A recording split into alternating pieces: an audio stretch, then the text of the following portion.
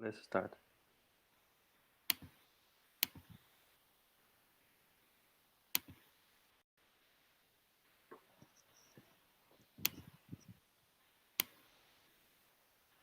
Do you hear me? Perfectly. You hear me? Yeah.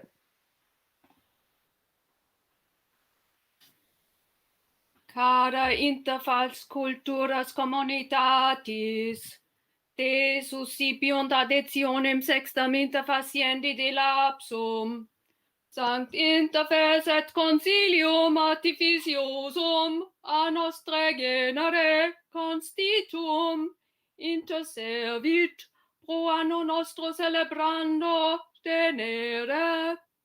Singules annis ersita nonas Decembre celebratur dies quod Aglas ec Albertus celebrem sua matrem omnium demos colloquio creavit. In Sankt Interface Academia colloquia artificia speculata consentus a preclari computatori laudum certamina habentur. Hodie gratias agere volumus clarissimis dissertis Domine Ohlenschläger et Domino Bolt ac nostris auctoribus Dominus Escodero sicut etiam nostri Sankt Interface inventor Domini Thomas. Gratias ago et omnibus Sankt Interface Karin Sankt Interface Soren Sankt Interface Enrique Sankt Interface Cäsar Hoc incipio Sankt Interface 2000 viginti annum ite et inter agite. Sankt Interface, Sankt Interface, Sankt Interface, Sankt Interface,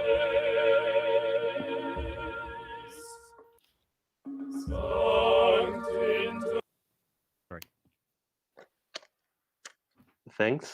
Thanks so much, Krista, for your introduction.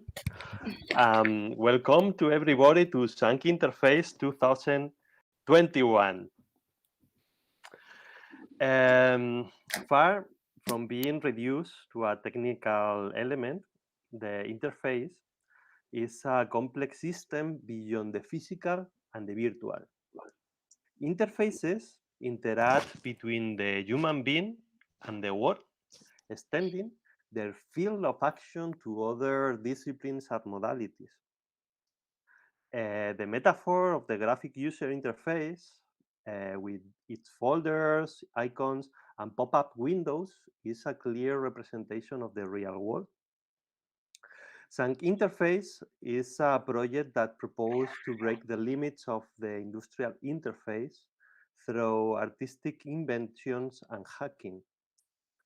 The aim is critically rethink the functionality and aesthetics of interfaces, but also their social, cultural, and political effects.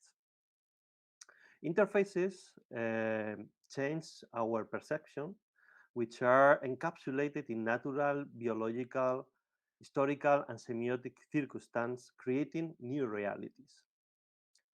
Soren Polt is an expert in interfaces. He is the editor of the book Interface Criticism and co-author of the MIT Press book The Meta Interface. Associate Professor of Digital Aesthetic at Aarhus University, Polt is an expert on electronic literature, net art, software art, creative software, urban interfaces, and digital culture. Today, He will present the keynote A Pandemic Crisis Scenes from the Screen, Digital Art and Electronic Literature as Reflection of Pandemic Platform Culture. Beyond the images and symbols, a graphic user interface can also hide complex systems and black boxes reactions closely related with the environmental degradation, climate change, and biodiversity loss. Our first keynote, Karin Ollensleger, is a curator and art critic. She is art director at Laboral Centro de Arte y Creación Industrial in Gijón. Karin was co-founded and co-directed Media Lab Prado in Madrid. Her keynote, Eco-Visionaries, presents some of the turning points in the evolution of ecosystems and its impact on media art practices, analyzing art projects related to our deep ecological crisis. Proposals rethinking the relationship between human and non-humans, between the biosphere and the technosphere. After our two speakers and the round of questions in this same space, it will take place our ultra famous computer mouse contest, presented by Enrique Tomás, where the artists will introduce their creations, competing for the prize in three categories: the weirdest interface, the most shocking interface, and the funniest interface. The project descriptions are around in the table with the C saved. Please take a look and feel free to ask the artists which are around. After the computer mouse context and during the jury decision break, in this same space, Audimax, Kevin Blackstone will show his performance, Learn Genetics in 15 minutes or less. After that, we will do the award ceremony here in Audimax, and the performance will live by Jens Feta in the IC elevator. And also we will have a lot of music by Kachichi, Raziel Kambasit, Christina Tika, Sarah Korianek, Kevin Blackstone in Docapi and in the space close to Docapi, which is the terrace. Before giving the voice to our speakers, I would like to thanks to Juan Linares for the platform design, to Antonio and Giacomo for the streaming, to Fabricio, Gertrude, Quique, Davide, Krista, Logan, and all the participants and volunteers who make this event possible. Now, a big applause to our first speaker, Karin Ollensleger.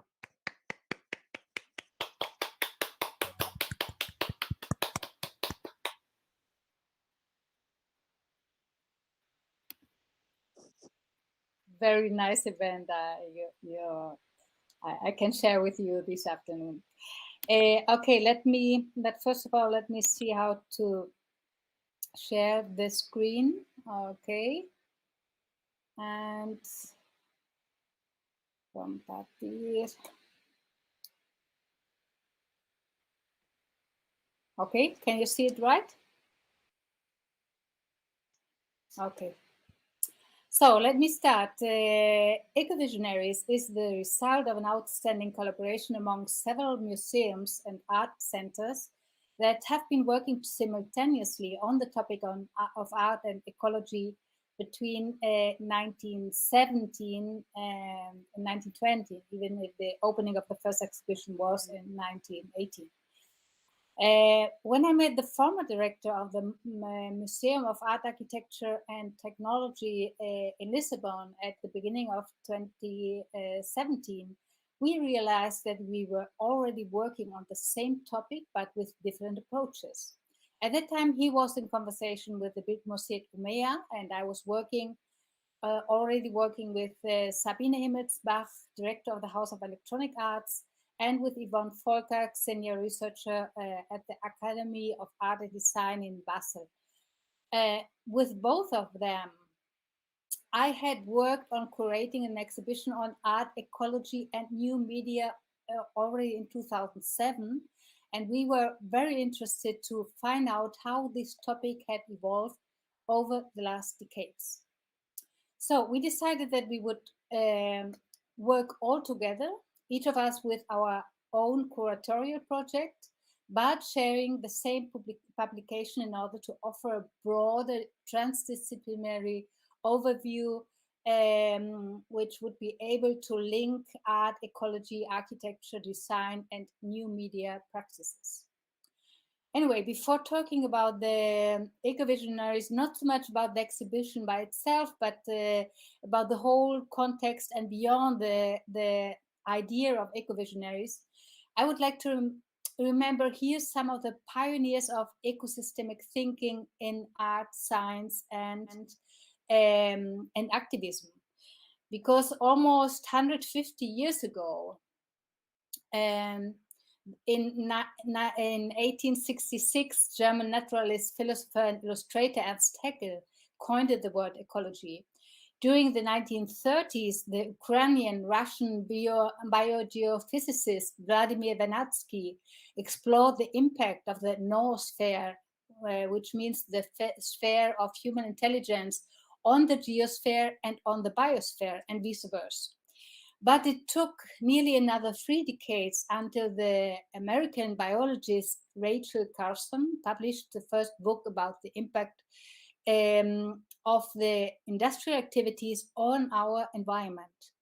Silent Spring came out in 1962, only 2 years before her death. She was the pioneer scientist who achieved a change in the national policy on pesticides, which led to a nationwide ban on DDT and other chemicals in the United States at that time. Almost 10 years later, in 1971, Greenpeace was founded in Vancouver. In 1972, the first Earth Summit was celebrated by the United Nations in Stockholm, shortly before the global oil crisis was triggered. During the 72, the Club of Rome published the limits of growth as a result of the research that it had commissioned MIT to carry out.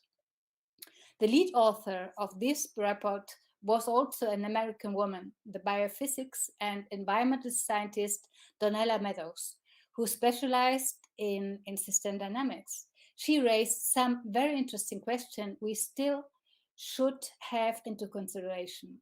When she said, always ask, growth of what and why and for whom? Who pays the cost and how long can it last, and what's the cost to the planet and how much is enough?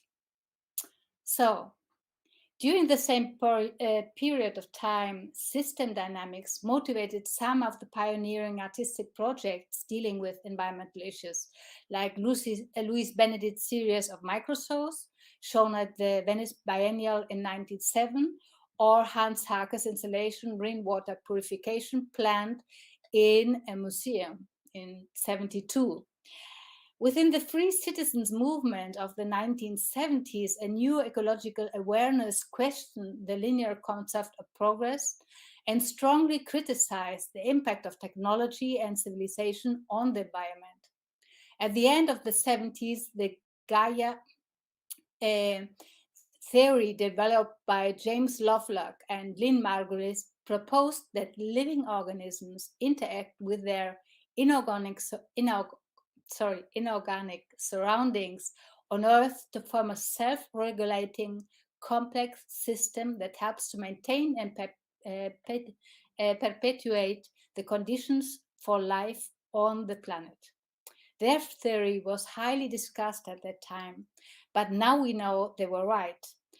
Also, Lynn Margulis, when she argued that the evolution of life on Earth was possible not only by competition, but mainly thanks to cross-species collaboration, life evolved. This was a very revolutionary idea at that time. and not always accepted. Today, it's quite different, the situation. Anyway, it was not until 1992 that the summit in Rio addresses the environmental problems as a global challenge to political agendas across the world. And against this social political background, artists have devoted themselves to this topic in their own way. In the 16th, land art began to work not only in nature, but with nature. The landscape itself became the artist's canvas or three-dimensional surface, grass, stones, and earth, their working material. However, only a few of them did it with a critical approach on environmental awareness, one of whom was Richard Smithson. You can see his work here on the presentation. During the 70s, ecological art developed. Karin, See, yes? something is wrong because we can't see the slides passing through. Oh, that's bad. Wait. Let me check it.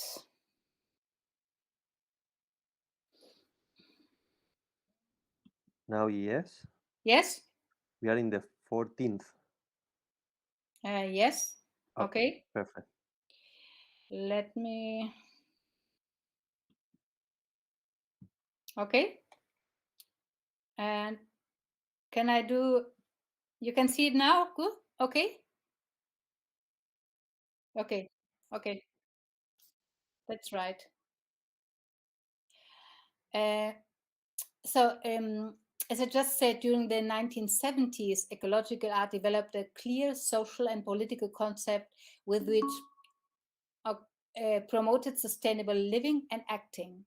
Artists such as Newton and Helen Meyer Harrison, with their projects on biodiversity in agriculture production, or Joseph Beuys' tree planting campaign for a green, collectively designed future stands for it.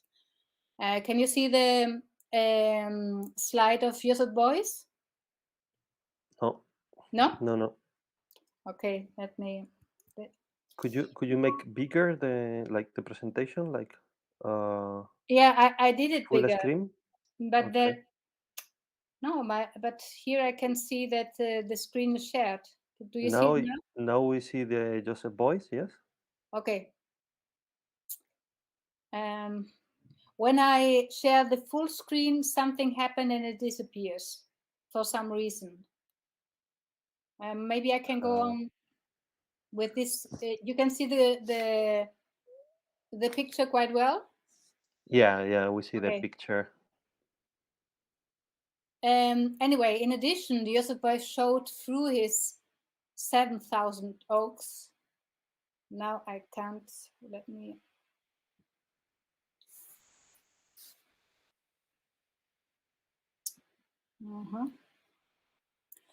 Joseph Beuys showed through his 7,000 Oaks project how ecological art could transform the shape of a city, like it did in Kassel between the Documenta 1982 and its following edition in 87, when his son planted the last of the 7,000 oaks. It might be interesting to know that the term sustainable development did not appear on the political agenda until 87, used for the first time within the Bundland report. By the way, I would like to remember that Beuys was one of the co-founder of the Green political party in Germany in 1982. At the beginning of this decade, environmentally critical art projects started to use communication tools for the first time, like video, radio, television, and satellites, to make the global context of environmental problems visible. For example, Peter Fendt. Can you see Peter Fendt here on the screen? No, I think you have to change it manually. Peter Fendt and Ingo Günther work with weather and military data to suggest a radical change of perspective and mindset. The two of them were members of the Ocean Earth Corporation, a group of international artists who showed for the first time the global dimension of geopolitical decisions and their impact on climate change and other ecological challenges. Their large-scale data installations, most of them as you can see, is still analog data, brought a whole new understanding and awareness of these new global challenges. In the 19th, the emergent biotech industry was also critically examined by artists. Groups such as Critical Art Ensemble pointed out the new threats that this industry poses to the environment and to the health issues. As you will all know, between 1990 and 2003, our DNA was decodified. And since then, computer scientists, engineers, and biologists entered somehow in a new state of cooperation, while our biosphere was increasingly being declared as an infosphere. But let me emphasize here that life is not just a sum of data. As Margulis and Lovelock stated, life is not just a product, a commodity that can be disposed of without limits, as capitalism and industry maintain.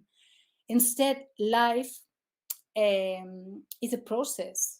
It's an interactive constellation of electrochemical signals and energy, which are interconnected and interdependent within a global metabolism which transforms matter, energy, and information in a constant flow. In this context, I would like to mention briefly that if you think that internet was invented by humans, you are wrong. The idea of the World Wide Web of life has been put into practice and was developed first by bacteria in order to transform the toxic air into a breathable CO2 millions of years ago. It might also interest you to know that interfaces are not just technological devices, rather they are crucial elements in nature too. Just take a look at different types of membranes in animal or vegetal cells, seeds, and bodies. Membranes are biological interfaces that connect different types of biohardware and software in order to transmit and transform the biochemical and electromagnetic information of our global metabolism. And just remember that these types of organic interfaces maintain communication between the sun and the cells. Without this interconnected system, organic life doesn't exist at all. So interfaces and networks are crucial parts of our web of life on planet Earth too. As you will see, over the last 20 years, artists have increasingly used biological and technological devices to explore and enhance the connection between different natural, social, and technological systems. You might ask why they are doing this. Let me give you some reasons that we can discuss later if you want. First of all, the artistic and scientific research on different micro and macro scales has given us access to other scales to other dimensions and knowledge of our realities nearly impossible to capture without the use of digital technologies.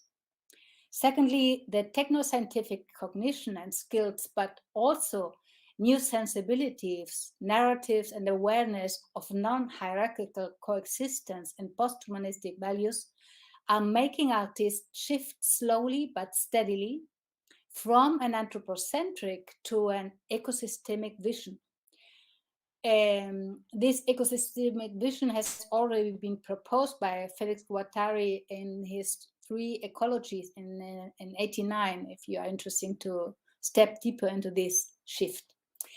Third, the overcoming of the dualistic patterns and confrontation of biosphere and technosphere make artists explore the complex and intrinsic relationships of complementary forces and qualities of matter, energy, and information in a quite innovative way, as we will see a little further on. Many of the artists I'm about to mention are collaborating with scientific research projects and technological developments, and most of them use current scientific data and tools to create their own narratives and visions beyond the common data visualizations. Fifth, within their projects, artists are exploring and revealing emergent symbiotic relations between different species. Symbiosis means to take advantage of collaboration for mutual benefit. So that is one of the key points too. And sixth, through their works, artists are looking for new models of coexistence, of collaboration and co-evolution of human and no-human agents. And the last point I would like to mention is that artists are also introducing new critical thoughts on the use of our resources and energies to maintain our global digital industries and level of consumption from a very critical perspective, as I would say. So let's get through some examples in order to understand what eco-visionaries are proposing nowadays. Do you still see my presentation? We see still Joseph Within voice. the context of interspecies communication and coexistence, art allows us to become aware that the anthropocentric narratives in which the human being stands above all other living beings are replaced by ecosystemic togetherness, as I just mentioned. Thanks to this, we humans can experience other beings, be they plants or animals, in a completely new way, at least less hierarchical way. As an example, I would like to mention here My Connect by Sasa Special. Her interactive installation connects fungi and humans on a perspective. Karin, Yes? we see still Joseph voice. I think you Oh have to. no, sorry. Yeah, so sorry. Let me try to. Change it manually from there, maybe. Yes. So that's really bad. But on the screen, I still see that the.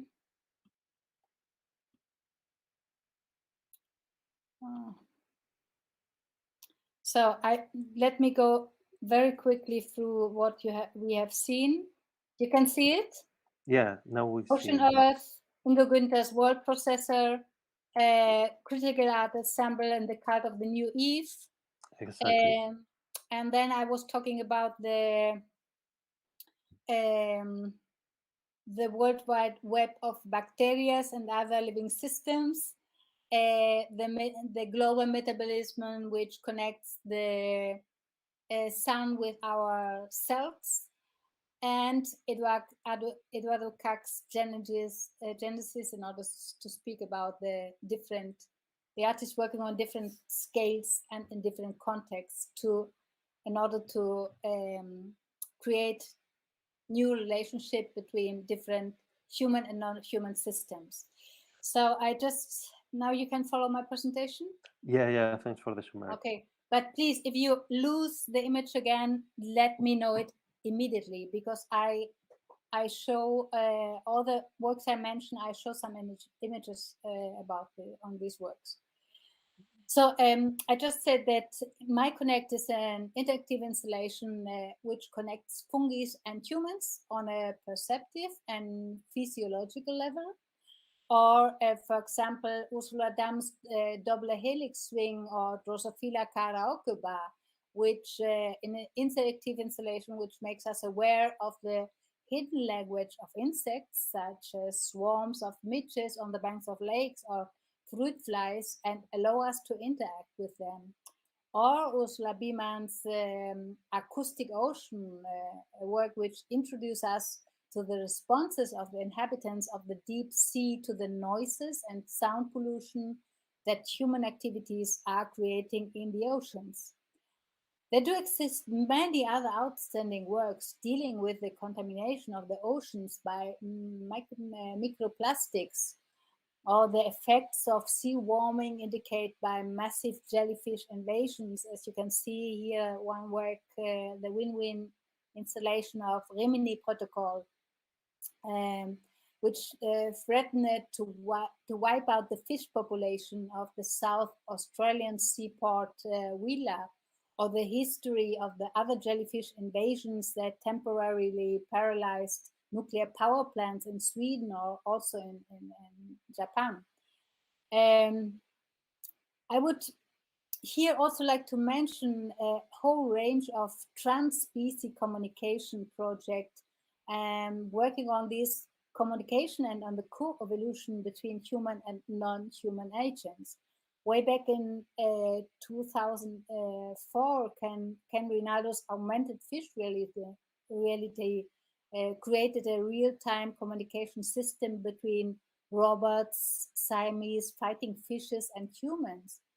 Or Gilberto Sparsa Nomad Plants, Plantas Normanau, an installation conceived as an autonomous, fully functioning systems of robots, plants, and bacteria, able to transform non-potable water from polluted rivers into drinking water, a very outstanding project. And last not least, Maria Castellanos and Alberto Valverde's interactive installation, The Plant Send, which facilitates communication between plants, robots, and humans by real-time registration and transmission of their electrochemical signals from plants to which react to the environment. And these signals are translated by a system into movement of artificial robotic organisms, and which are moving and producing sound at the same times. Another interesting topic is the one related to environmental care. To provide it, artists use current techno-scientific skills. You still might remember Natalie Jeremichenko's environmental health clinic, which started in 2007. It's a performative and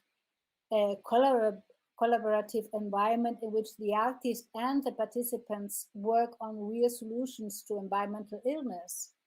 Or another interesting example is Anne-Marie May's Intelligent Guerrilla Beehive project, based on an art science laboratory on the rooftop of her studio in the center of Brussels, where she cares for urban bees and build portable hives with bioplastic shells that maintain a stable temperature thanks to the photovoltaic panels.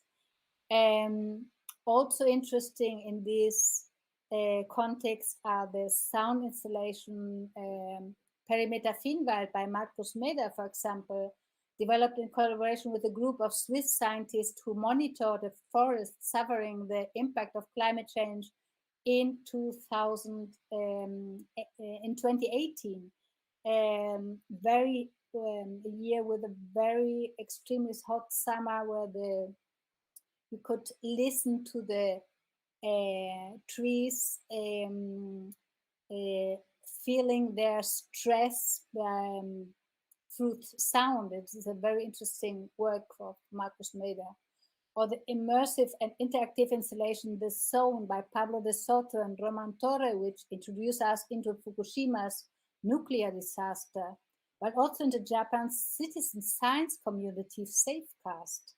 Founded in 2011 as a response to the collecting and openly sharing information on environmental radiations, they were providing citizens worldwide, or they are still providing citizens worldwide with the tools they need to inform themselves by gathering and sharing accurate environmental data in an open and participatory system. So, on the other hand, digital resources and sustainability or unsustainability on the global scale are also a very important topic for the eco-visionaries nowadays. Many artists are showing through their projects that the challenges of our environment can no longer be glossed over with marketing appropriate greenwashing. Today's CO2 emissions are no longer produced only by cars airplanes or factories, but also increasingly by global internet traffic. Here, just some data in her net-based real-time installation CO tool, Joanna Moll visualized the amount of CO2 emitted per second due to global visits to google.com, or in another work called Deforest. You can see it on the same slide. She shows in parallel the amount of trees needed to offset those CO2 emissions. So according to recent studies, which I would like to just to point out, the internet is responsible for more than 2% of global CO2 emissions, more than those of aviation industry. In 2017, Greenpeace said that the internet if internet were a nation, it would be in 6th place in the ranking of countries that consume most energy. Just have it into account. And following in other studies carried out by TIFSCO, for example, the estimated amount of annual global internet data traffic in 2015 was as much as 966 exabytes, and nearly the double by the end of 2018. Interesting. It's not easy to find this kind of data. And interesting in this context is, for me, Member Atkins' research into the ecological cost of the current crypto art industry, just as an example, which has fostered a new debate on art on the blockchain. Acton revealed that the carbon footprint of an average single edited NFT is equivalent to driving a petrol car for 1,000 kilometers. In this context, Acton also suggested that the issue of sustainable platforms not only needs to be part of the crypto conversation, it is the conversation into which systems, functional applications and power structures are all enmeshed. Just think about it. Even if I can't step deeper into this point here, just imagine an ecological footprint of Zuckerberg's metaverse, or imagine what amount of energy will be needed to travel in a self-driving car, which will consume between 3 and 5 gigabytes of data per second. I don't know how they will manage. Greenpeace calculated and also in 2017 that the energy footprint of the IT sector is already estimated to consume approximately 7% of global electricity. And anyway, here you can see a list of digital companies and the type of energy they are using to maintain their business. This list is also, this report is a list forms part of a report where you can check that, for example, Apple use more than 80% of clean energy as the same as no, a little bit less Facebook and Google and so on, and Amazon is one of the group of companies which less clean energy use to maintain their business. So just have a look on it. There's no doubt that we need to decarbonize our energy production and invent new negative emission carbon capture and storage of technologies, due to the fact that cryptocurrency is used by the global financial market, by the bank system, by the defense industry, the digital entertainment industry, and so on, use a huge amount of energy in order to process data and to cool down their GPUs on the mining farms and other data centers all around the world. We are talking very little about these facts. Another aspect of this global digital consumption is related to the production of raw materials such as lithium, cobalt, and others. All of this is critically highlighted by artists like Anna Field's division. In films such as The Breast Milk of the Volcano, the video documentary puts the focus on, or better say, the drone cameras on the immense areas of the Atacama Desert, where together with other areas in Chile, Argentina, and Bolivia, the 85% of lithium is produced worldwide. By pumping and evaporating 2 millions of liters of salt and not so salty water in the middle of the desert, it's really crazy just to think about that. The industry produced only 1 ton of lithium.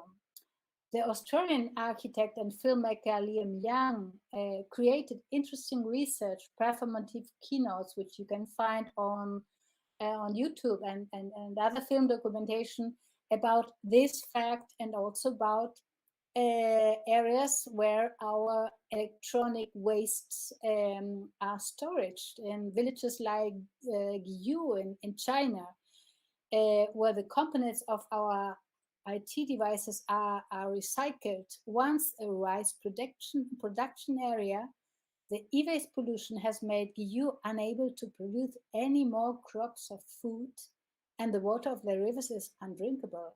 Most of the primitive recycling operations in Guyu are toxic and dangerous for workers' health, with 80% of children suffering from lead poisoning.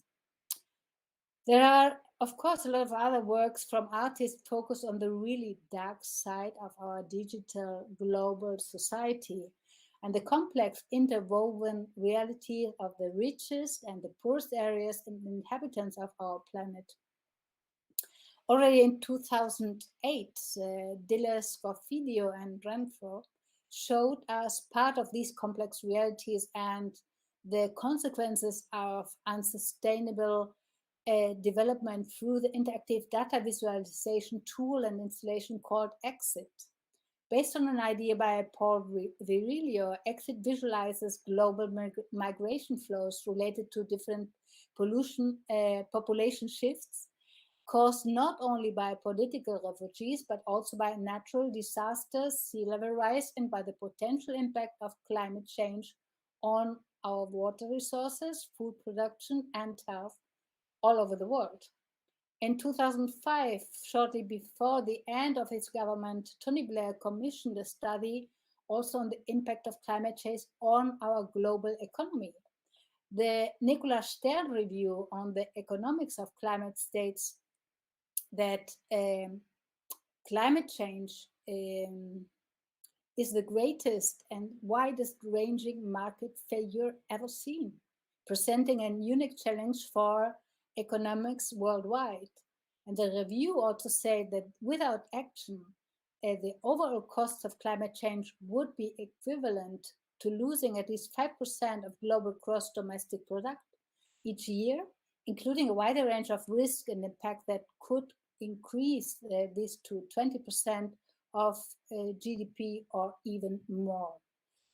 Just have it into account when we talk and think about our current impact of of virus, the whole world, which are also related to this climate change and the global instability of the whole environment. Nevertheless, artists, architects, and designers do not only criticize or claim for changes, they are also working on innovative ideas and solutions and on new energy resources and other topics related to our challenges nowadays. As we have seen before, the work of Gilberto Esparza and these robots, bacteria, and plants ecosystem to transform the poisoned water into drinkable water. I will show you some some more examples. For example, Andrea Polli's Green Bridge wind power project, which designed an outstanding wind power sculpture integrated in the center of a city. She conceived this piece already in 2005 as part of the New York 2050 initiative, a project to actively involve the people of metropolitan New York in a dialogue about their more sustainable urban future. Or Rasa Smith and Rati Smith's Biotricity project, which explored the potential of bacteria batteries working with electricity produced by microorganisms living in the mud. With their batteries, the artists create real-time glitch visualization and new poetics of green energy. And last not least, Lynn Hershman's Twisted Gravity installation, which is a response to the drinking unsafe water worldwide. What you see here is a portable purification system which process and convert contaminated water into drinking water at 1 liter per minute, using also, in this case, bacteria and digital devices. So what you see that most artists working works with most artistic works show that they clearly define traditional boundaries between nature and culture, biological and technological systems, people and the environment have long been outdated and need to be rethought and reorganized. The result is a pervasive, complex structure of constant togetherness. And one thing is clear here: our environmental problems are closely related to a deep political, social, cultural, and economic crisis. We still submit to a predatory economy that seeks to expand indefinitely, creating needs, selling desires, ignoring complexity, and avoiding recognition of the limits of our planet. And I hope that after having looked at all this project, it can become clear here that we cannot solve our problems using the same kind of thinking we used when we created them, as Einstein said a long time ago. So before changing anything, we need to have a different mindset. And the eco-visionaries draw our attention to these new ways of critical thinking. They offer facilities to experience different facts, fictions, narratives, sensibilities, and knowledge which can or could contribute to better awareness and understanding of the hidden connections of our complex realities. And I would like to finish my presentation with another quote by Einstein, by Mr. Einstein, when he said that the true sign of intelligence is not knowledge, but imagination. And hopefully your generation can master it much better than mine has done. Thank you very much.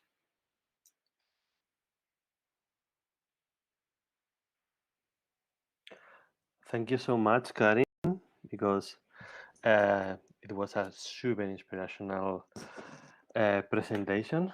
We are really impressed. And I'm sure that there is a lot of questions, but we are going to keep the questions to the Q&A round, which is after the second speaker. I would like to introduce to Soren Paul and give you the mic, Soren. Yeah, okay. Do I have that now? Yes.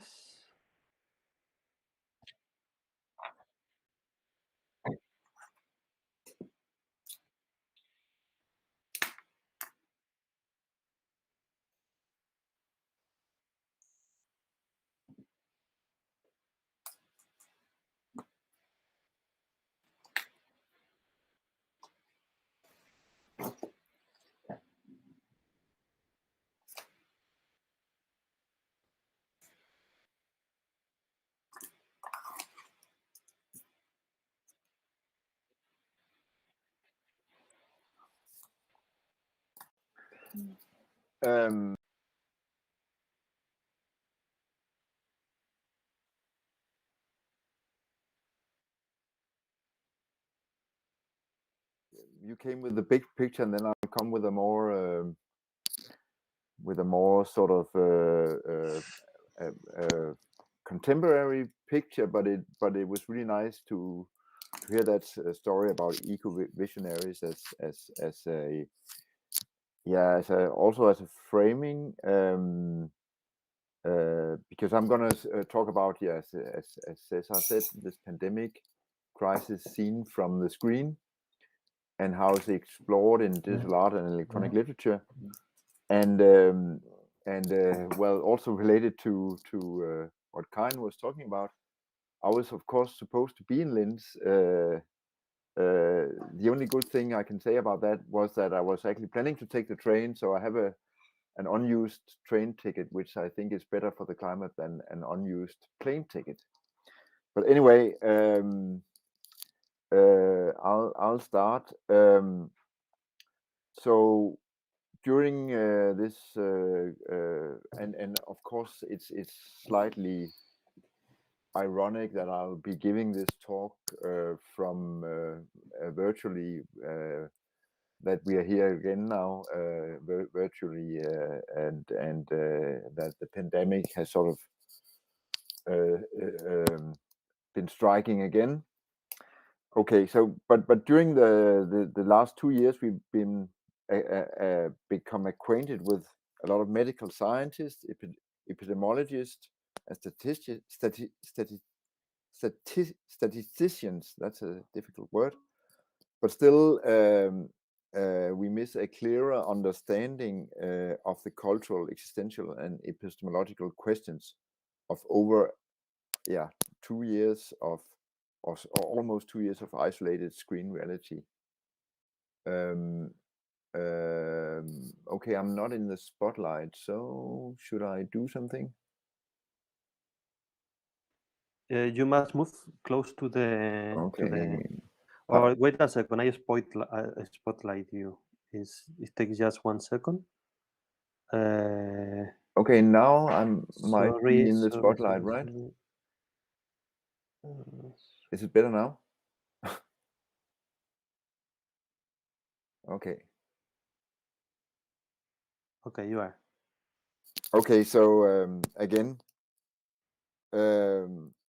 we've been acquainted with a lot of medical scientists, epidemiologists, and I can't say that, statisticians, but we still miss a clearer understanding of the cultural, existential, and epistemological questions of over a year of isolated screen reality. Or now we are back again, so more than a year, becoming 2 years. And cultural life and institutions seem like the least prioritized during this period.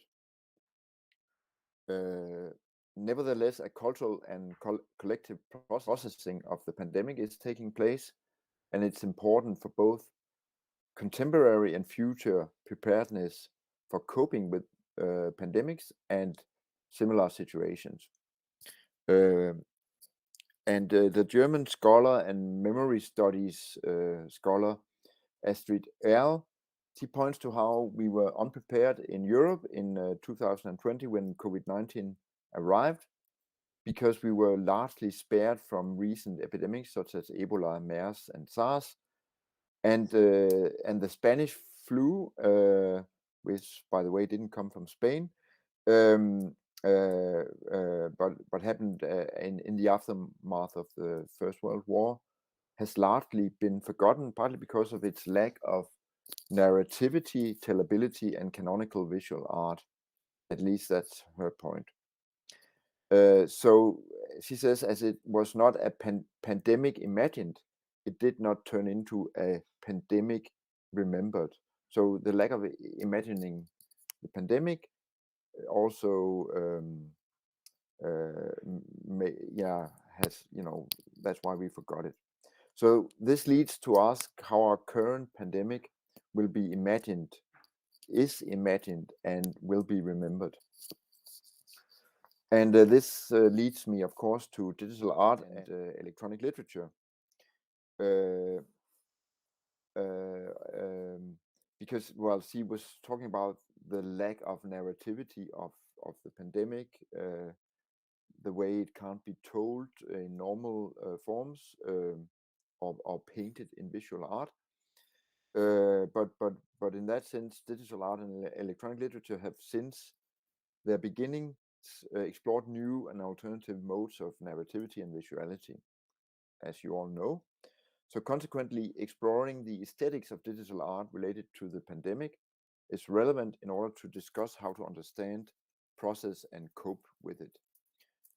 So digital art reflects, by virtue of its artistic medium of expression, on the life at and behind the screen, including how we are increasingly governed by interfaces and the interfaces of corporate platforms and software.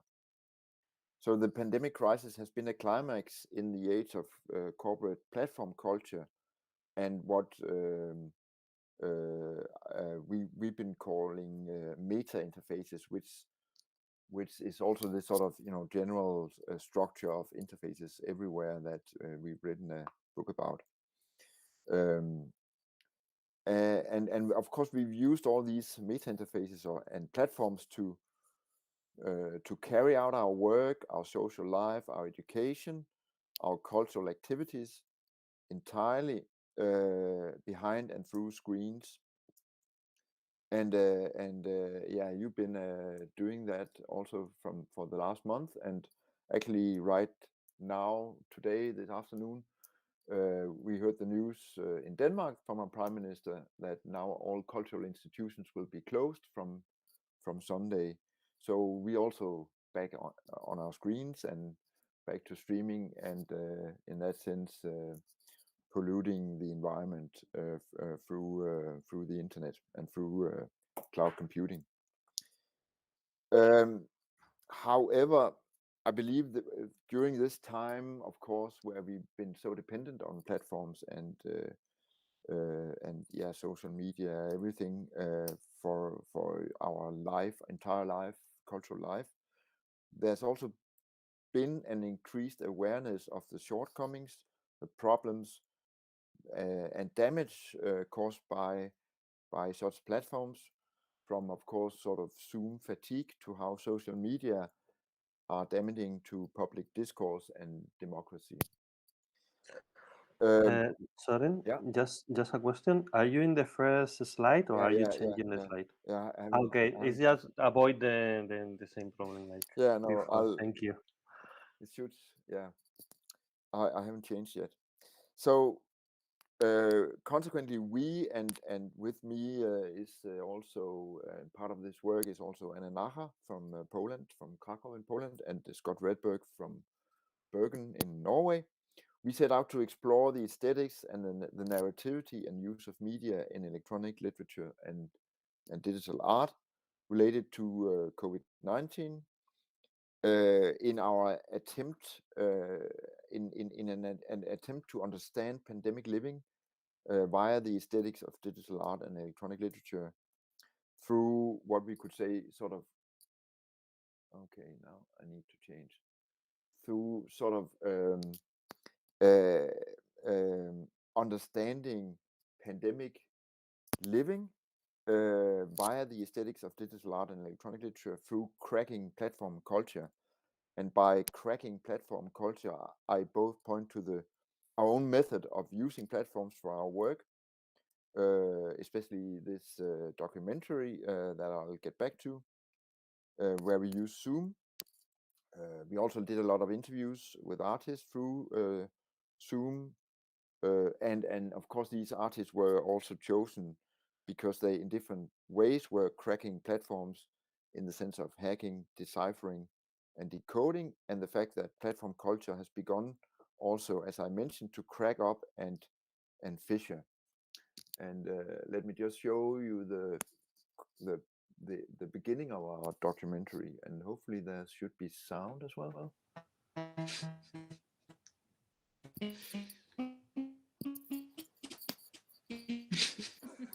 Are we losing? This is perfect. Yeah, exactly. This is Perfect. the network is doing the performance.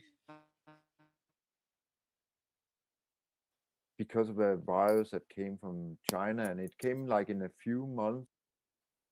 Okay, there was me with the Corona haircut from last spring. So what we did was we began in the spring of last year, or of 2020, shortly after the first lockdown. We began exploring how digital art and electronic literature relate to the pandemic through online discussions, a questionnaire, and a conference roundtable.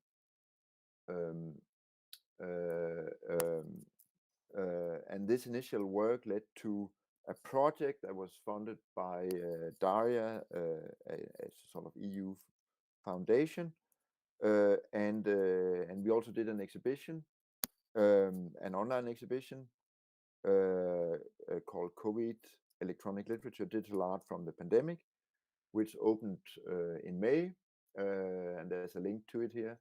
Maybe I should actually share the link. I'll share the link to the slides in the. I could actually do that right now, if so. You could just so you have the slides. Okay, I'll just share it in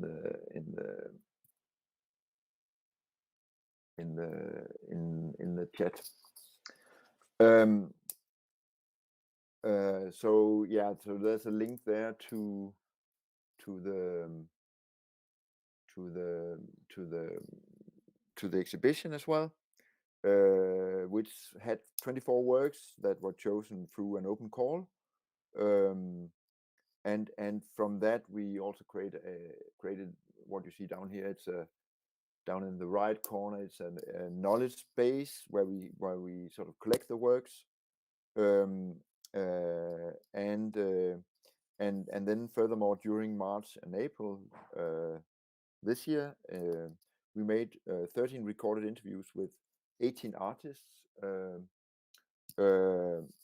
through Zoom, and each interview was about almost an hour, and they were chosen because their work was, of course, interesting, but also we tried to sort of find a variety from the work we've had for the exhibition.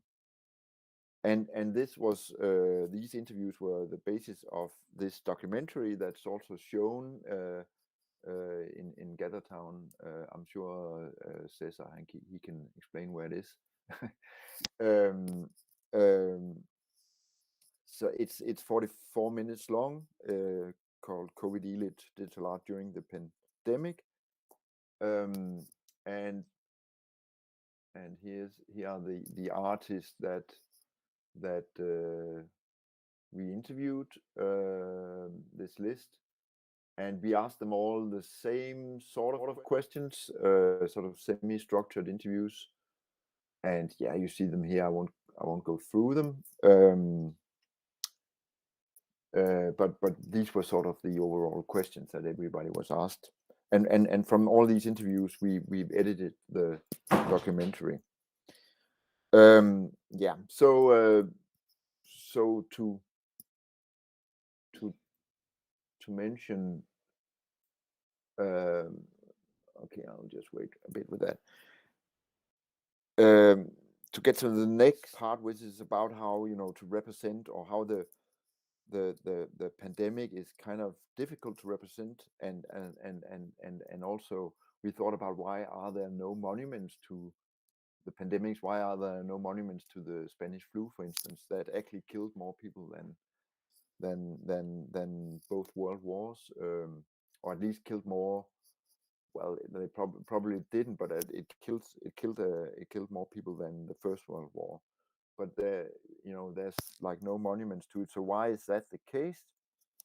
So just as there are virtually no monuments to the Spanish flu, it's difficult to imagine monuments to COVID-19, beyond the many graphs and statistics we've been exposed to relentlessly. And Astrid Earle, that I talked about before, she indeed points out that COVID-19 is the first global pandemic of the digital age. So in terms of digital archives, there is actually an abundance of sources for future collective memory.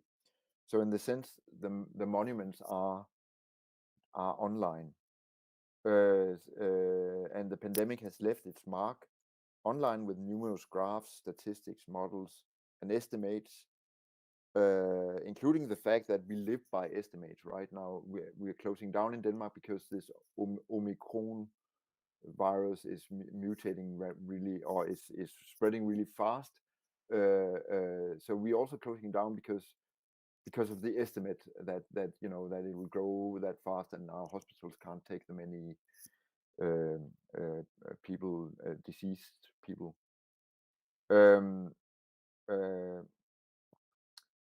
So this is like the monuments of COVID-19, plus of course a lot of individual reporting on social media, whereas in the physical world it has mainly been marked by a lack of traffic of people, and a lack of people on the street, to some degree also even relating back to Karin's talk, to a lack of pollution, a lack of noise, especially during the first lockdown, and of course a lack of urban life and culture in general.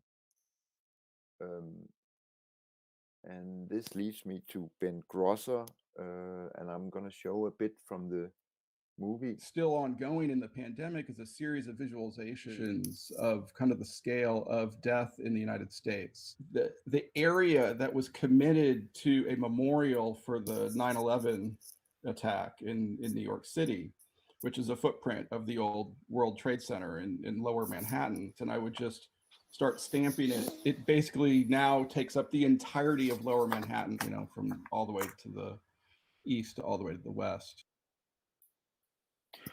Yeah, so you do get the sound right. The sound is, yeah, it works. Okay, good. So in that sense, I think this piece perfectly points to the fact why you can't have a memorial or a monument to COVID-19, because if compared to the footprint of 9/11, it would take up all of Lower Manhattan. So it seems that in order to get to a cultural understanding of the pandemic, it's necessary to recognize the ways that it actually disrupts our established framework of understanding the world. Similarly to how the Belarus Nobel Prize laureate Svetlana Alexievich describes the situation for the people on the ground in Ukraine and Belarus in her book Chernobyl Prayer, which I actually read last winter, when everything was closed down, and it really reminded me in some way of the situation. She also points to how the situation in Chernobyl was a new kind of crisis, and I think that the same goes through for the pandemic situation. That it's a new kind of crisis, that it is somewhat invisible, difficult to comprehend and predict the effects of, and that disrupt traditional understanding of coherent time and space. So one of my friends said, I from playing computer games, you didn't expect the end of the world to look like this, right? So in that sense, the pandemic is in the class of what Timothy Morton calls a hyper object, which are phenomena such as global warming, obviously, nuclear radiation. He also points to that are, and I quote him here also from the slide, that are massively distributed entities that can be thought and computed, but not directly touched or seen. The simultaneous unavailability yet reality of the hyperobject requires a radical new form of thinking to cope with it. So in that sense, it disrupts our modes of understanding. And the anthropologist Michael Tausig, he compares the aesthetics of the pandemic to what he calls dark surrealism and Dada. And I quote him as well. He says that we now live in a re-enchanted universe for which the aesthetics of a dark surrealism is relevant. It is mutating. It's a mutating reality of metamorphic sublimity that never lets you know what is real and what is not. Born from World War One, there is a lot of data here too, with its shock effects and montage. We were told the bourgeoisie had gotten bored with that, but now has not data and surrealism returned with a vengeance. So related to the portrayal of the conditions of life and the deserted urban public, the American net artist Jodie Sellen has made a piece, and we also interviewed her, that's called Avenue S, which is part of her enduring net art piece called Ghost City.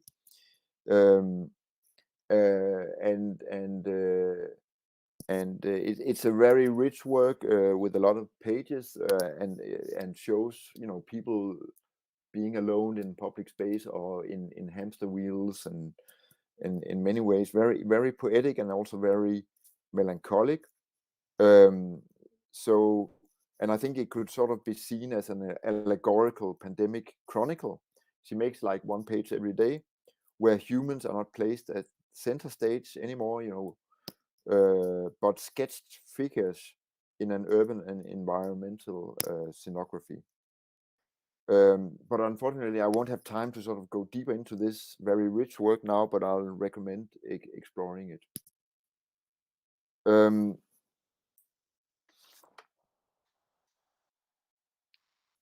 So to get sort of a bit closer to sort of the language of the pandemic, the discourse and its narrative economy, it has obviously been influenced by the many new words that has come along with it, and some of these words have been part of both an ideological and algorithmic battle zone. And with this, I think we should see a short clip with Giselle Beigelman, who's a Brazilian also net artist, who created a hypertext essay called Coronario or Coronary, which is based on 25 corona-related words, which reflects on how language is affected by the pandemic. And I'll just show you the clip. It was clear that language was the first level of very deep change, social, political, and cultural, that were by then we were discovering. Now it's becoming our new normal. Coronario is a net art project in the form of hypertextual essay about the cultural experience of the coronavirus with emphasis on Brazilian daily life. There is a specificity in our situation because of this political realm where we are in. The work is not just about change in languages, but it's all those changes from the point of view of surveillance technologies like the heat maps, the way the same system is used online to measure the audience attention.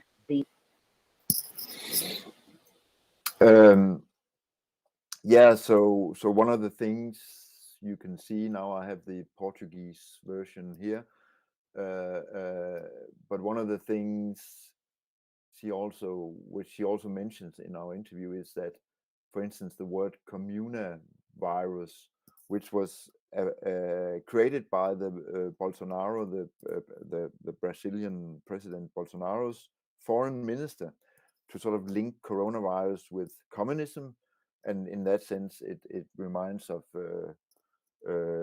Trump's use of the China virus. You know, it's a way of sort of saying, you know, it's not us. You know, it's and also of course of creating some kind of conspiracy. And she also points to how words like mask um, uh, change change contextual meaning from, you know, of course in Brazil, from the sort of carnival mask to the quarantine mask. So in this way, Coronary is a work about language, how language is ideologically controlled by the Bolsonaro regime in Brazil. Yeah, as I mentioned, this coronavirus that links Corona to communism, and how this is reinforced by surveillance platforms like Google through this sort of heat map, which, you know, measures how many clicks the words get in a situation that has been integrated with a conflictual political situation in Brazil that has carried out in relation to the pandemic, and of course the Bolsonaro uh, government's lack of reaction to it. In our interview, Beigelman further explains how this is also related to Brazilian social conflicts and people living in favelas without the necessary space for social isolation or the resources to stay isolated, and has led to an increase in the numbers of people living in the street. So during a period in which information visualization became the primary mode of communication, the immensity of the crisis, um, of communicating the immensity of the crisis, Beigelman uses the vernacular of visualization to communicate the weaponization of language as a discourse of power. So this platformization of discourse of language has in general led to a pressure on public discourse. Even if sensationalist news is not new, we also had it before the pandemic, it's now algorithmically proliferated by social media, resulting in a favorizing of extreme voices with lack of nuances and in some cases even conspiracies, which is growing out of the pent-up emotions after more than a year in social isolation, and yeah, it's probably not going to get better. And that leads me to another piece by Ben Grosser called The Endless Doom Scroller. The work is titled The Endless Doom Scroller, and it's a website that presents an endless stream of abstracted, generalized bad news headlines, and you can scroll as long or as fast as you care to, but you will never get to the end. It just literally will keep feeding these bad news headlines to you. You know, the inspiration for this really comes out of the early days of the pandemic and thinking about, I would be laying in bed late at night, just looking up news sources, kind of almost stuck in a pattern of just continually scrolling and scanning, looking for, I guess, good news in the midst of all the bad. This moment of social media and its algorithmic feeds is kind of in what I tend to talk about as kind of a perfect but evil marriage with kind of the goals of those who are writing these headlines. And you know, the objective of social media feeds is not to inform. Like, Facebook isn't designed to inform us, it's designed to engage us, and it's designed to produce engagement. Yes, so this Ben Grosser's The Endless Doom Scroller demonstrates how this combination of clickbait and social media creates a plot machine without closure. You know, it's endless, which creates engagement rather than knowledge, which is perfectly in line with the social media business model. So it becomes this sort of perfect yet evil marriage, as he talks about. Users get an endless scroll of bad news, which is never too concrete or precise, but affords endless scrolling of ominous headlines. So an effective compulsion to consume ambient information supersedes connections to specific incidents or even to reality. As pointed out by Grosser, the endless doom scroller's primary technique is one of reduction, by the way, in which, and I'm quoting him here, it distills news and social media sites down to their barest, most generalized messages and interface conventions, such as the simplified negative headlines and the infinite scroll interface, which we of course also know from social media. And in our interview, Grosser mentions how he was inspired, as you just heard, by his own being stuck in a pattern of just continually scrolling and scanning, and also took his own experience as a starting point. Um, he hopes to help, and I'm quoting also from the interview here, to help people develop their own critical lens on what it means to be a user of a platform. That is a relationship that is, from the platform's perspective, a hyper-designed, hyper-analyzed relationship that is all about the production of certain kinds of behavior from the user. End quote. So consequently, the endless doom scroller explores the pandemic plot machine, the sort of discourse, perfect yet evil marriage that creates this sort of pandemic plot machine. Its algorithms, its interface, its infrastructure from the user interface perspective, it critically reflects on how users are subject to this pandemic plot machine. And the American artist Mark Sample, that I'll get to now, also has made a parallel work with which sort of gets at it from a different kind of interface. It's called Content Moderator Sim, where he moves the perspective from behind the immediate user interface. He looks at the interfaces within the systems, in this case, Facebook.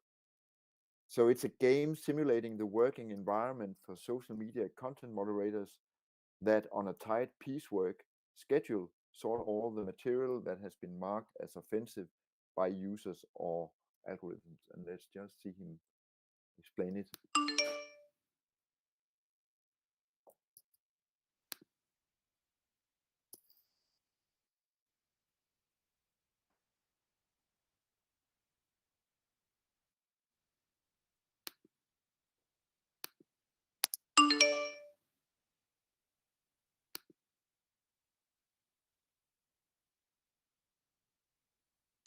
You are put in the role of a content moderator for a Facebook-like company. There's definitely, like, no no doubt about it, a critique of this kind of algorithmic culture, kind of turning humans themselves into algorithms to gauge this content. I mean, basically humans right now, the content moderator humans are just placeholders until AI is sophisticated enough to do this work. I was trying to capture almost like a clinically detached point of view, like the player character's voice is pretty detached when describing these things until there's like one or two moments when it breaks through and like the actual emotion punches through. But I was trying to capture that sense of, it's almost like it's the paid version of doom scrolling. I mean, we're all doom scrolling, and then some people are paid to do it, and they're just doom scrolling even worse things.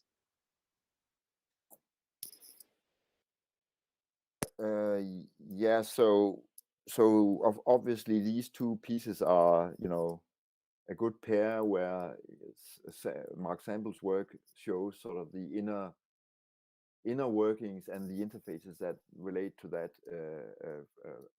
from our social media, and as he also points out, that humans are just placeholders until the AI is sophisticated enough to do this work. So they show two sides of how the interface that was our primary social platform during the lockdown, and still is, sadly, how this is constructed, how its narrative plot machinery is staged, including exploring the architecture of the interface scenography. For instance, the constant scrolling, the clickbait, and the people working behind backstage. So both of the works also contain narratives that are partly generated by algorithms, which was what he also talked about towards the end. That the narratives are generated by algorithms and portraying how we are caught in the discourse platforms of social media and of algorithms. Mark Sample also made another work at the beginning of the pandemic, which is called The Infinite Catalog of Crushed Dreams. And it's a generative work, so every time you visit it, there's an endless list of cancellations that's generated under the heading "The pandemic hit," and then everything is cancelled. So it's easy to recognize the experience of how everything was and now again is cancelled without mercy by a pandemic that was more intrusive than we had in our wildest imaginations would have thought a few months before. Like you heard me talking about, we thought it was something in China, and suddenly it's here. Suddenly it's dominating our lives for now almost 2 years. The generative algorithm simulates the effect of the virus that we have no control over, and it works worryingly well as a relentless narrator of the drama of the pandemic. And then and that actually gets me to Austria, but sadly to Vienna and not Linz. You should have submitted something for our call. But the most relentless and least human digital narrator is presented by the Austrian artist and sound poet Jörg Pieringer, who made a COVID-19 genome sound poem in which a computer voice reads out the entire original virus genetic sequence in a fast pace. And let's just hear him. And the virus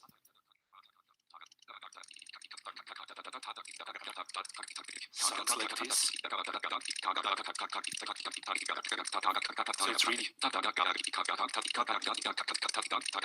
It's basically the genome of the COVID-19 virus. It's read by a computer voice quite fast. Yeah, so well, he says it himself that it's a 13-minute and 20-second long poem where this computer voice reads the genome codes, this TTAC, and it draws attention to the fact that in fact the virus itself can be represented as a form of language. It's treated as a form of language. For example, the word cat is included several times, and as Jörg Pieringer jokingly points out, cats provide a good basis for viral spread in a platform culture, as we all know. So I guess with the new Omicron virus, it has probably even more cats, and it's of course even longer as well. But of course, this language is it's translated into this kind of language, but it's a language we still struggle to understand, including, of course, all its new variations and mutations. So all of these works point to how language and in the context of software platforms has been shaped in an algorithmic power struggle, which has also shaped us. This power struggle includes technological, commercial, political, national, and international actors, and it ranges from the very words the pandemic is presented with, as exemplified by Giselle Beigelman, to the way they are presented and plotted in a technological, political, and commercial platform, in technological, political, and commercial platforms, as demonstrated by Ben Grosser and Mark Sample, and to the ways that the virus itself is represented and treated as coded letters and strings, including in DNA sequencing to develop vaccines or finding mutations, as explored by Jörg Pieringer. So you have all these levels also represented in these works. So in general, it points to, you could say, a semiotization process which combines with increased computation leads to a pandemic discourse economy where language becomes power, as in who controls the rhetorics, capital, as in who controls our attention, and even biology through genetic virus code that we struggle to understand but might reflect on through and as literature and as art. As Catherine Hales has pointed out, the novel coronavirus is post-human in the way that it's, and I'm quoting her, it's oblivious to human intentions, desires, and motives, but also, end quote, but also in the more technical way that humans and viruses have adopted diametrically opposed evolutionary strategies of complexity versus simplicity through, though viruses are still an important part of also biological evolution and reproduction. It's both our enemy and our friend. So to sort of end, what is the poetics of, and what is the aesthetics of this pandemic discourse economy? Obviously, it shares this kind of allegorical dark surrealism and dadaism that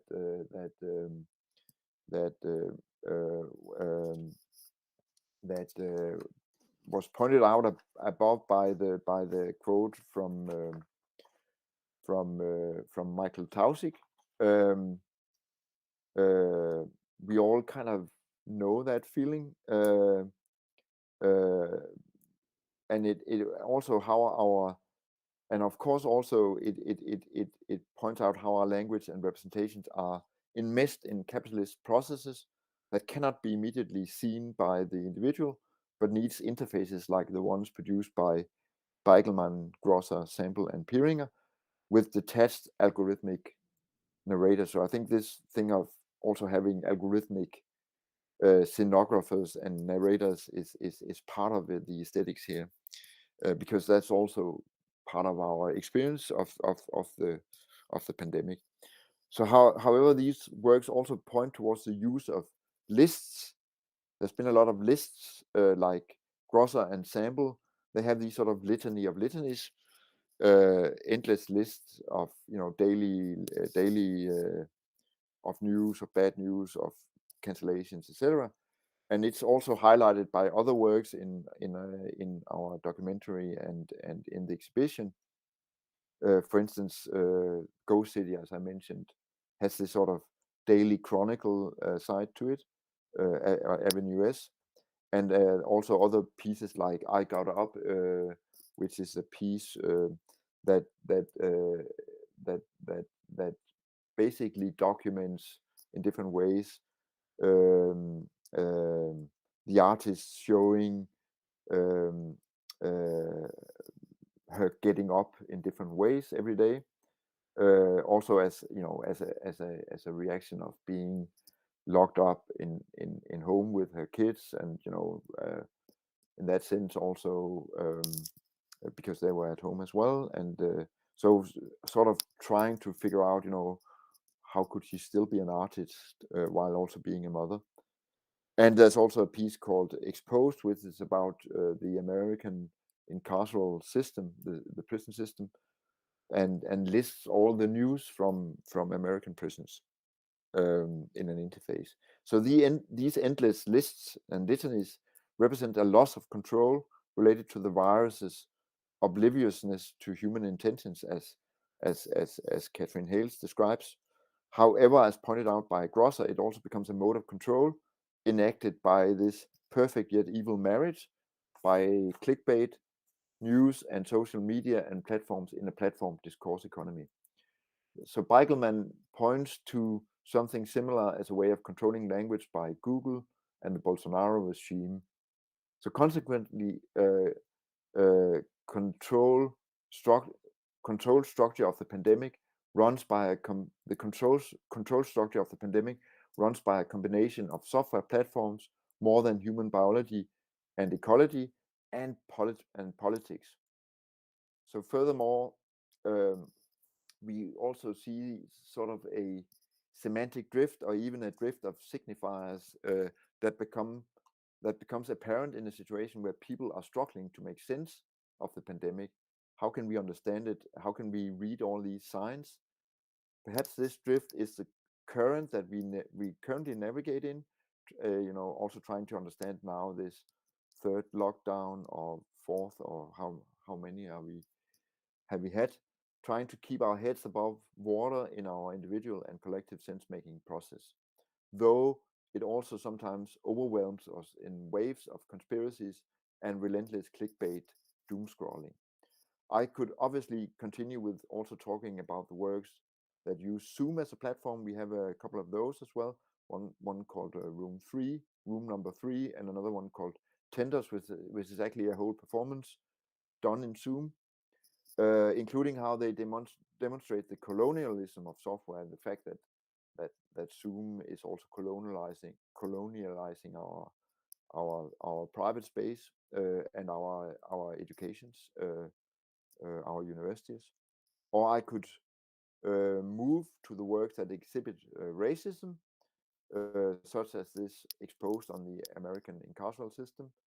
There's also a piece called Lost Inside that has to do with also thematized racism, and a piece called Coronation.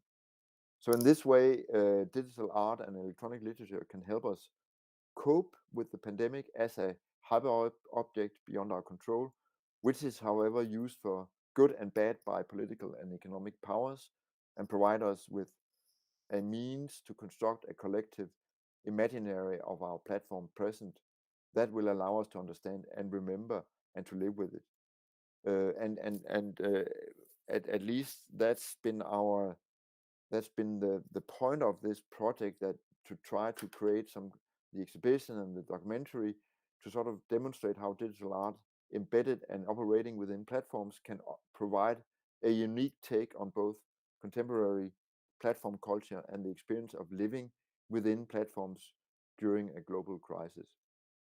So that was, well, I have a lot of references, but and I don't know how I'm up with time, because I have a short promo, like 3 minutes, to the documentary that I could finish up showing, if that's okay. It's okay. We are going good in time. Okay, so I'll just finish with these 3 minutes, and of course the full documentary is 45 minutes and available.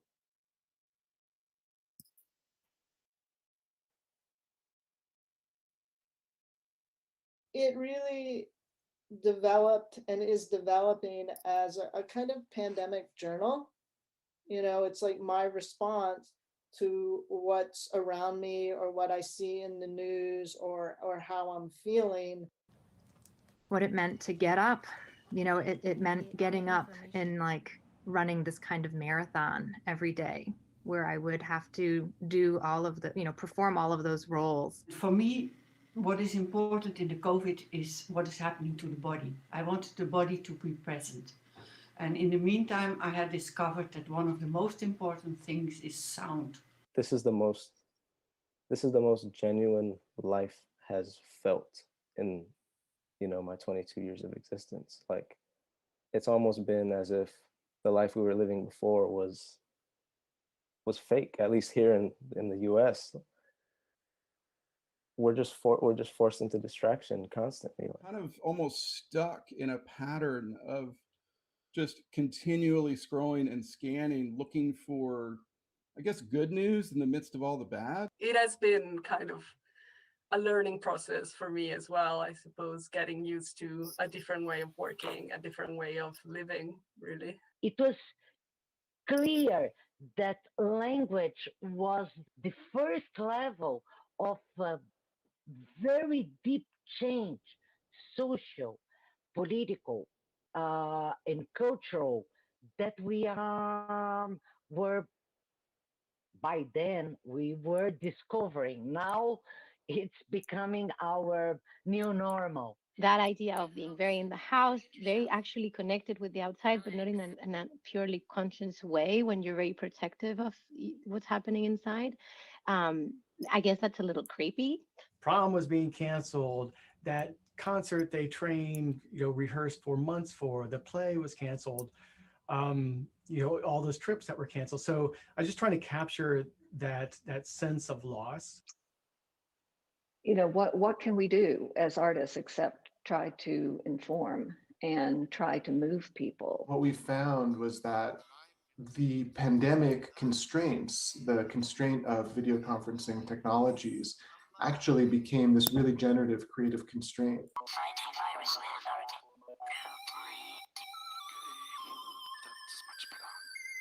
It's kind of a dystopic moment for me. It's of course fun to share these with a broader audience, but they serve a very specific function in our family to help us celebrate, treasure, maybe mourn a little bit this once in a lifetime, hopefully, pandemic homestay.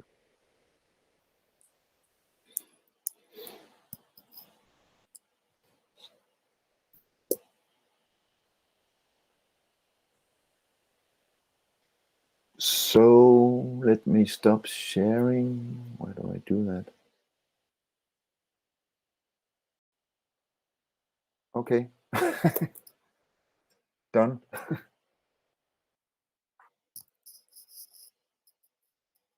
You're muted, Cesar. Mute myself. Now, thank you, Soren. Karin and Soren, thanks for this inspirational presentation. Both of your practices have in common a critical approach. You analyze digital media in connection with important issues. In your case, both Karin and Soren, your research is supported by artworks to help other individuals to understand this critical perspective. So before going to more detailed questions, and I think this is quite interesting for future researchers and all the students and by myself, I would like to ask you both about your research process, what kind of methodologies you use, and how do you find the inspiration for?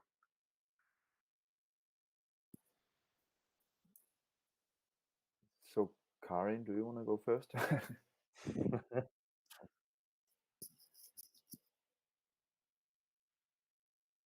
Interested in the art life discourse, which shifted since the 60s from a more social political context to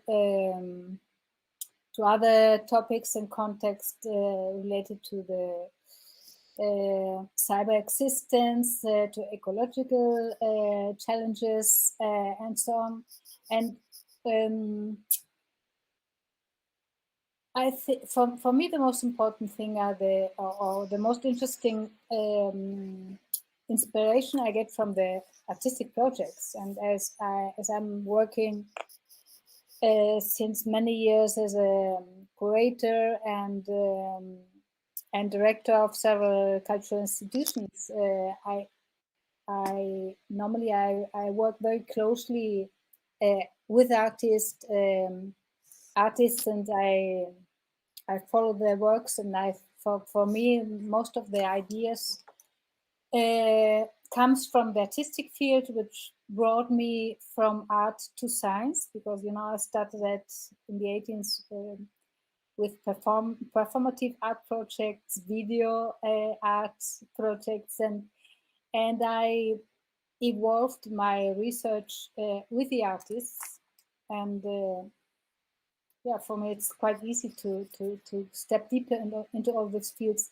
And nowadays the art projects are very interwoven in their narrative with scientific knowledge,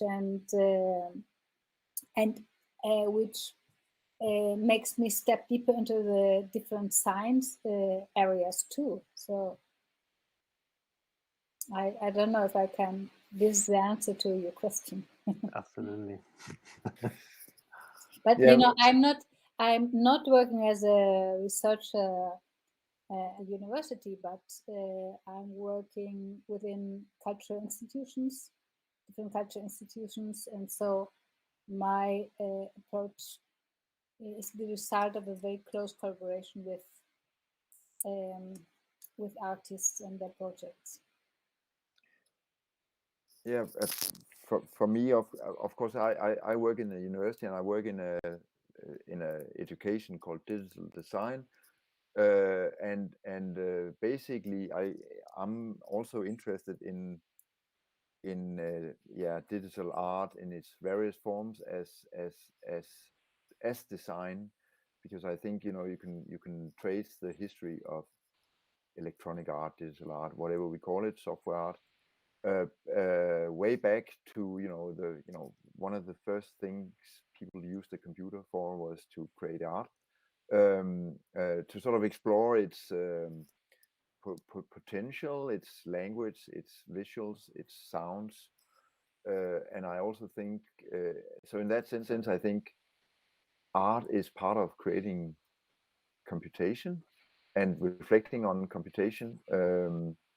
And of course, I'm interested also in interfaces, and in that sense, you could say in an interface, you know, an interface is also aesthetic, right? You know, otherwise there would be no way of seeing it. The interface is what translates whatever bits and bytes to visuals, to sounds, to text, and many other things, also to other electrical signals, and so in that sense it's ingrained into the computer, but I would also say that, of course, that in many ways, you know, platform culture, you know, the current state of IT has a lot of problems to it, including, of course, the ecological problems that Karin pointed to. And in that sense, we simply also need the criticism to think of other ways of developing computers, developing computation, developing interfaces, and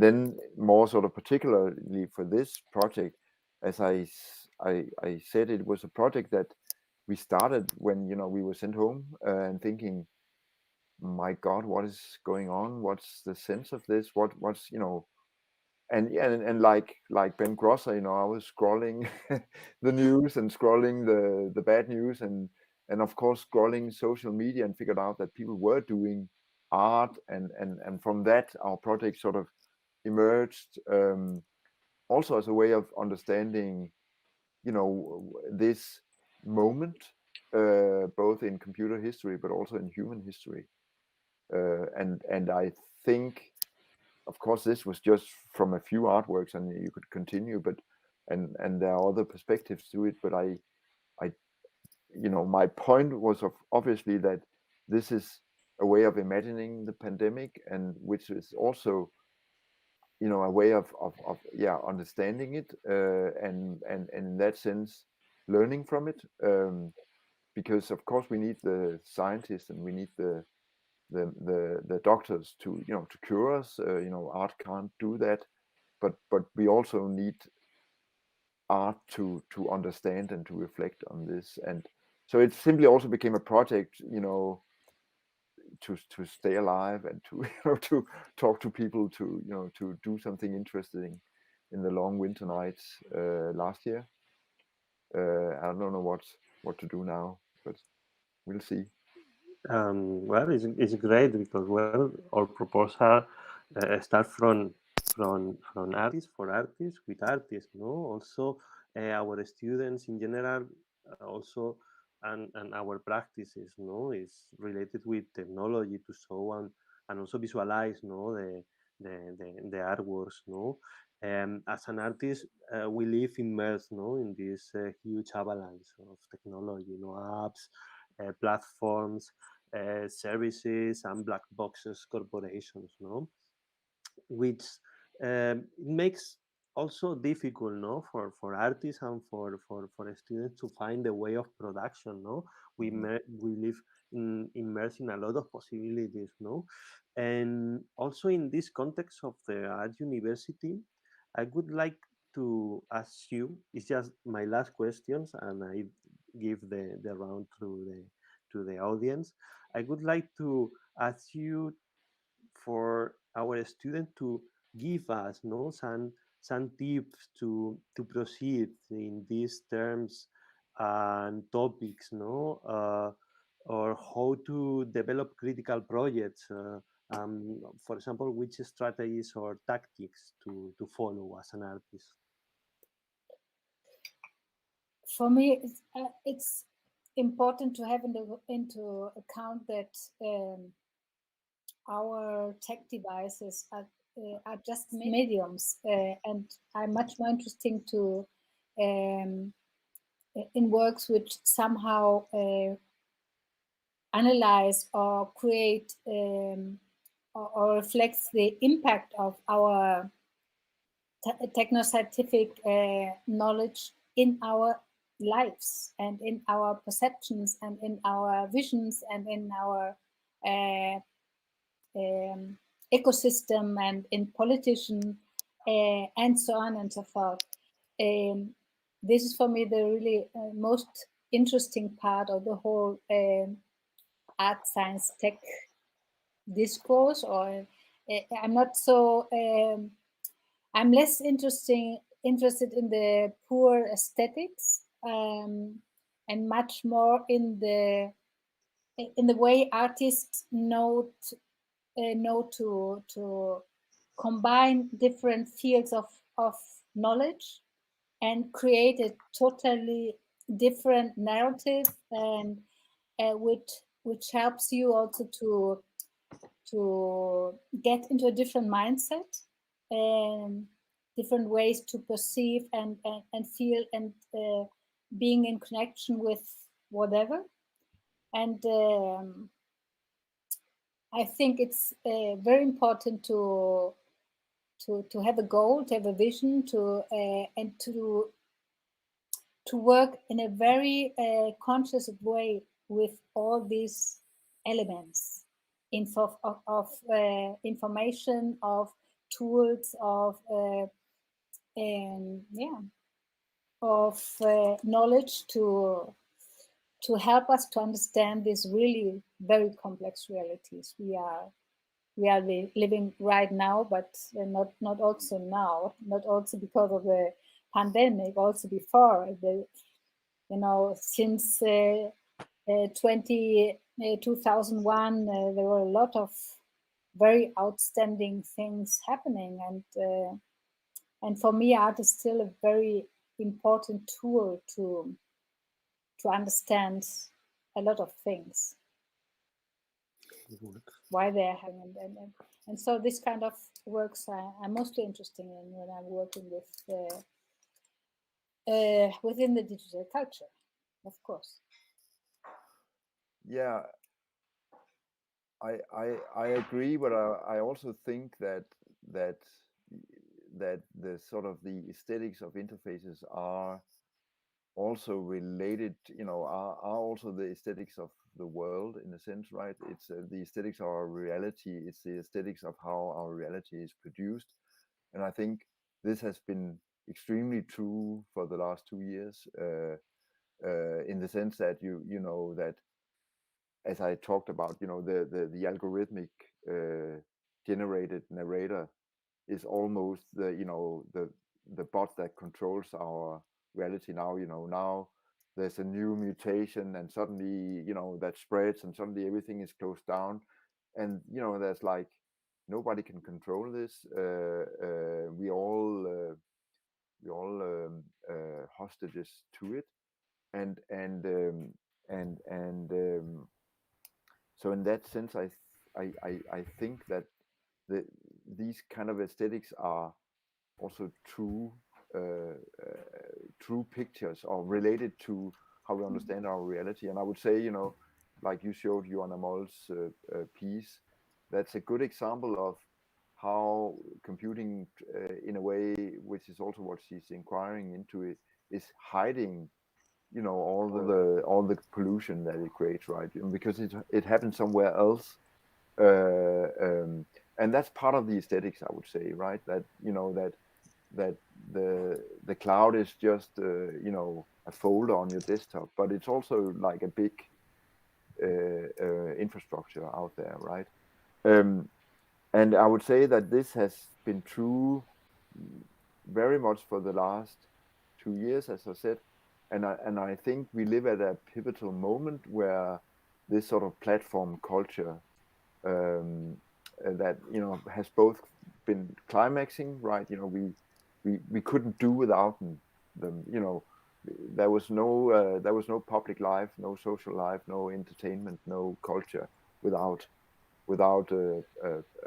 platforms. And to some degree, now that cultural institutions have closed down in Denmark, I'm gonna have another Christmas behind the screen because that's what there is. I can take a walk, but apart from that, cultural life has closed down. But at the same time, it shows its cracks, right? That we understood the problems of many of these platforms. Also some of the cultural platforms, like there's been like discussions about how Spotify don't pay musicians well enough, and also discussions about how you're not really related in a good way to your audience as a musician, and so you have all these kind of discussions where I also think that something new is on the verge of happening, right? That Facebook are sort of locked into their own problem, and they can't get out of it. And while they'll probably buy solutions everywhere, we might also see something different, and we need something different, right? So I think in that sense, even though we are sort of locked into these platforms, and you as artists are to a large degree locked into them, and if you make an app, then Apple renews the iOS, and you have to make a new version, or if you did your work in Flash, suddenly it can't run anymore. All these kind of things, and if you want to be where the people are, you have to deal with social media and these kind of platforms, right? Even though it's horrible in many ways, but I think there's an interesting crisis happening, and I think we are seeing something new emerging, and I think that's a really interesting space, and time, and of course it's also related to climate change, and the consumption, the pollution.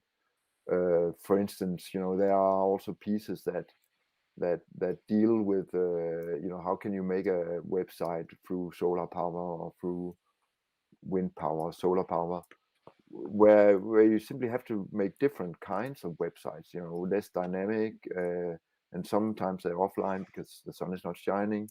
So you also have these kind of experiments, and I think they're really important. So we need criticism. Absolutely.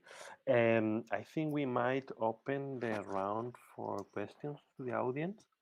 The procedure is quite easy.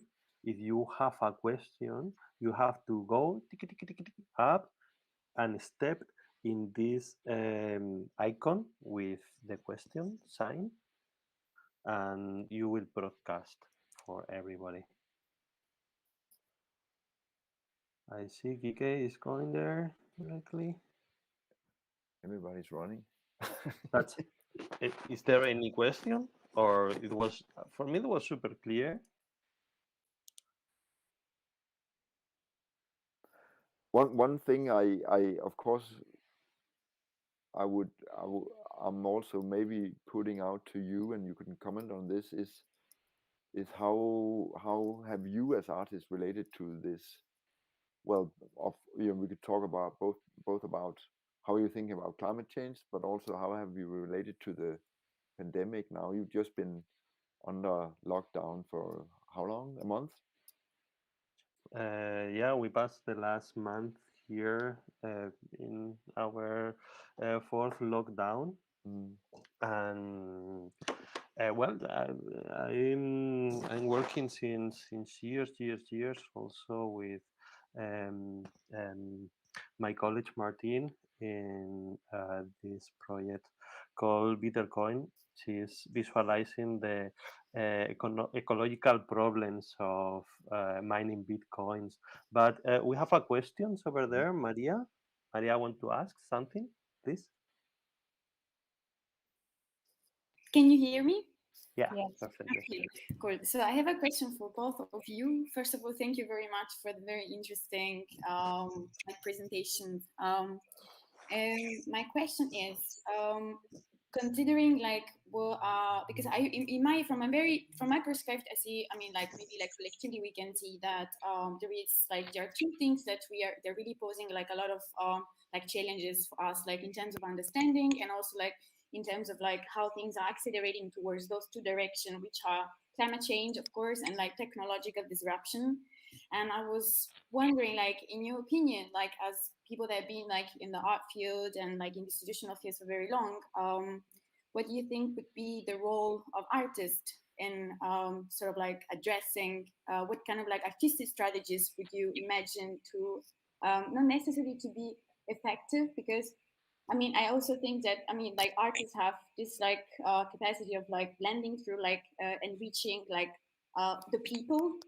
But I also feel that now we are in a situation where we have like the Silicon Valley, and then we have the Davos, for example, World Economic Forum, and we are like in between, and then we're like this like two big, let's say, structures are sort of like taking decisions for all the people, for the common people. And I think that in comparison to the past, it's just going so fast that it's really hard for people even like to grasp what's going on.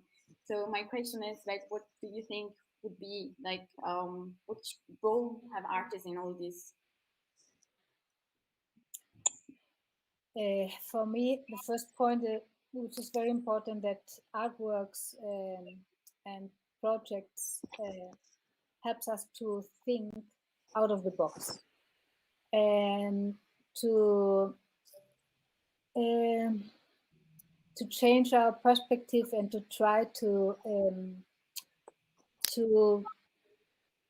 get inspired not only by new narratives, which somehow helps us to go out of this binary mindset of good and black and bad and black and white, and see that and helps us to recognize different qualities of reality, and also different qualities of imagination, of the way they deal with fact and fictions can be also very helpful. The way artists are cooking with very different taste and flavors of knowledge. This is also very interesting, and you have to reckon, or you have to know that scientists, for example, appreciate very much this concrete point, that the capacity to imagine and build up different narratives. They're not so constrained to methods and paradigms where scientists have to be very close into, they go very deep into certain subjects and fields of knowledge, but the artist has a different way to do research and to create statements which might help us to get a different mindset, because this is what we most need right now. Not only to criticize what we are doing wrong or what others are doing wrong, but to find new ways of being, of creating relationships, of existence, and also of sensibilities. And so I think artists have a lot to do. And right now, where we are so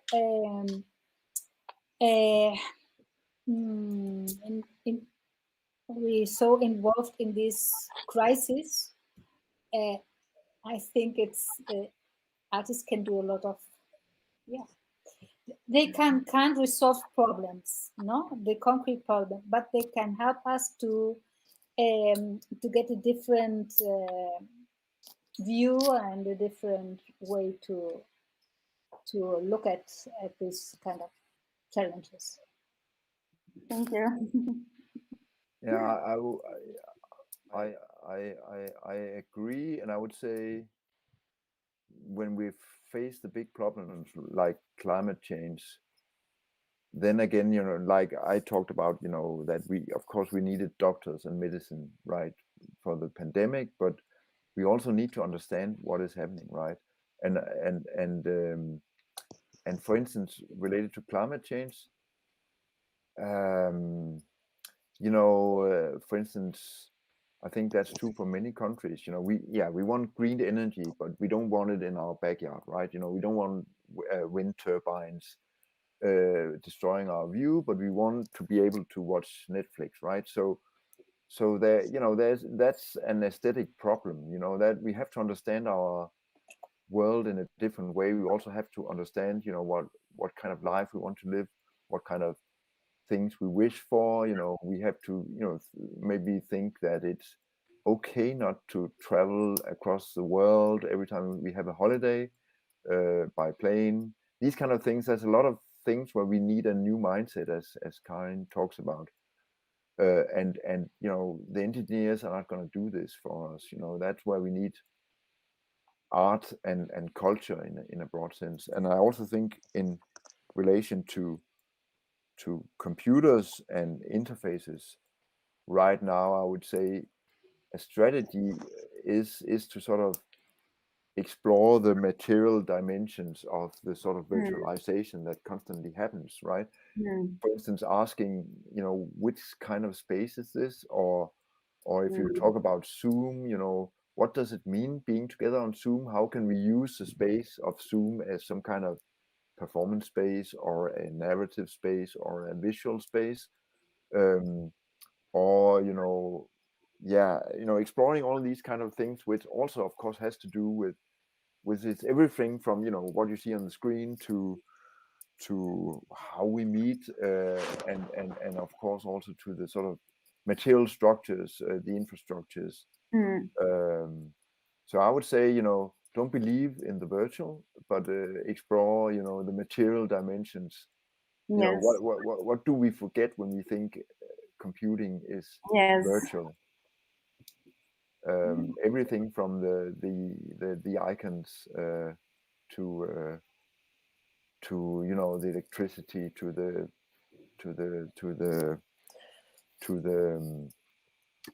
the various ways of algorithmic control and whatever. Yeah. Thank you. I think Krista want to make a question. Yeah, maybe Maria, you have to move from the icon. Hi, does it work? It's perfect working. Okay. Okay, thank you so much, Karin and Soren, for these really wonderful lectures. I have just a very simple question. We all sort of more also from, observed now the development of media and media art for a long time. And especially when we think about the 80s and 90s, it was a sort of a positivistic idea of the future. And now we feel like, we see a lot of problems. There's the environmental crisis, there's the corona crisis. And sometimes I feel like extremely sorry for this young generation. You know, we just leave behind a lot of crises everywhere. So where do you see, or how do you see, could we, or who could, and how could we, you know, create a more positivistic future scenario where art has the power to create, you know, positive visions of the future? Or is it too late? I don't know, but isn't art, doesn't art have, you know, also this power of introducing new positive nice memes into society instead of only looking at the problems? I know this may be a bit a simple question, but where do you see how we could go?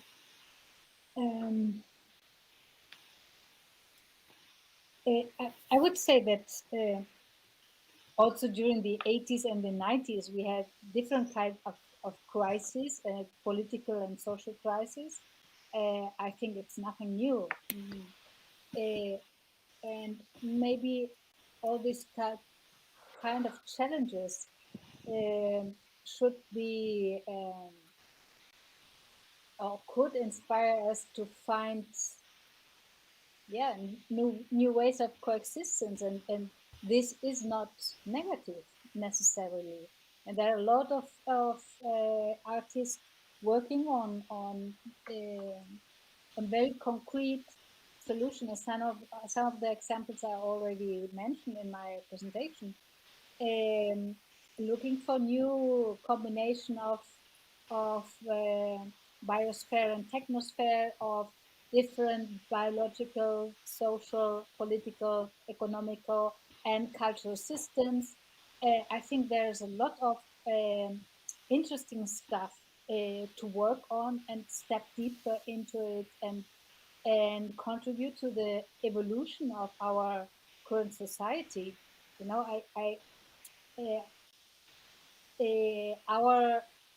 our brain is somehow programmed um, to be focused on mainly on negative thinking. You know, we have each of us has around 60,000 thoughts a day. More than 90% of these thoughts are quite negative, because it is conditioned by the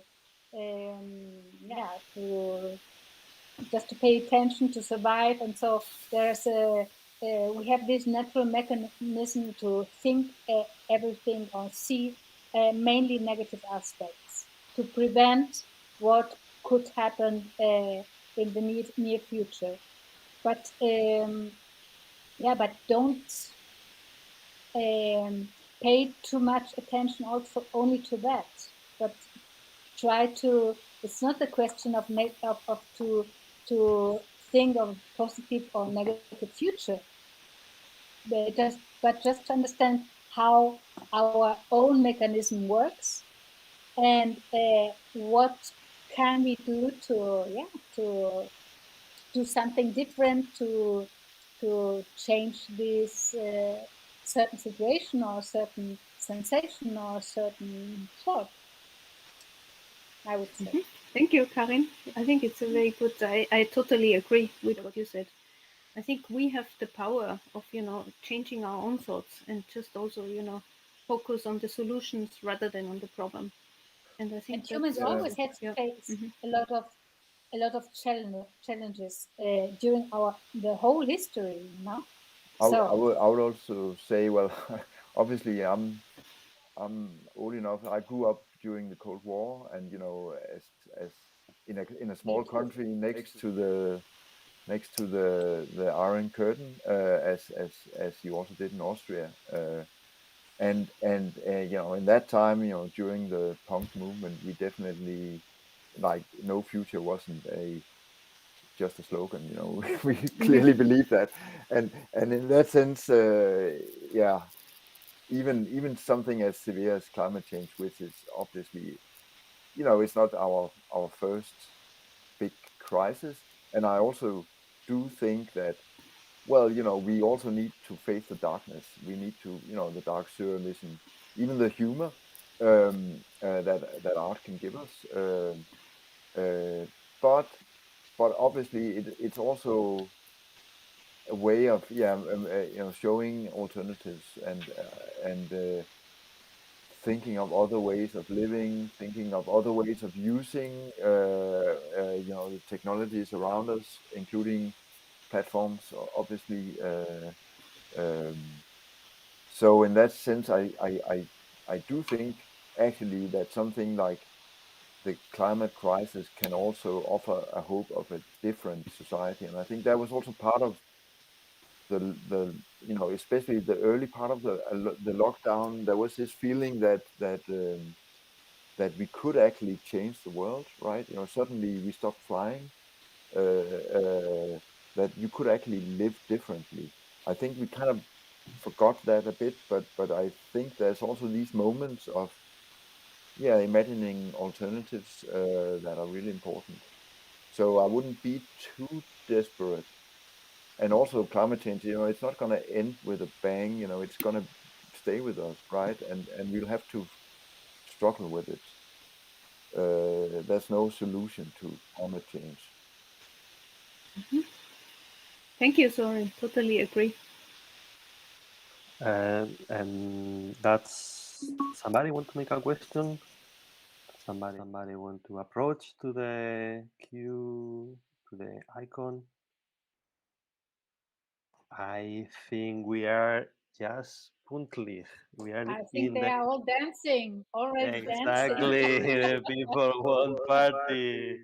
Let's Tell go us. to the So party. That's for me. let's go to the party. Thanks so much, Paul. Soren, thanks so much. Karin was super, super, super Hello. inspirational. I just have to say a big applause for you.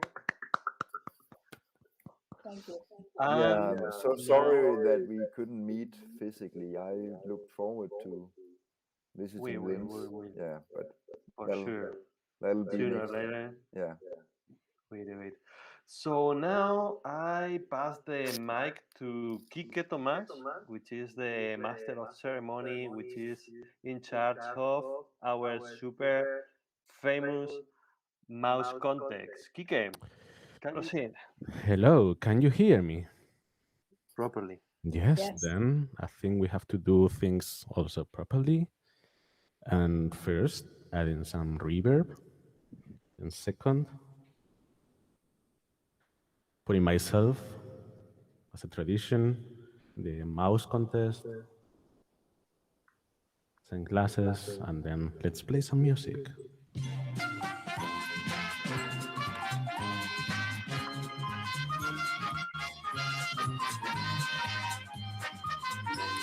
Okay, stop. I think you know the music already, and I think you all know where we are going to go now.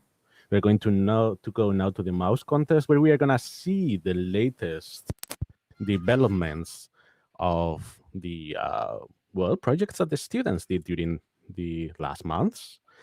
And well, there are three categories, and there is a jury. Let's see who is gonna win this year. I have seen we have a lot of interesting projects, actually 14. So each of the persons presenting will have a couple of minutes, and the jury, including myself, they have the capacity or the possibility of making questions, but also critiques, funny comments, and why not jokes about the projects. This is not really a serious contest. This is not Eurovision, or is it not? Well, anyway. And this is a place where we are going to just, I don't know, engage with other people and talk and have fun. And it's just the previous step into, before going to a party. So, what I want to ask you all, because here we are 41 people, it's like that you use the comments. We have a really nice tool here on the left or in the right or on the up or bottom, whatever, but that you use the comments. So please go and say hi and comment, the projects, and say, hey, I like it. I really love your project. Or is this really true? Is this really real? But I think we have to do it, okay? So second thing, just organizational. So it's like I think it would be lovely if the person presenting, I think you all know the order, somewhere go into the microphones and then we clearly see who is talking to the others. Okay. So if everything is clear, if it's clear, say yes in the comments. I only see Tiago participating. What happens? Is only Tiago here? Come on. So what I want to ask is then I will put the music again. And then I will ask the first participant, which is Kevin Blackenstone. I think we know each other. Okay. What do you want to present today?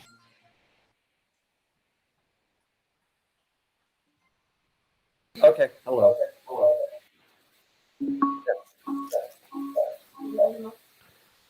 Volume is up. I think you have It to is talk up. louder. Is it? Is anyone else speaking? Is PK speaking? I mean, my mic is on. Yeah, I'm talking. that's okay. Yeah. That's what I'm asking. Yeah. It's all correct. Proceed. Wait a minute. I see what's going on here.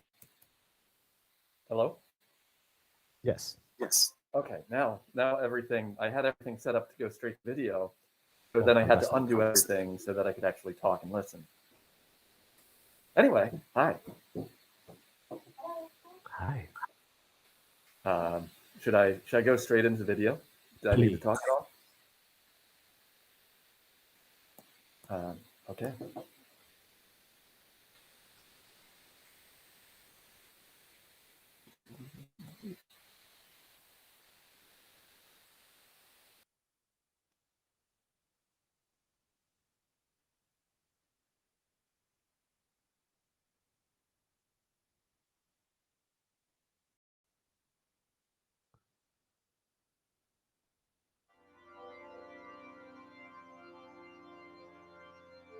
The Ouija board provides you and your friends the opportunity to seek answers through the guidance of the techno-divine and cyber demons.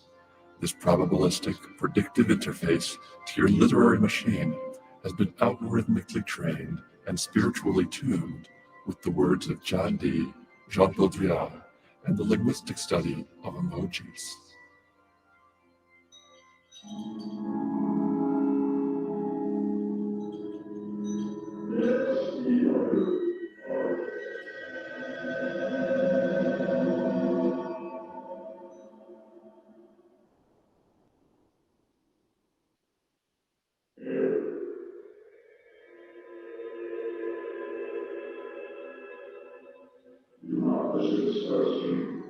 I suppose we should ask a question.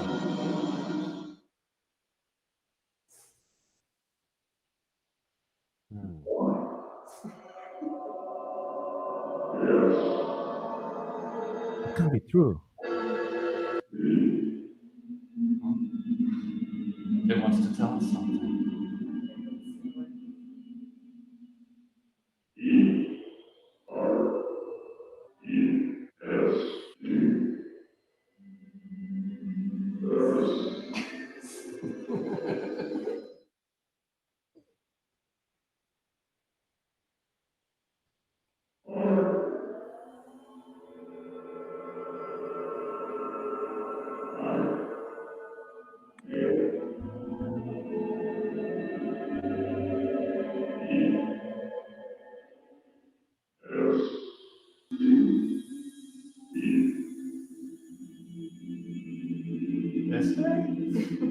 Aesthetics? Esther?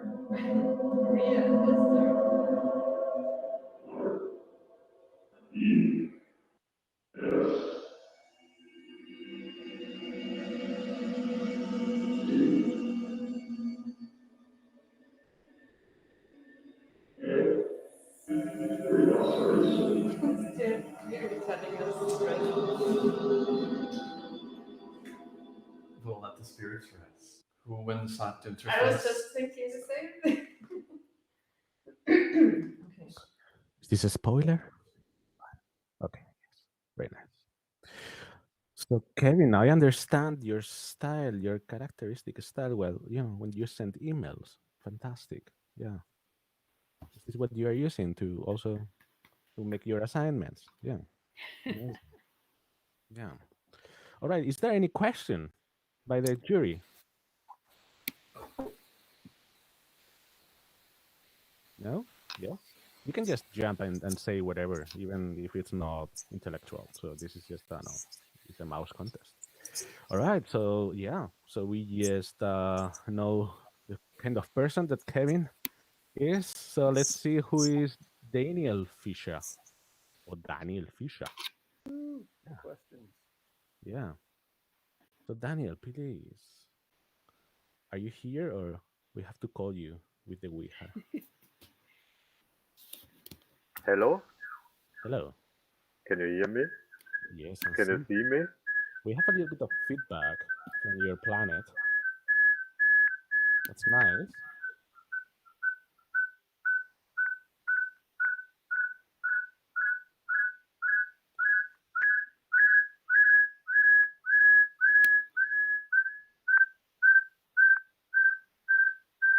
Okay, everyone dance. Fantastic.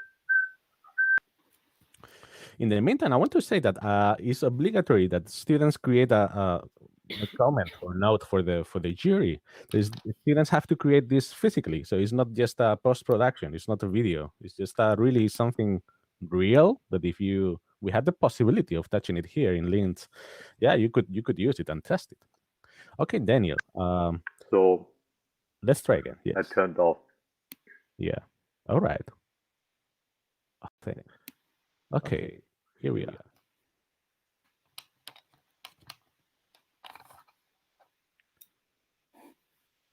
Nice font.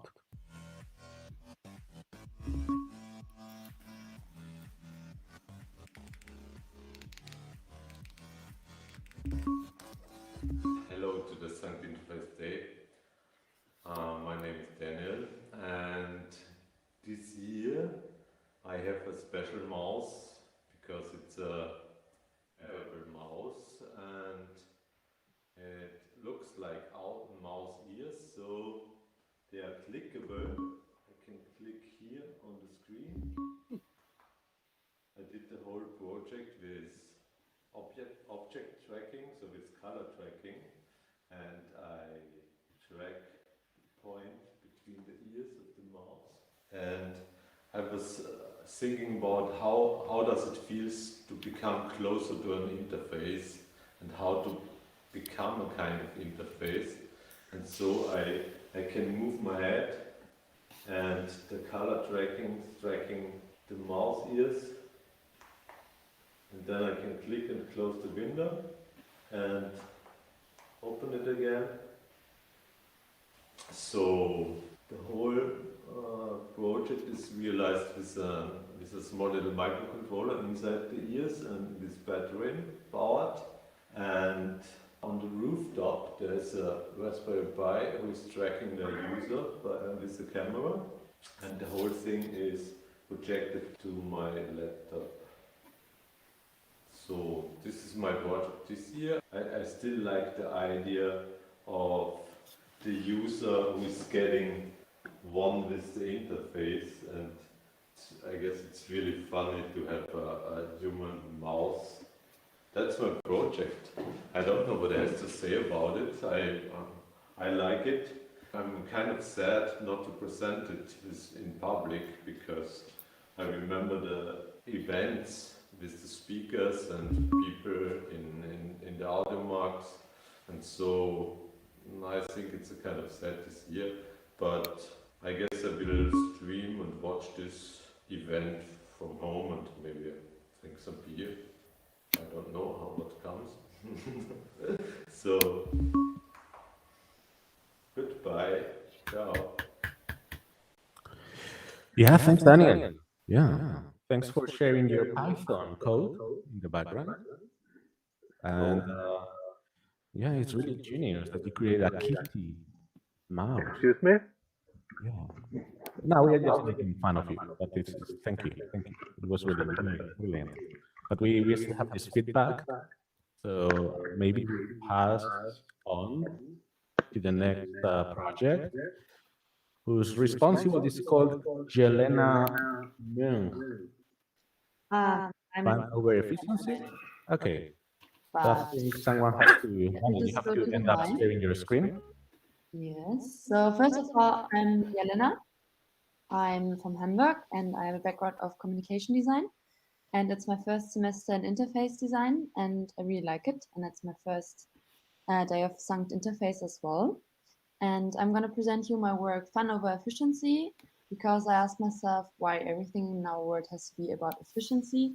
And especially technical devices and interfaces normally are about efficiency and things that are easy to use and not fun, but really easy and efficient. So I tried to do something that is more about a challenge and fun. And that's how I came up with a hoverboard mouse. So I combined a mouse or hacked a mouse and combined it with a hoverboard. And yeah, you are able to play Pong, the video game Pong, as well as some other things like Google Street View. And yeah, normally I would have asked you to just try it out and try not to hurt yourself and have fun. But instead, I asked two friends of mine to try it out. And no And they spoilers, but died. one kind of got hurt, but they still had fun, I think. And I'm just going to show you a short clip of their experience. Lovely. Mm-hmm. So, there we go. Can you see my screen? Yes. Okay.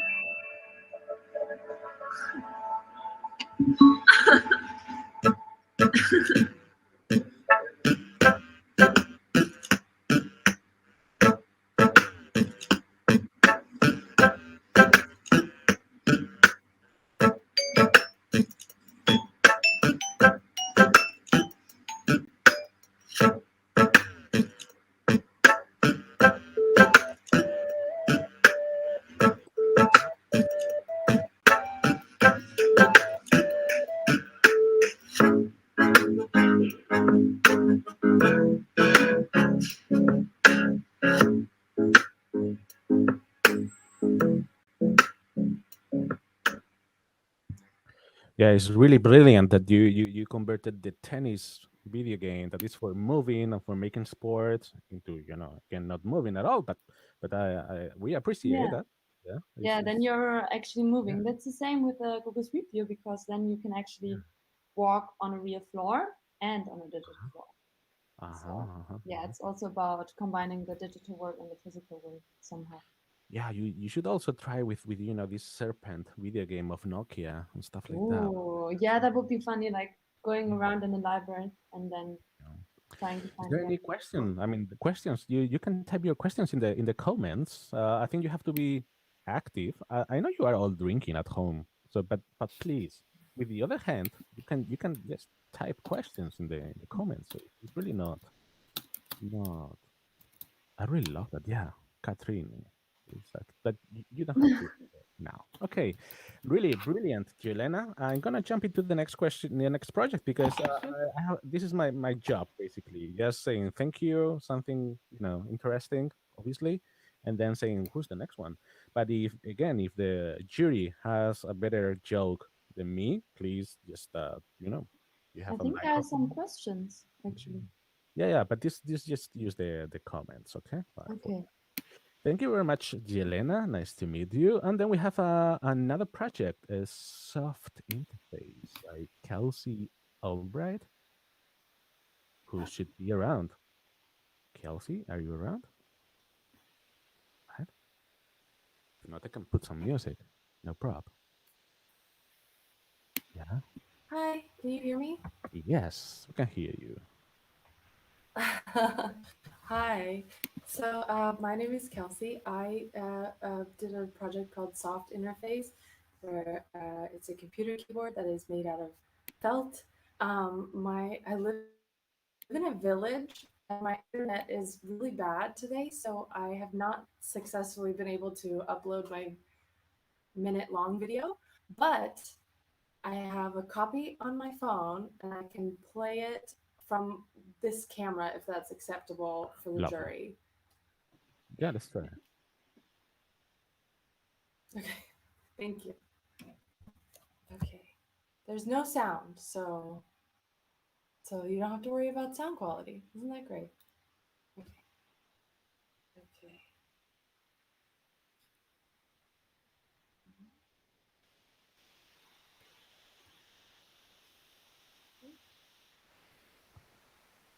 This is so post-digital.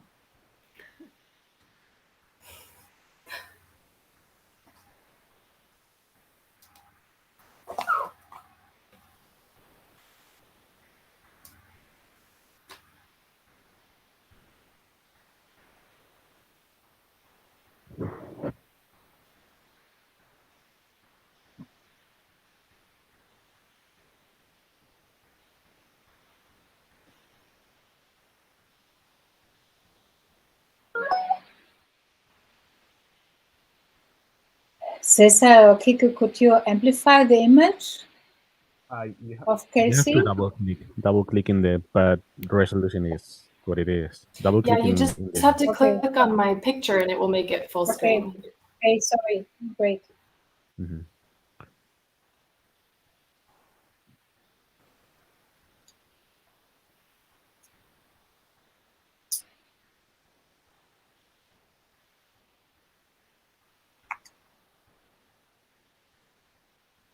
Oh. Oh no. You have to do a little bit of foley here, no? Like...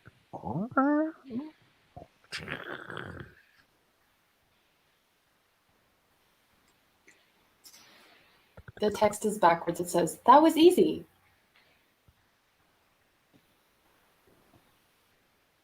Okay, and that's my video. Thank you for letting me play this on my phone. I'm so sorry about my internet quality today. I actually love the background. You should share that background, that Zoom background with us. I love that. So yeah, thank you very much about it. This? No, the one. Just this picture, you mean? No, the one that you have behind Or this? in your back. Yeah. Oh yeah, I teach English too. So this is my teaching corner because I was just teaching. We love that. We love that. Yeah. Yeah, I don't know if it's really great. You know. It's very helpful. Everyone remembers Yeah. my name. Well, I think there are many questions Thanks, about y'all. this project, probably a lot, and also why webcams are so bad sometimes. But yeah, let's continue with another project. I have here the list. Maria or Mary Maria Konstantinova, Universal Decision Maker. Ooh, you're gonna decide everything, or decide for everyone, or you will. Hello. What would you First, decide? actually, that's my question for you. Have Okay. you ever feel yourself tired of this, of this huge issue of having this border on yourself for making decisions for your life and being responsible for your life and for your free will? Have you ever experienced this problems? No, No, not you're a me. lucky one. Not For me. me, it's the only Actually, way. no. I just took the wrong decision. Well, it's also a solution. But anyhow, Yeah. my project, Universal Decision Maker, may be a solution for people who face the same problem on a daily matter. So, UDM, it's a representative of the God of chance, a fate, also known as random number generator, but that is not important. So let me show you the concept video so you can see it more clearly. And I pray for the God of chance that the audio will work today. So can you see the screen? Yes.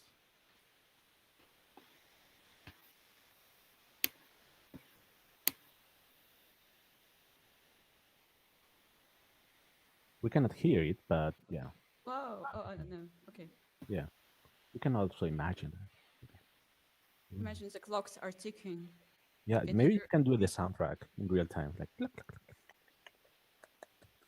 Thank you. That sounds good.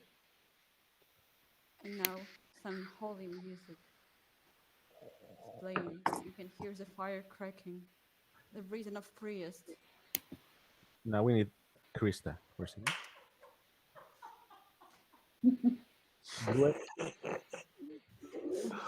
So, Krista was singing in Klingon, right? friendship learning. I think we both did very good.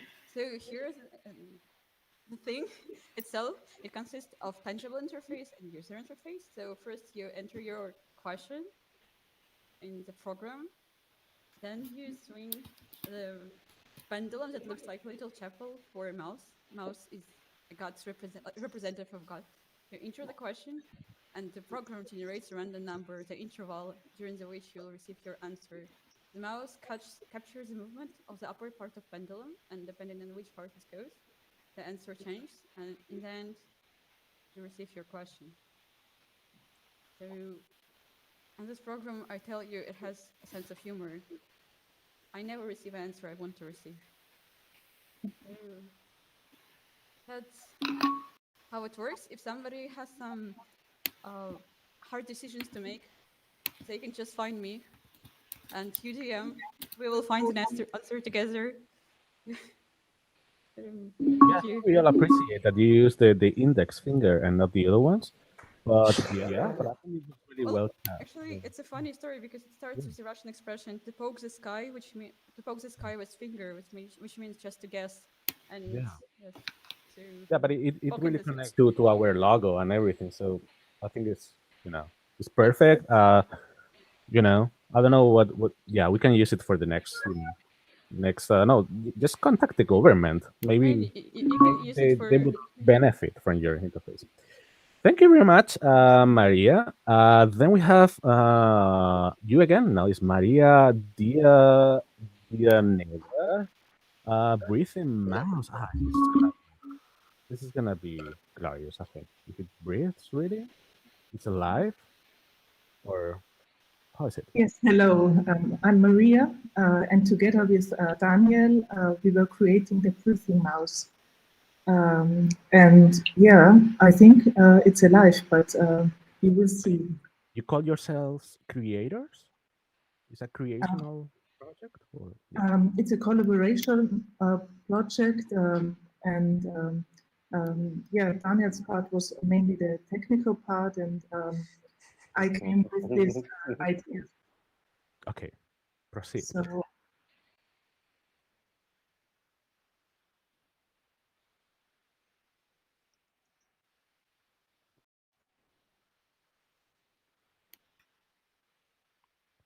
so can you see the screen? Yo.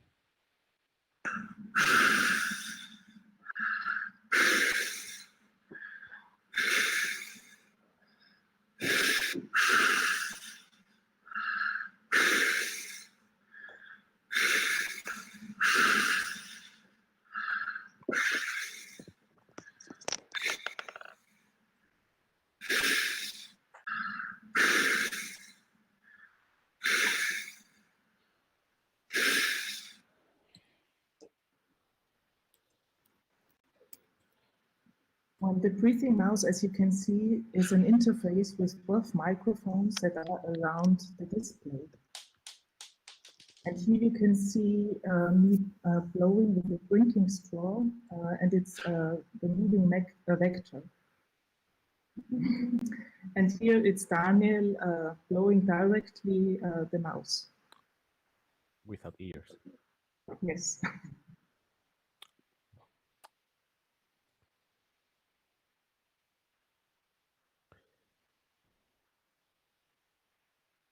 I actually the part with Daniel was the most aesthetic part actually. So like Of course. Yeah, yeah.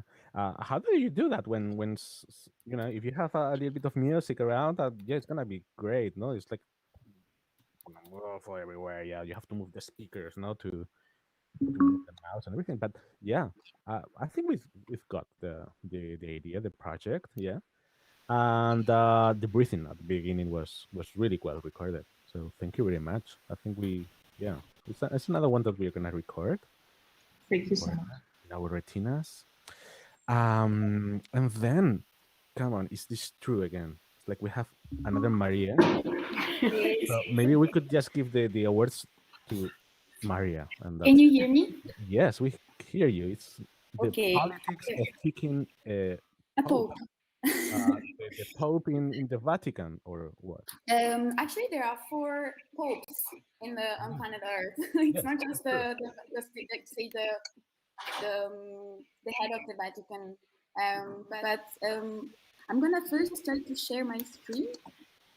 So my project is can you see the screen? Yes. Okay, perfect. So I'm just going to give a very brief introduction. So it's a standard QWERTY keyboard. And my focus was like to investigate a little bit about the history of the layout, why we're still using it, even though it's tied and like comes from the 70s typewriter. And I use like concepts from industrial economics to sort of like create like a new narrative around it, particularly the 2 concepts of path dependence and lock-in effect, which like path, let's say like path dependence happens like when a specific system, which could be also like an economic system or like a patent, for example, like a particular standard sort of like gets like it's affected. Let's say it takes place just because it exists because of like previous decision, but it's not actual anymore.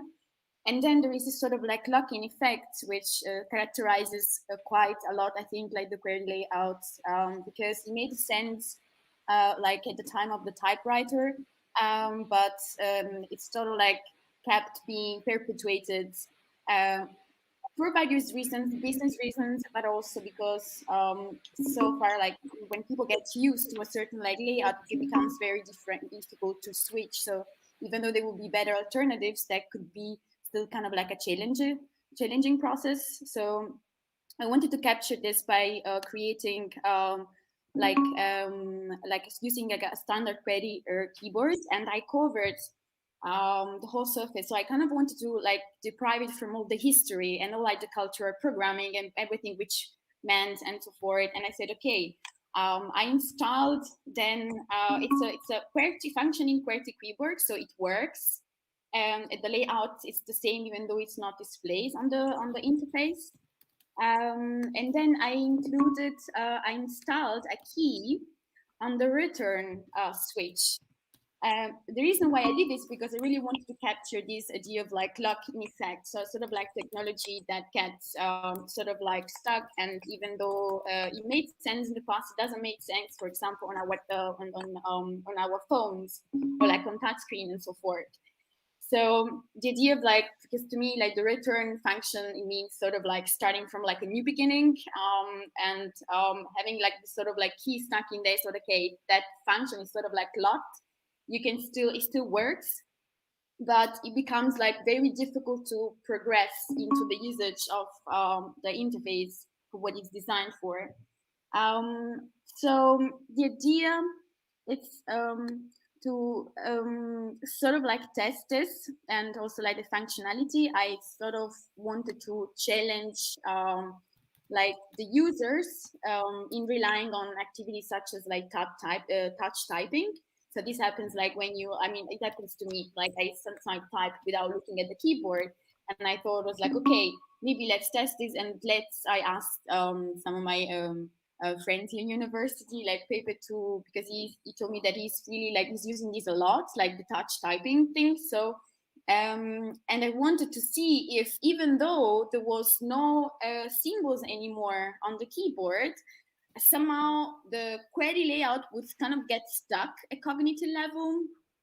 And so I'm just gonna show some of the Okay, results. Maria, we have to end. Really. Yeah.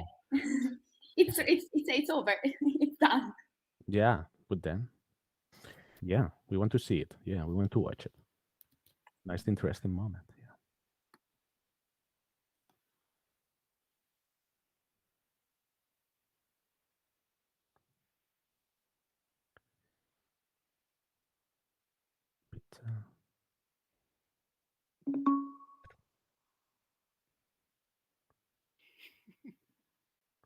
So I think it was quite successful, like in managing to write like at least for me, when I saw the keyboard the first time, I could not touch typing anymore. I was very confused.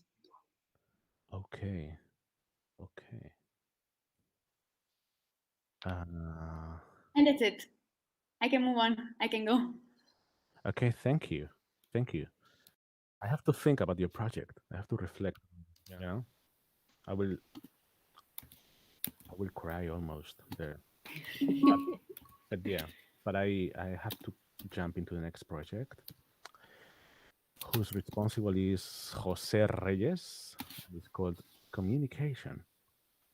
And can you communicate to us, Jose? Pepe? Where are you? Hey, no, yes. Do we have you, Jose?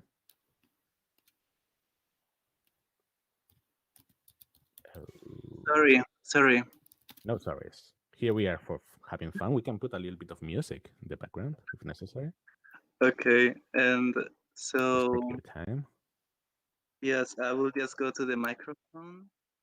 Well, you are in the microphone.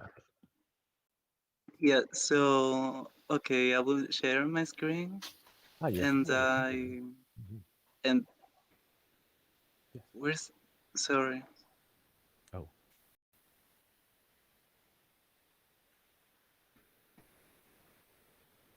We don't see you, but everything is gonna be all right. I'm so sorry. I'm so sorry for this. Now we can see you and your Okay. camera. Fantastic. Okay. Sorry. So yeah, I will share my screen, and I will explain while showing the video how it works and what it is about, if that's okay with you. I would approve that. And my glasses too. So I think I'm sharing my screen, and yeah, so I will play the video. It has no sound, so yeah.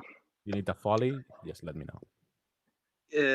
Yeah, so the project is called How to Connect, and it is about communication and connecting with people. So I made a heart-shaped keyboard with all the keypads forming a heart shape, and I wanted to show all the cables needed for a keyboard to work, so it will make visible the process needed for communication. And also I liked very much the idea of a spider web, so this new media is something we are all trapped in, like the heart of the keyboard, but also it is needed for our communication. And the title, by the way, comes from the Cardigan songs called Communication. And yeah, Vicky helped me to record this video, and I'm so grateful for her. And also I'm so grateful for Daniel Fischer and Jelena, who helped me a lot on this, because it was the first time I was hacking a keyboard, so I got my struggles. But it's a project yeah. of love, so we appreciate that. I think it's Thank clear. you. Thank you, Pepe. I think that we appreciate a little bit of emotion, brought to the interface. Actually, this project began as a mouse contest, and then we had to accept keyboards. But yeah, it was a little bit of a big, we had a big concilium, deciding with beers, obviously, deciding if the keyboards would be, a part of the contest or not, because we said, well, it's just a mouse contest. Come on. So we had to fight a lot. But finally, well, I was more, more drunk than Cesar, and then he won. That's the result. Okay, Sarah. Thank you. Sarah is the next one with a cryptic or a cryptocurrency keyboard, or what is it? Sarah, you are invited too. to give us money, to give us whatever you want.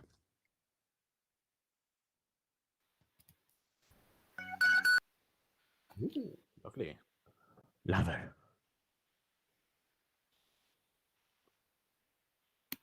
Okay. We cannot, you are muted, but I see two heads. Yeah. Yeah, sorry, we were on two different browsers. So, anyways, here I am. You get to 4 waves, no? Sorry? To understand that you cannot use computers.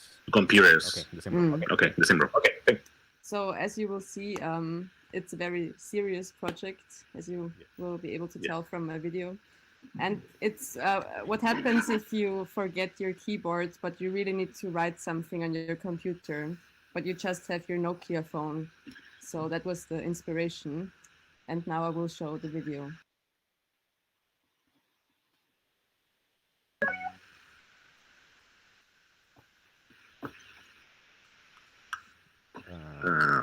We see no video. We see no video. Yeah, it's coming.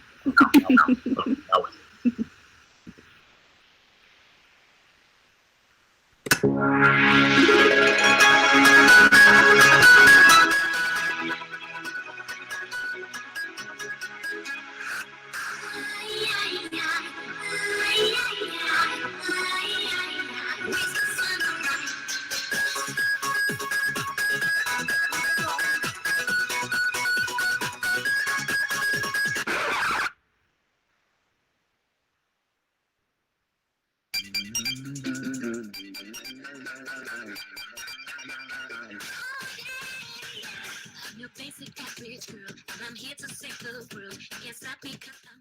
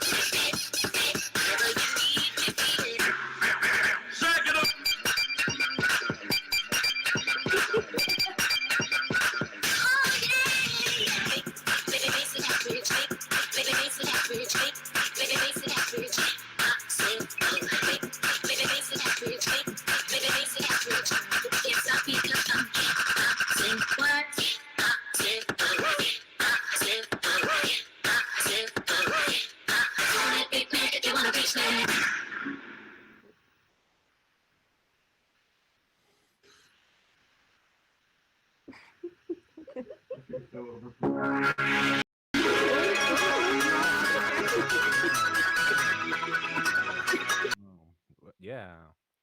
Yeah, I think it's clear. People who have been in this mouse contest previously, they they catch the style. Yes, it's clear. Yeah, I appreciate your music as well. Although you sometimes, yeah, you need a compressor, but I appreciate the music and the aesthetics. Yeah, and also how many people appeared in your video. Yeah, it was a large production, you know. Yeah, and also I appreciate that that the Nokia finally did and used. Yeah, it finally found its purpose in a different way. Very but well. Please use the comments. I mean, I do not see many people commenting, and that makes me feel so sad. So please just tell the people anything, whatever. Okay. Oh, I see a lot of comments. Thank you so much, everyone. Yeah, but very short. I mean, you have to be. I don't know. Yeah, but I like those emoticons and everything. Okay, Sarah, it was. Well, I don't know. It was something. So then I have to say hello to Katrine Hartmann, which, yeah, is she's talking about materiality, physical materiality. You killed a mouse, or what was the purpose of this project? Okay. So I see Katrine. Well, hi. Yeah. Hi. Good to see you. Hello. There's no dead mice. There's no dead mice. Don't worry. No. No. Haven't killed any mice for this. All right. Give me a second here. So I made my video a little bit too long, so I'm just gonna talk over it. Yeah. 7 minutes. You know, 7 minutes. Go to the point. So I wanted to make a project that was thinking about not just how we use mice, but also how mice, you know, affect us and how like the interaction with the computer is reflexive. It's not just a one-way thing. It's something that, whether because you're interacting with a certain space on the internet, or interacting with your computer in a certain way, or interacting with certain communities, whatever it is you're doing with your computer, it's not a one-way interaction. It's an interaction that, you know, kind of wraps all around you in a way. So that's what I wanted to explore with this, particularly thinking about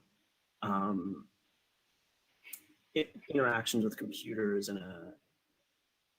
a more kinky space, I should say. So that's why I made leather-bound mouse. Yeah, I'm probably gonna skip a little bit through this video, since it is 7 minutes long. But basically, I wanted to create a mouse that, instead of being a particularly effective mouse in terms of making it easier to interact with your computer, instead makes interacting with your computer and doing whatever it is you do with it dramatically more difficult. More difficult in every conceivable way. So, you know how when you're using a mouse, you just walk up to your computer, sit down, grab onto it, and start clicking on stuff? Who needs that? I wanted a system that is a lot more effort. This is trimmed down from about 15 minutes of video of me just getting that one tarp on my body. And that's not even the mouse. That's just a piece of fabric that's connected to it. So the interface I created is it's essentially a series of straps that you wear around your body in a sort of straitjacket configuration. Obviously, in the video, I'm setting it up as a one-person thing, which makes it even more difficult than it normally would be, and even more difficult than it was when I did have people helping me to put it on. But essentially, these straps, they wrap around your body, and by straining against them, by pushing out your arms in a certain way, it activates different features of a mouse. It starts the cursor moving, or it clicks. But to actually configure the direction that that mouse turns, I needed more than just 2 axes. So I added on an additional 2 buttons into this mouse. So in addition to straps around the arms, I had straps connected to a ball gag that I was holding in my mouth. So as you can see here in this view, there's 2 buttons, one of which is for the x-axis and one of which is for the y-axis. So when you tilt your head forward, it makes the mouse go down, and when you tilt your head back, the button is released and it goes up. Same thing with tilting your head to the left and right, turns it left and right. All right. It's pretty difficult to get into it. Okay, especially as to one person. the demo part directly now, or because you did it now, but do you have a demo? I'll skip up ahead. Yeah. But yeah, it's a deeply uncomfortable setup. Okay. Let's hear. So what is the this mouse is also spectrogram thingy that you are? So this is a music program. It's not of my own creation. It's something I wanted to use. Yeah, it's something I wanted to use to demonstrate a mouse-based interface. This interface here is usually something where you click and drag a line, and it creates a spectrogram. It paints on a spectrogram, basically. So I'm actually using a brush made of a spectrogram of my own voice while I'm wearing the ball gag to create the spectrogram brush that I'm using to paint on here. Okay. So by stretching my body in different ways, I'm making the mouse move along the canvas. So you do And not also, need to use letters, but you do not need to use representations, but you type directly sound. Do I understand? yeah, it's clicking and dragging, Okay. and All right. rather than interacting through a sort of keyboard interface. All right. I give you 20 seconds more. Later. Yeah, that's basically all there is to it. I think we have to be fair with the others, that we cannot give you, Yeah, my the apologies, whole. but yeah. No, Anyway, it's credits fine. section. You tried. That's it. You tried. But yeah. here we are super straight with our policies, and then you will have to invite us to several beers after. Okay, thank you very much. Interesting, well produced video on costumes. So yeah, I think these things have to be better discussed. Then we have 4 projects more. This is why I'm a little bit, pushing you guys. And then we have Stella, Victoria, Caterine, and Daphne. Stella, are you around?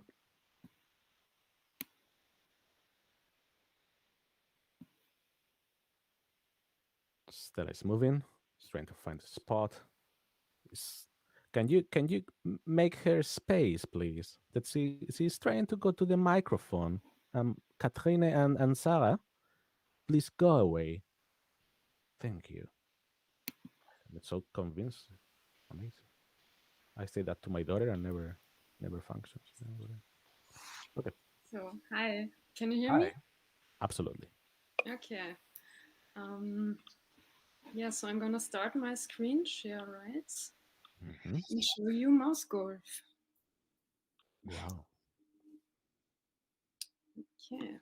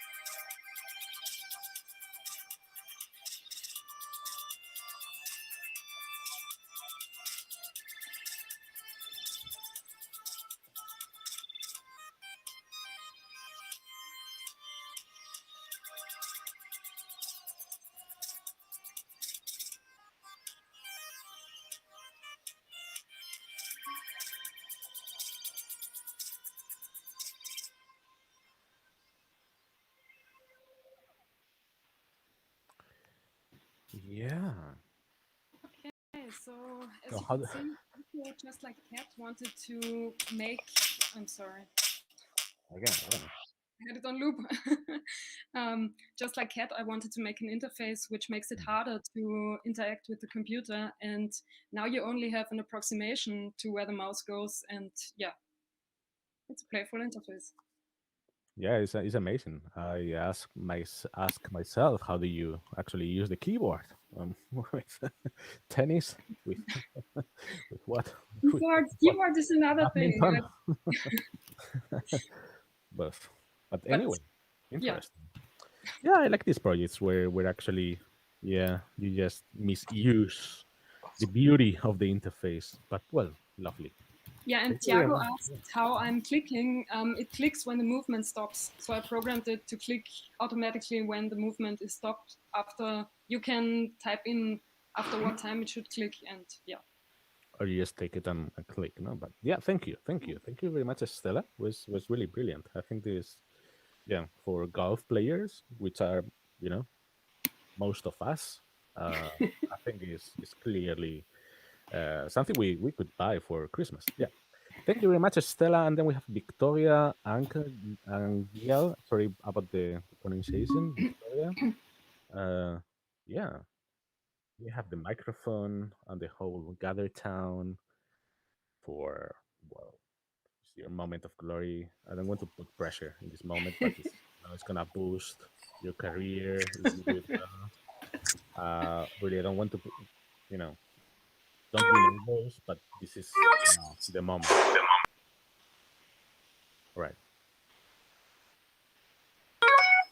Sorry. Hi. Hi. I thought you cannot see me, but I don't know. Can you see? Because I just see a gray screen, a gray Yes. picture. Yes. I don't know. Okay, so hi. We cannot see Sorry? you. We can, Oh. but well, not everything has to be really with pixels and everything. So. Well, I have no idea what's happening. You should be seeing me, but I'm sorry, you cannot see me right now. But I hope the sharing will work. Okay, so I created the ultimate gamer mouse, which I'm gonna show you now.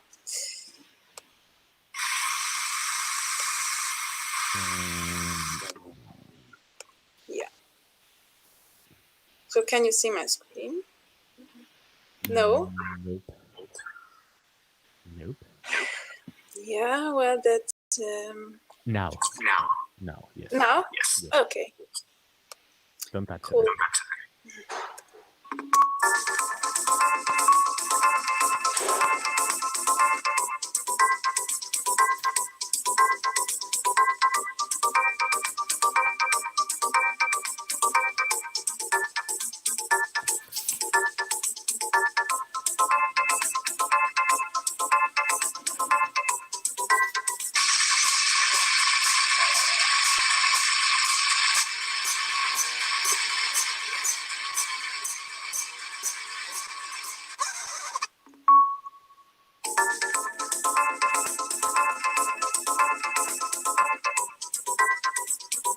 Ooh.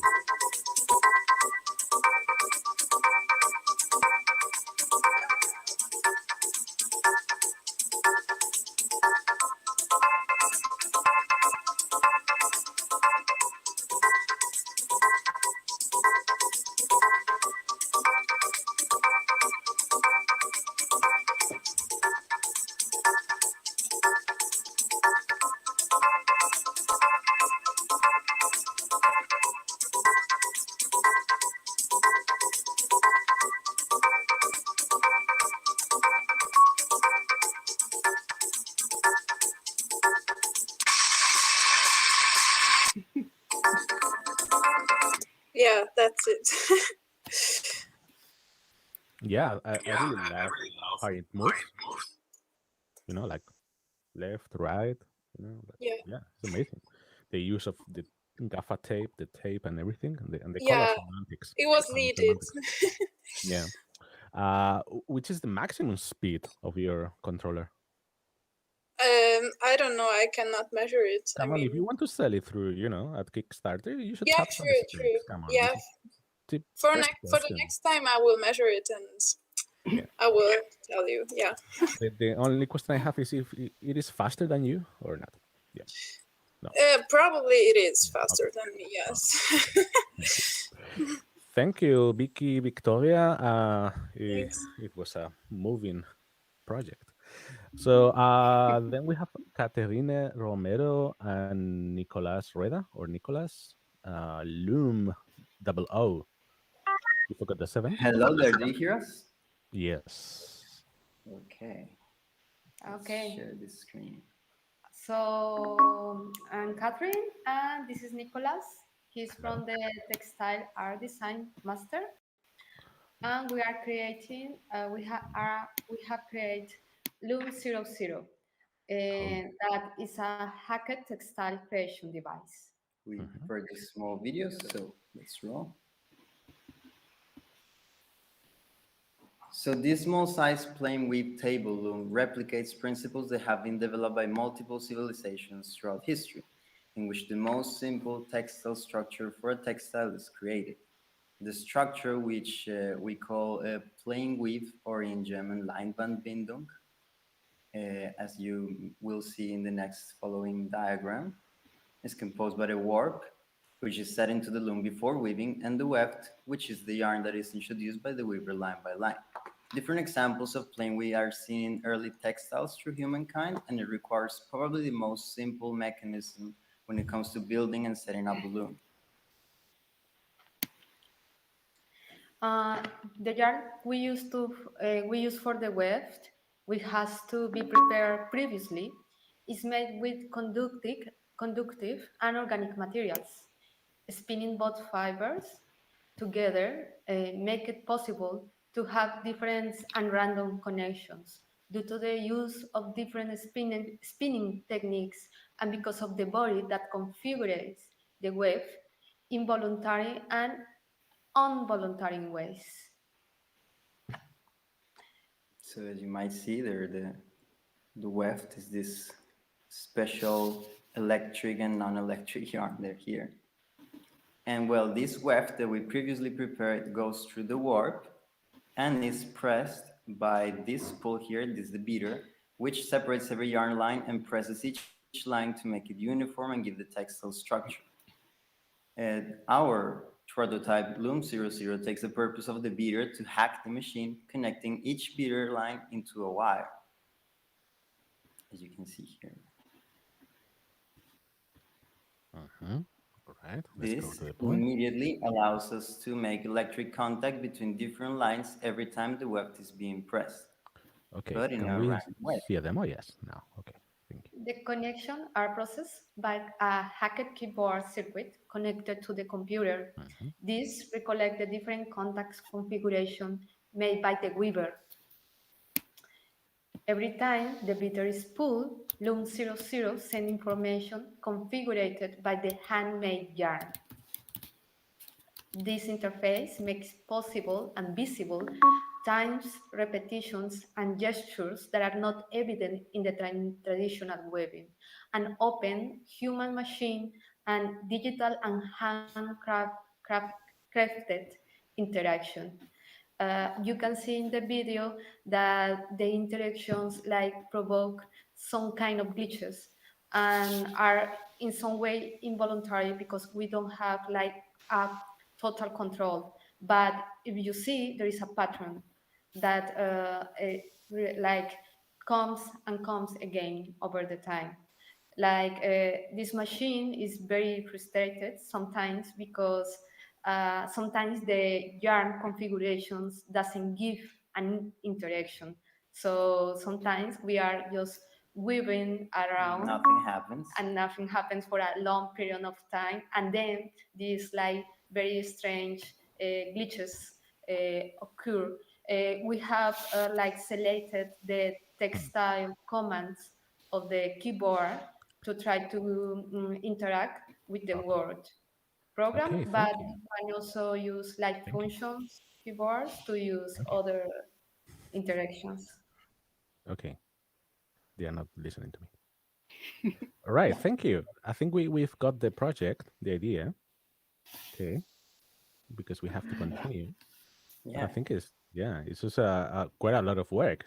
So well, you didn't have to Yes. do anything else. Yeah, congratulations for that. I mean, it's an amazing amount of work just for making the yarns and everything. So well, come on, yeah, you deserve, I don't know, uh, some tickets from Liferando or something like that, I guess. Okay, and then we've got the last project. Thank you very much, Katerina and Nicolas. And then I have to invite Daphne, please, to present the last project.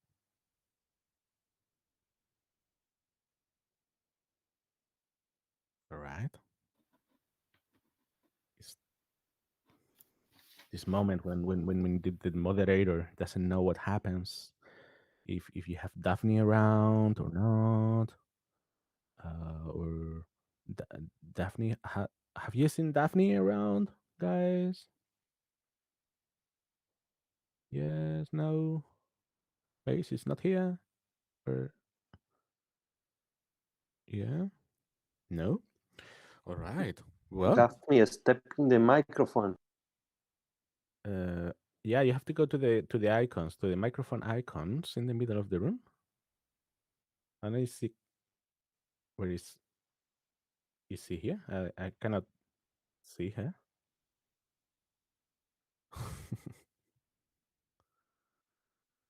Do we have her? No or yes? Can you confirm me, Cesar?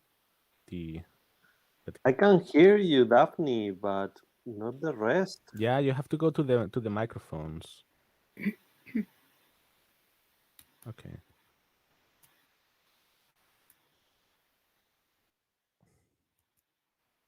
Who's ah Yeah, I'm coming back. Stefanka or who is Oh. she? Come on.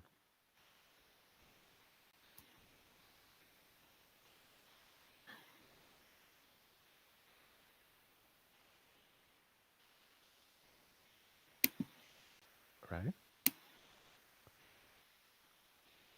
No. Yes. As is with Sarah or okay. It's in the Okay, arrow. so Okay. is Thank you. everything okay? Right. So let's go ahead. Okay, so I play the video. It's keyboard soup or a nonsense generator.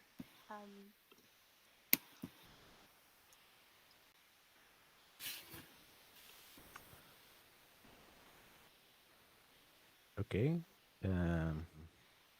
Should I play some music or? Mm-hmm. Yeah. Yeah. 1, 2, 3. 1, 2, 3. Play some music.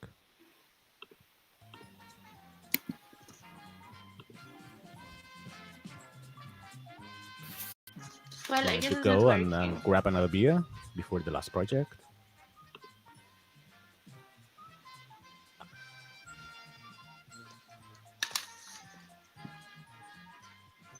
Okay.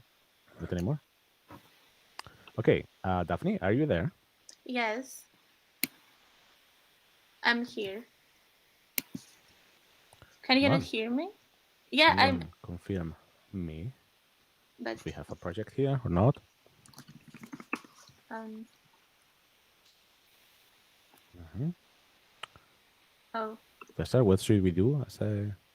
Should we go ahead or wait? can nobody hear me? Yeah. Hello? Yeah, can No? anybody hear me? Yeah. Hi. Hello? Yeah, we can hear you. Oh, okay, but you couldn't see my screen. No, not at all. We couldn't see you at all. I think you should go to the the microphone and then try to share your screen. Okay.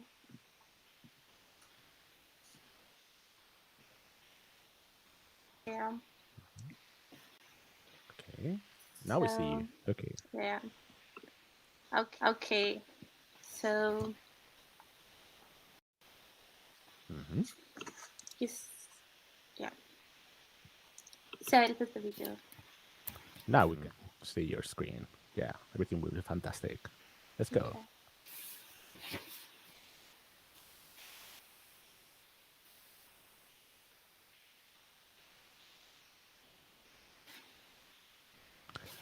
We cannot listen to the audio, but maybe you can tell us what's going on. Okay. So okay. It yeah. I don't know why you cannot listen though. Okay, so I just made yeah. Deconstructed keyboard that triggers a letter every time you eat. But you cannot hear the sound. So yeah, it plays the sound of a random letter every time you put the spoon in the soup. But I don't know if I share with sound viewer or I thought it is automatically shared when you share the screen, but it's okay. So it's the idea of the that's letter it. soup, I guess. Yeah. And this is what you. Alchemist. Yes. Wow. Yeah, nice. Yeah, and wow, do you really know which letter are you going to type, or it's just random, or? No, it's random. Okay. Yeah, but interesting metaphor and nice aesthetics. Yeah, thank you very much, Daphne. Thank you. Really lovely project.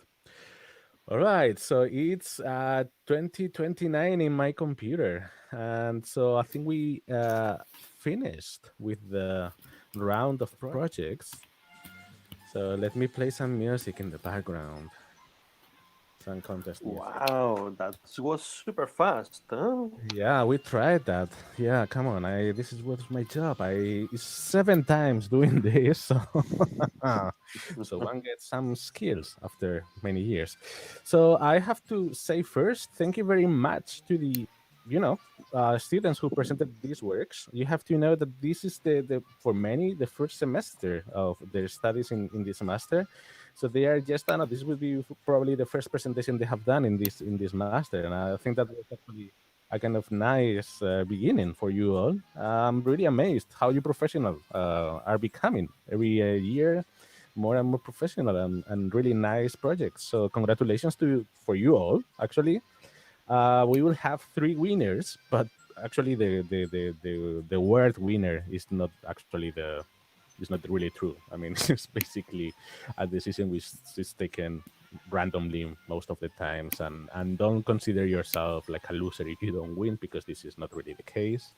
This is just a gathering a moment for you for watching your projects and enjoying. So really amazing projects, and thank you very much for the efforts done, for making these really nice projects presentations, for being here, and then for making this Sankt Interface, because this is actually that was the idea at the beginning, that we all meet with you guys, and this is a festivity that we make, teachers, but also the students and everyone interested in the interface. So from my side, I think that's gonna be everything. It was a pleasure being again here in this mouse contest. I hope next year we will touch your bloody interfaces and again interchange bacteria while touching them. It will be lovely. And just because I don't know, I thought that Krista was showing her kind of Nicolo um, skin. I thought that was gonna, also show you my real skin. Wow.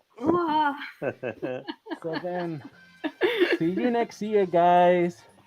And the Krampus wishes you really nice Sankt Interface.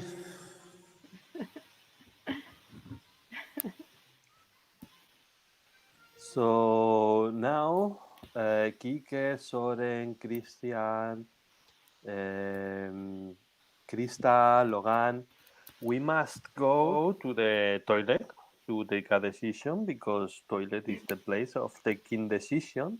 And in the meantime, here, nobody move from this space. Now, Kevin is going to make a really nice performance, and we will come back to make our ceremony with 3 prizes for 3 artists. So, see you later.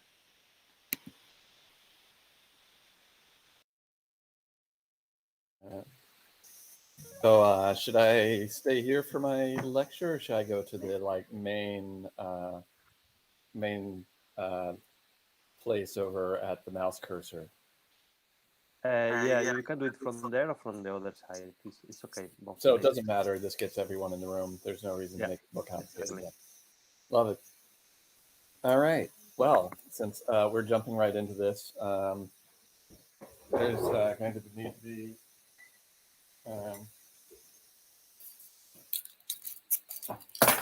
a beer involved, or this just isn't the right lecture that I was going to give.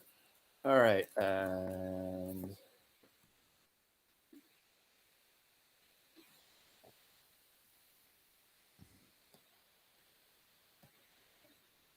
all right, lecture up.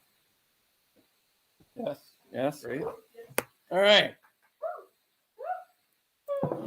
All right, and I'm ready for my lecture. I mean, you're ready for the lecture. I hope you like genetics. You're going to something. I need to just start something right now. Yeah, great, love it. All right, genetics. You know what's a genome? It's DNA and it's your genes. All right, what's DNA? Oh, I know No, it's deoxyribonucleic. Shut up. All right, DNA. It is chromosomes. It makes proteins, except when it doesn't, it makes RNA. But ribosomes actually do that, except when they don't. It makes RNAs, which those make RNAs, which make proteins, except when they don't. It's a double-stranded helix, except when it's not. It's 4 bases, A, G, C, T. They spell cat sometimes, except when it's 5. It's each base is paired with another one on the other strand of the helix. A always pairs with T, G always with C. Hooray! There's about 3.5 billion of these pairs for the human genome, and they hang out in like this nucleus, except when they don't. All right, DNA structure, it's a double fucking helix. We all know this. We love it. Isn't that great? Except it's like a string of pearls. It's beads on a string at 147 bases for some reason. And then that all gets folded onto solenoids, which gets scaffolded into some fucking coils, and then you get your goddamn chromosomes. Hooray! We know DNA structure. Maybe it's a fractal ball. All right, it's chromosomes. Chromosomes, they vary a lot by species. They're really just like, you know, how big of a chunk of DNA you've got, and then how many of them you've got.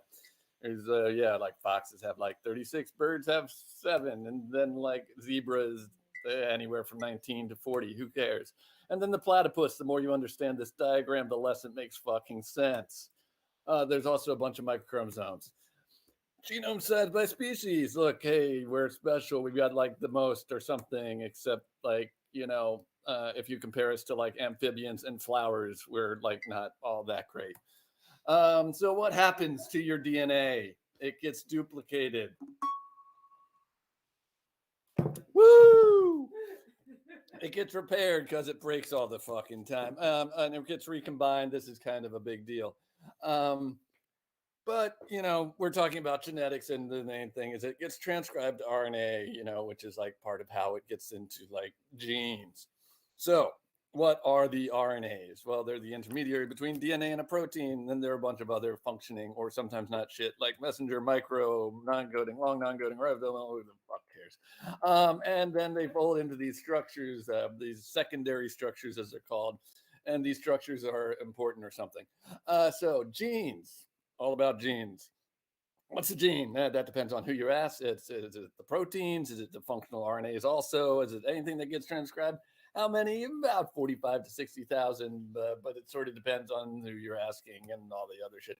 So proteins. This is what happens to RNA sometimes. It gets transcribed into proteins. But first, introns and exons. Introns are the parts that are thrown out, and the exons are the parts that are kept in, because science is very smart. So you've got this like string of your RNA code, and like you've got all these chunks that are just like removed because they form loops, and then they're just pulled out for some damn reason, and you're actually only keeping a very small part of the actual thing. And then so yeah, all right, so you're really smart and you understand like, oh, so the sequence of the chromosomes, and you read from one end to the other, gene by gene, where they exist. Cut out these introns, and then these become the proteins, and that makes you like really smart. And then you'd be wrong, because these genes also overlap all over each other, and there's also 2 strands, and they're read from opposite directions at the same time. And yeah, so it's a fucking mess. Unless you're a prokaryote. If you're bacteria, then you are correct, and you are really smart. Congratulations. And there's also mitochondria, which has nothing to do with chromosomes, and they come from bacteria, and they make all the energy in your body. So then how does the RNA become a protein? Well, every 3 characters becomes coded into a different amino acid. Yeah, and put your hand down. I know what you're talking. Like, there's 64 possible combinations you can get from this, but there's only 20 amino acids. Everyone knows that. Aren't you a fucking genius? Several different codes can code for the same amino acid, and like AUG will like start a gene, and like there's 3 different things that will stop a gene. Those aren't aminos. That's just starting and stopping. So what else is DNA? You've got your telomeres, and you've got your centromeres and your repeats, and then the RNAs, and then all the junk DNA. So your telomeres, that's mostly just a bunch of A's that are at the ends of your chromosomes. Centromere is like in the centro of your mirror. And then there's repeats all over the damn place. You've got your terminal repeats because DNA likes to repeat like hundreds of thousands of times. Tandem repeats where a pattern just like repeats itself after itself. And sometimes it does this backwards for some goddamn reason. Interspersed repeats where like sections of DNA just get repeated into a different fucking chromosome, then line, sign, humans, look at us. We're special again because we've got the most DNA that doesn't actually do shit. All right, structural variation. What's the difference between everyone's shit? So about 0.1 to 0.5% is different between any two people. 10 to 30 million variations exist in more than 1% of the population, and mostly between genes because genes are more highly conserved, i.e., there's a greater chance that if some mutation happens in an important gene, you're not going to bone and make babies. So different types of variation. You've got your single nucleotide polymorphisms where one letter changes. You got insertions and deletions. You got insertions, deletions, inversions where like your DNA goes backwards. Duplications, copy number variations where like your gene like where you've got multiple numbers of the same gene, and this actually is important because, little known fact, humans have 3 copies of the gene that processes alcohol, and no other mammal has this. We're really good at drinking. Then you've got variable number tandem repeats and epigenetic changes. All right, so this is what they all look like. Look at your SNPs. There's mostly it's SNPs, sometimes it's deletions and insertions and the rest of this fucking shit. All right, the effects of a variation. All right, so you've got your coding variations, which are the ones that affect the fucking proteins and shit. So sometimes the DNA changes, but it's the same amino going back to how some things get coded the same fucking way. Doesn't matter. So those are the ones that don't matter. Missense, which is like a completely different amino, and that matters if like, you know, the structure of the gene changes. Nonsense, which is your gene stops being translated early, and stop loss, which means it just keeps translating your DNA into some fucking bullshit. And then you've got frame shift, which is basically like data moshing your DNA because like it's an offset by 1 or 2, and then it like just gives you completely different residues. 3 to 5% of the variants are in some way functional. Oh, and also there's splice variants where like that splicing shit in the introns and exons before, sometimes whole chunks of your shit just disappear or show up. Hooray. All right, so this all is inheritable shit. Evolution. Look, that's how evolution works. Back to chromosomes. Oh, yes, everyone knows this one. You get one from your mommy, one from your daddy, and there's your chromosomes. Correct. Congratulations. Oh, wait, no, shut up. See, also what happens is like each pair of your chromosomes get blended into like a melange of like mommy and daddy chromosomes, and then you've got your own unique chromosomes, and they're not actually the same. And then there's also the mitochondria, which only comes from the mommy and ain't on a chromosome. And all right, what? So this brings us to haplotypes, which are sections of code and variations that tend to be inherited together.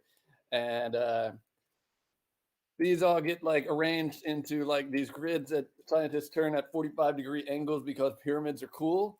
And then like the places where they all sort of match by color means like things are inherited together. Look at this pyramid. It's beautiful. And that's how you can tell like how inheritance happens over like global scales and things like that. And sort of how ancestry services work, but not really. All right, genomic sequencing. How do we know all this? So you've got your chain termination, Sanger sequencing, and your high throughput shotgun, etc. And then all of this is done usually after PCR, and all PCR means with your PCR test and shit is it's just a way of like duplicating a whole bunch of DNA from a small sample so it can be sequenced or whatever. That's all a PCR is. And then we got like all these fucking types of sequencing. So Sanger sequencing, it's really slow, it's really effective, it's very precise, and it's very accurate. It's expensive.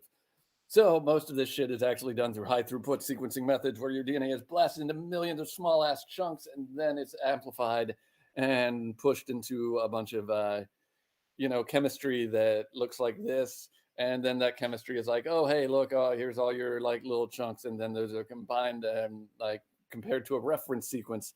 Reference sequence is just like the main sequence that's been sequenced better than the rest of the sequences. And it's sort of like a thing to compare everything to, but it's not always finished. And it can be definitely very biased by like, if the first human genome was just some old white dude. So then you've got like short reads that get mapped to this reference, and you would usually oversequence the hell out of this so that you've got like as much of this like shit for the algorithm to work with, so that it can tell like how accurate this fucking like chance of a mutation is, rather than just it got like some stupid error. So what kind of errors can happen? Well, reads can match multiple places, wrong regions, also because of all those repeats, especially if you got short reads. Some regions just tend to amplify more than others. Reads may not match anywhere due to sequencing errors or errors in the reference sequence, and sequencing sometimes has a really high error rate. All right, so now you know where you got all your genes and how we know what they are, but getting out of Mendelian genetics, epigenetics. So genes can be turned on and off. Different cells arise through these controls. Cells will only make some genes, and environment affects this. This is why you're not just a pile of one cell. So this is all controlled by promoters, enhancers, insulators, silencers, which are controlled by chromatin dynamics, DNA methylation, and a ton of other shit. These get drawn as stupid fucking shapes, and they're ugly, and they're really hard to read, and they don't actually make any damn sense because scientists are actually 5-year-olds. All right, so chromatin structure. I told you about how everyone gets a pearl necklace, and it's your DNA. So this is like, the pearls are histones, and they're like these combination of 4 molecules as octals, and these can be modified, and all of these like modifications either make your DNA packed more tightly or more loosely, and the more tightly packed it is, the less likely it is to be transcribed into genes. And then you've got also DNA methylation, which is like your 5th nucleotide, which is methyl C, which is, and this is completely fucking wild because this shit is rewritten throughout life. But also when you make babies and shit, all of this is stripped away, but then rewritten de novo in development. And it's based on maternal and paternal imprinting. Also for females, since there's like the 2 X chromosomes rather than the X and the Y, only one of those is active in any given cell type, but it changes depending on which cell. So yeah, whatever, no one fucking understands it. And yeah, so it just like packs your DNA real tight or something, or doesn't. And then like, look, all of your shit gets erased and then somehow rewritten magically, and no one really knows why. This is why this one rat is like stupid and the other one looks good. All right. So environment affects your epigenome, which the gene expression. Your gene expression is not binary. It occurs at different levels, different cell types. It comes and it goes and it does all this shit. And the expression of one gene can affect all this stupid other genes. And then you just get these stupid fucking figures. They're pathway analysis in the attempt to figure out all these chains of interaction. And they're kind of like a mess. And they're also kind of like bullshit because it's just times that scientists were like, oh, this seemed to matter. This other time, this other thing seemed to matter. But most of the time, they at least mean something. And the expression of all these pathways can then be compared in gene set enrichment analysis. So I know you're all wondering about genetic alteration. That's great because we're not going into it. Metagenomics. Metagenomics, we have like 10 trillion human cells in our body, and we have 100 trillion bacterial cells occupying our body. All this interacts with the other shit, and that makes things work and sometimes not, and, you know, diseases and shit. So what can we do about this? Well, people are really good at dying and being uncomfortable and like sucking. And, you know, a lot of that's just in our genes. So like if we could like, you know, just sequence everyone's everything and everything will be fixed and there'll be no problems and they'll be safe and there's nothing to worry about because well, it'll be bad. And yeah, so genomics, hooray. How can we use this for our art? However you want. Maybe look into epigenetics, methylations, acetylases, and ubiquitinase and some shit like that. If you just want to like something that's more analog than CGAT, that you want to sonify some data or something because everyone loves sonifying data. I do. Also, gene expression is you know, pretty cool, and check out the UCSC genome browser for all your data download needs. It can also show you interspecies overlaps of like genes that like matter on your different like genes if you want to see if your cats are like matching your genomes. It looks like this. And with 15 seconds to go, I'm going to just drink the next 10 away.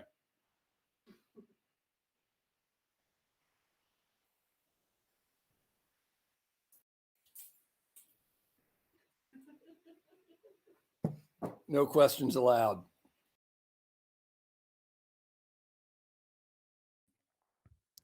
Hi, Mr. K. How did it go? Did you finish your? I just finished. Fantastic. So applause.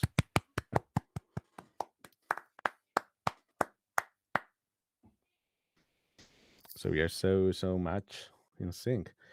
All right, guys. So then, I think the biggest moment is now. We are going to announce the winners of the Sankt Interface 2021, the winners of the mouse contest. So thanks to Soven for a lot of deliberations, really difficult. We were fighting for 3 hours there in the bathroom. And please, Soven, give the honor or make us the honor of announcing the winners.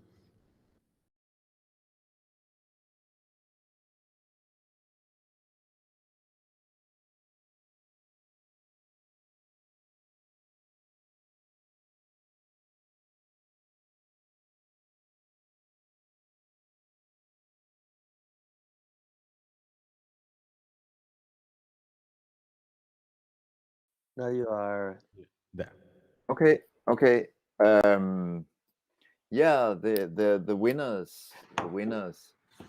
So it was really difficult because it was so thrilling to see all these projects.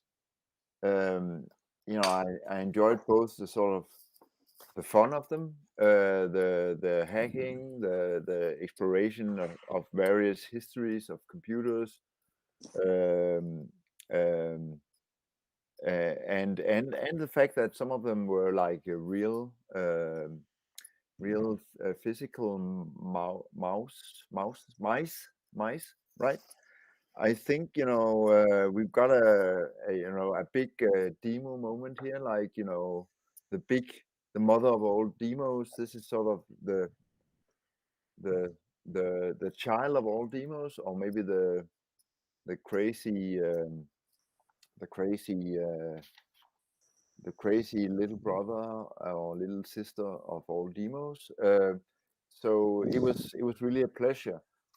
And so now the winner, and we have several winners because there was just so many, and in a way I think you're all winners. But the winner we ended up with was Catherine Hartman, Leatherbound Mouse, and you're allowed to clap. Bravo, Catherine. This is your edible keyboard made by Krista and Logan. And there's a cheers to a very beautiful project that of course is very difficult to work with and extremely difficult to use, and also I think commented on sort of embodied perspectives and the difficulty of presenting things in a minute. and of course also to sort of the embodied and the gender perspective. So beautiful project. I would, if I were to go more into it, I would have to figure out whether it actually works or how it might actually work, but that's for next year. So congratulations. And after this fantastic cake, I think our second prize, or our next prize, because I don't know, it's really difficult to sort of figure out who comes first and next, but that was also a fantastic prize. That's Catherine Romero and Nicolas Rueda Loom 00. Also that's Dell Mouse. Bravo. Also a really fantastic project that range with computer history and Byron and Babbage and you know the what's the name of that loom? Shakar loom, and of course there's also a book about how touch interfaces basically is a part of weaving. Like we weave when we click and touch these interfaces, and so it's a kind of braiding or weaving. So I think that was also a fantastic project, and I like the stuff that you couldn't control it. So congratulations, and maybe another cheer. It's Friday evening. Cheers. Cheers. Bravo. Cheers. I also have my beer here. And then we have Kevin Blackenstone, Ouija board and spirit summoning heat-seek chimes. Is it called that? It is? Okay. That was the first one, and of course, you get impressed by the first one. It's kind of, it's not fair, but it was a beautiful video. I also liked we liked this way that it plays on prediction, and this idea that the computer knows the truth.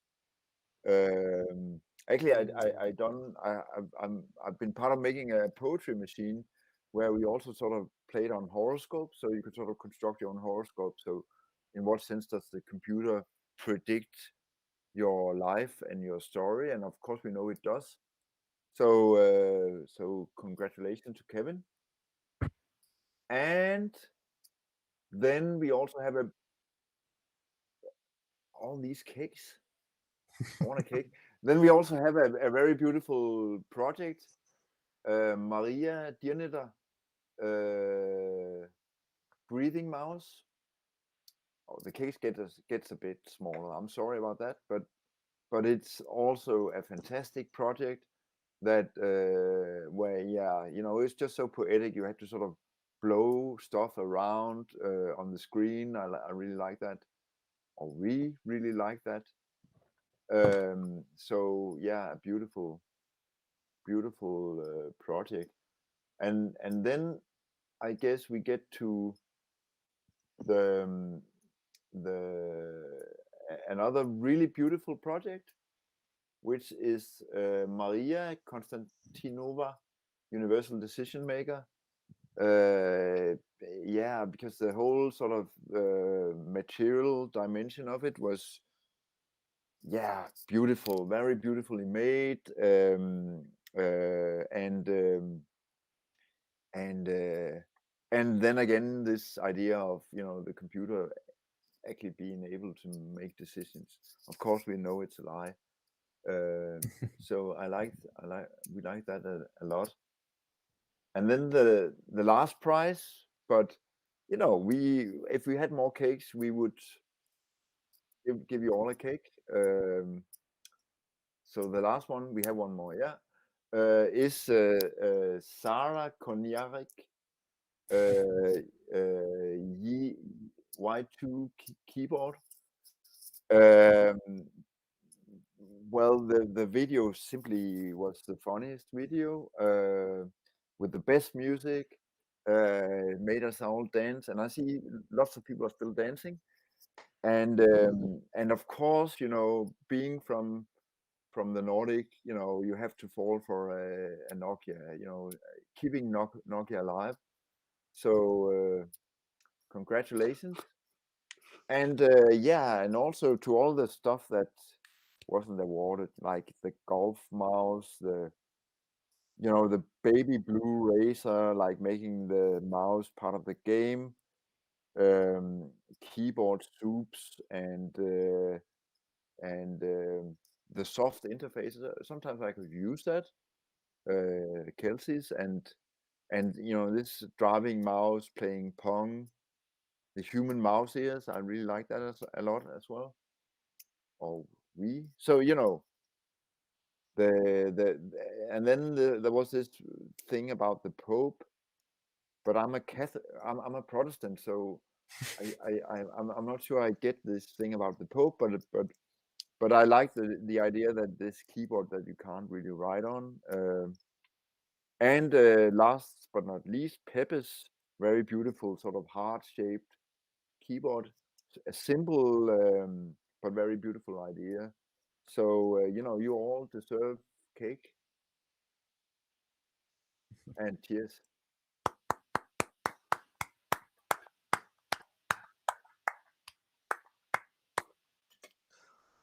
Congratulations, all of you. Is very appreciate that these interfaces have been developed in pandemic times with all the constraints that bring this lockdown, and it was developed in 1 month, all of them. So congratulations, all of you.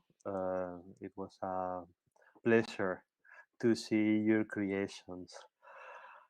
We must proceed, and we are really good in our schedule because we have the next performance by Jens Feta, which is at 9:30.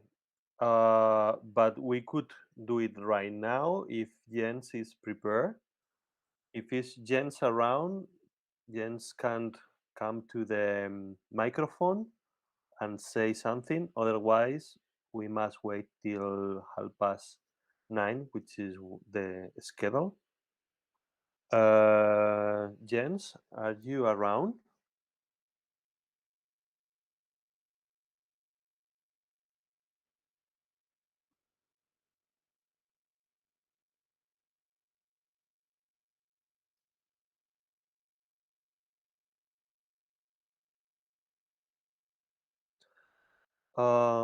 There is like 10 minutes. 10 minutes for prepare.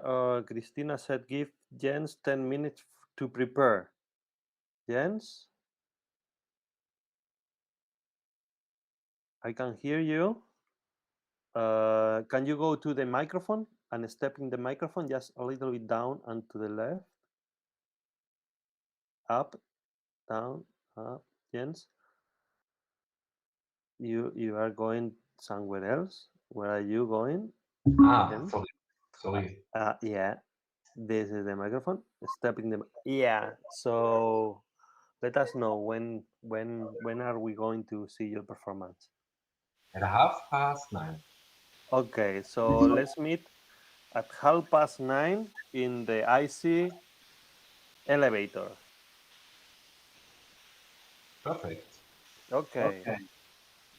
Maybe someone can make some music now for this half an hour. We can go and enjoy the space, to discover the space, to go to grab a beer or something else. So see you in half an hour.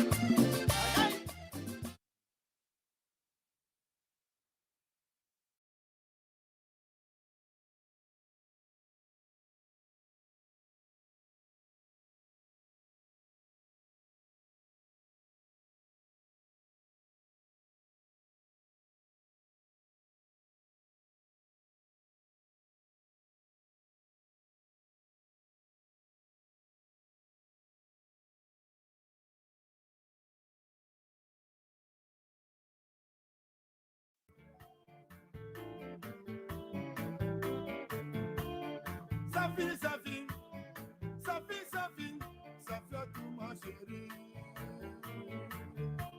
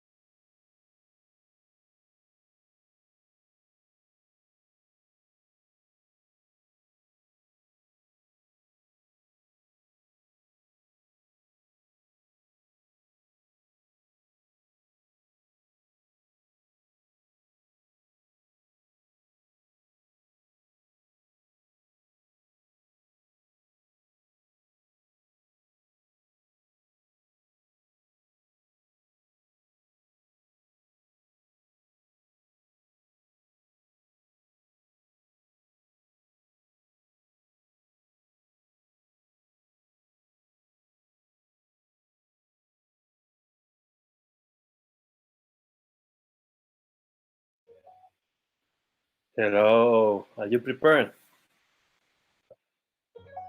Yes, of course.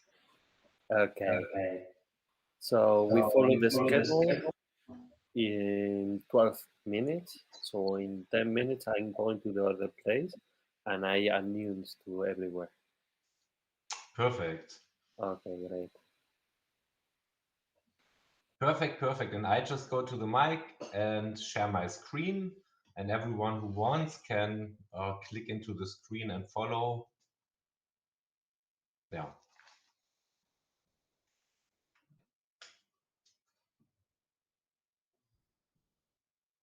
I cannot hear you, Cesar. Yeah, it's true. Let's check the light in the light spotlight. Oh, now I'm Okay. trying to be in the spotlight. Is it? Is it?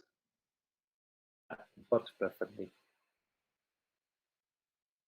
Works perfectly. Okay. Perfect.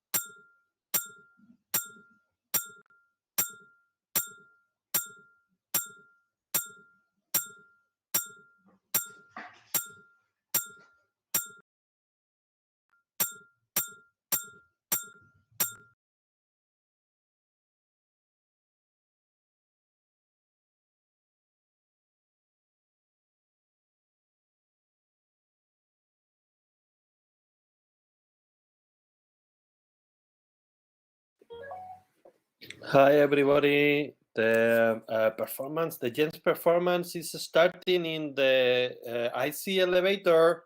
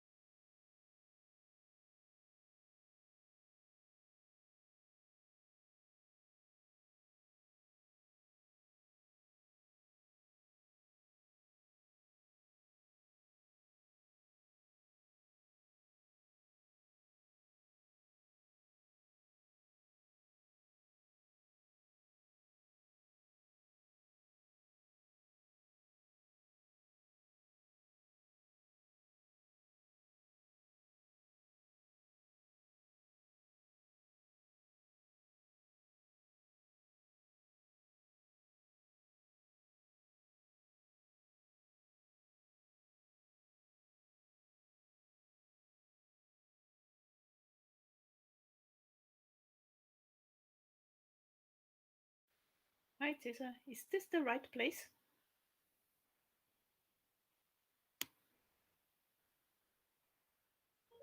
Yeah, Krista. Okay, cool. It's the right place. I was wondering too. Super. Let's just hang out here. Are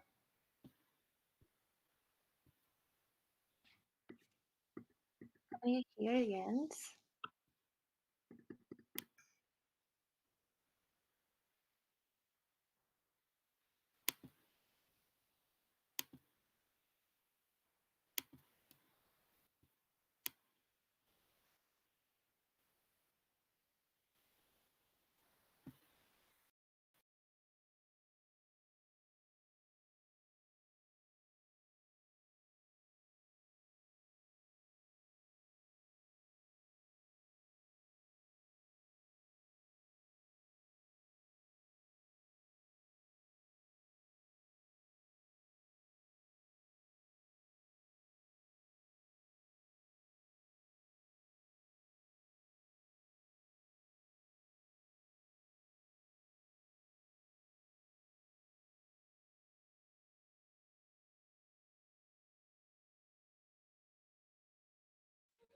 Hi guys, maybe you have to move from the entrance so the people can get inside and not get stuck.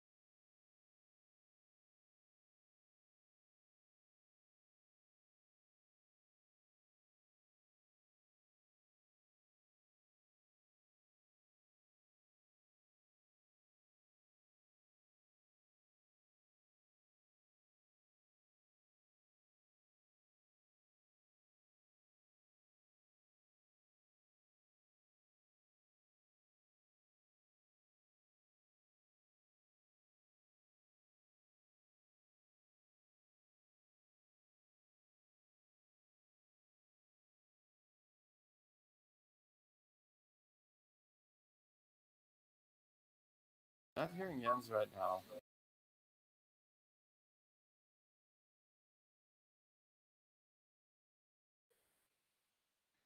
I can't hear Jens. I can't. I cannot hear him.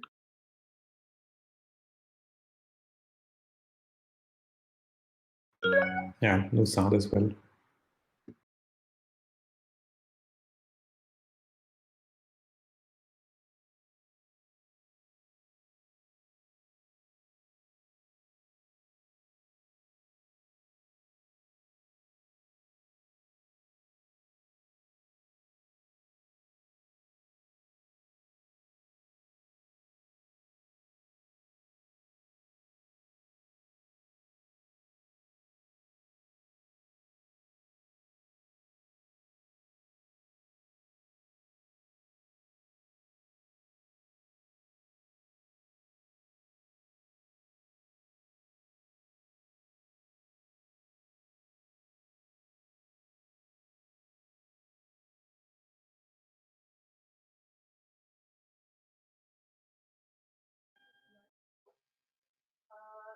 Hi, Jens, we don't hear you.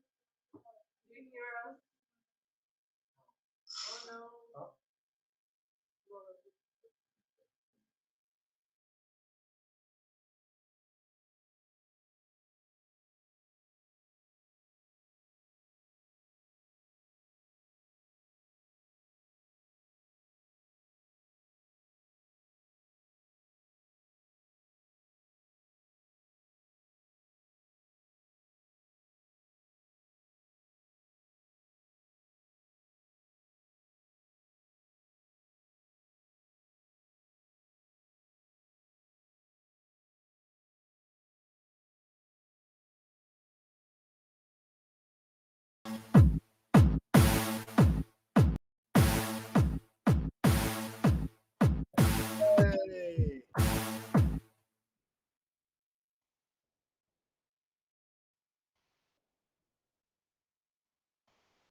Nay. Now, yes, now we can hear you.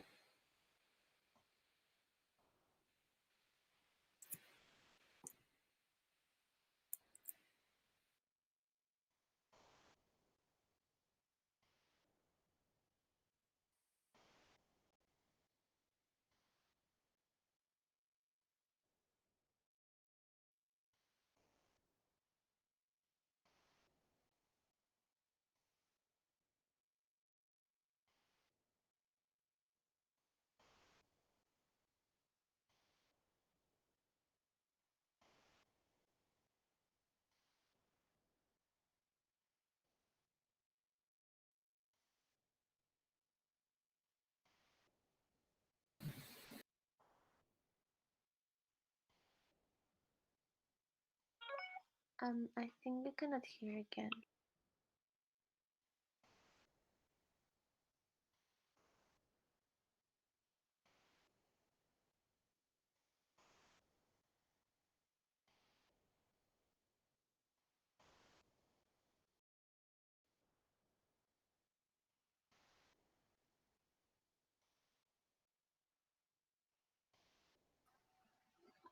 Hallo.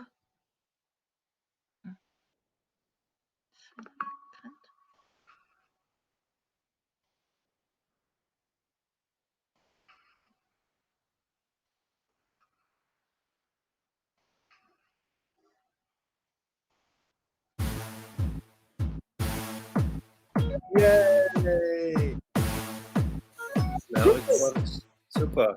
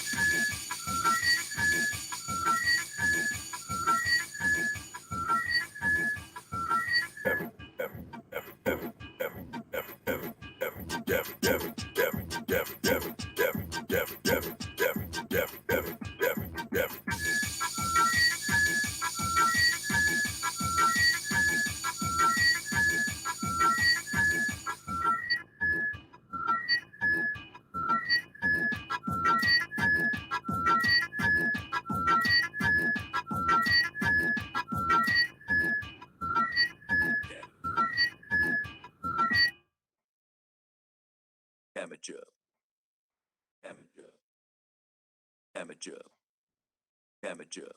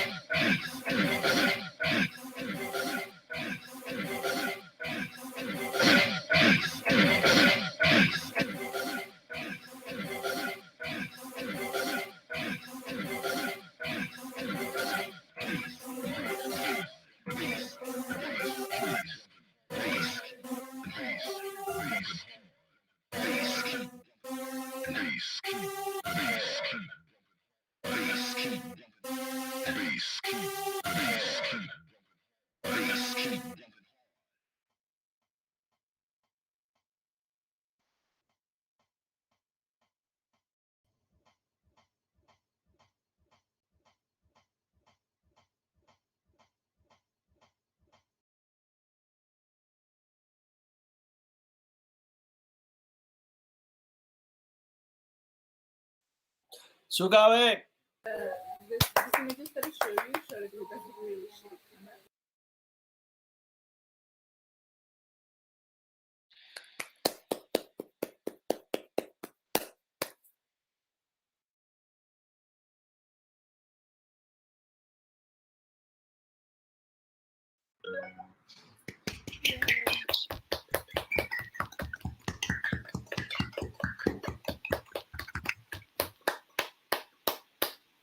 Hopefully we can also do one. Hell yeah.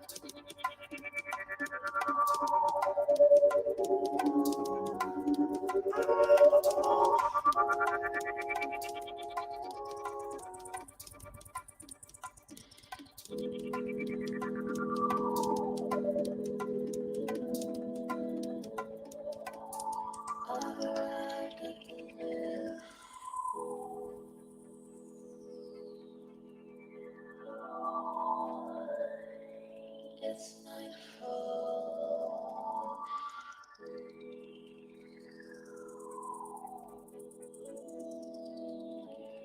Like a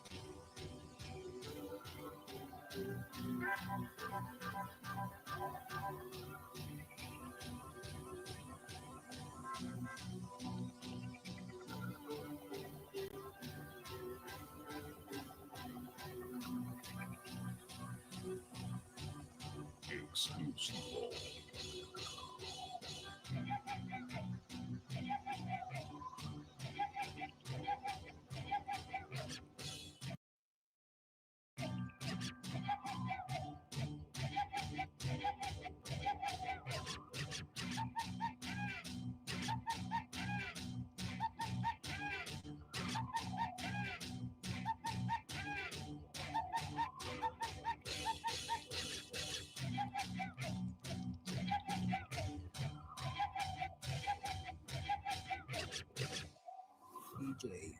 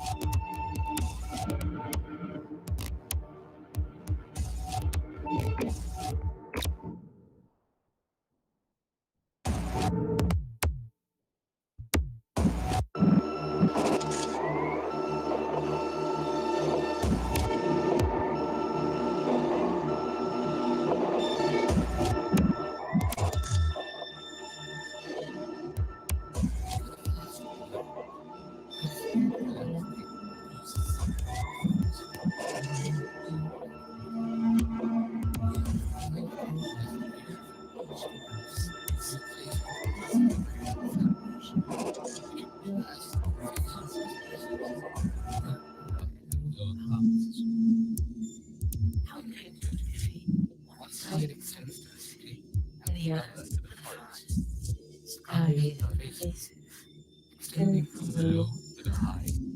A river with two streams and one is flowing between the city and the forest, carrying residues of fallen structure in both directions.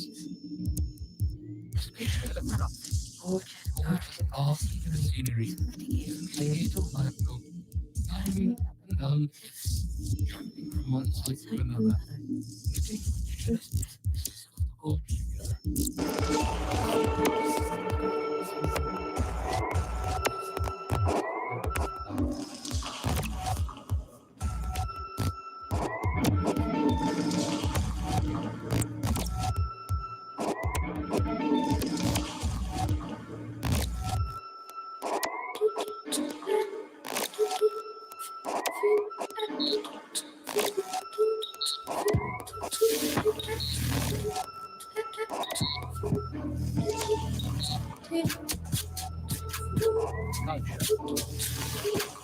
From the perspective of culture, the scission between culture and culture, the scission between culture and culture is inevitable. The scission between culture and culture is inevitable. The scission between culture and culture is inevitable. The scission between culture and culture is inevitable and decision. The relation to nature is not a ratio of all nature as an unbound noble in that rational, that protean continuation that distinguishes the man from modal itself, money from milk, the generic epistemological navigation of the global nature, interpreting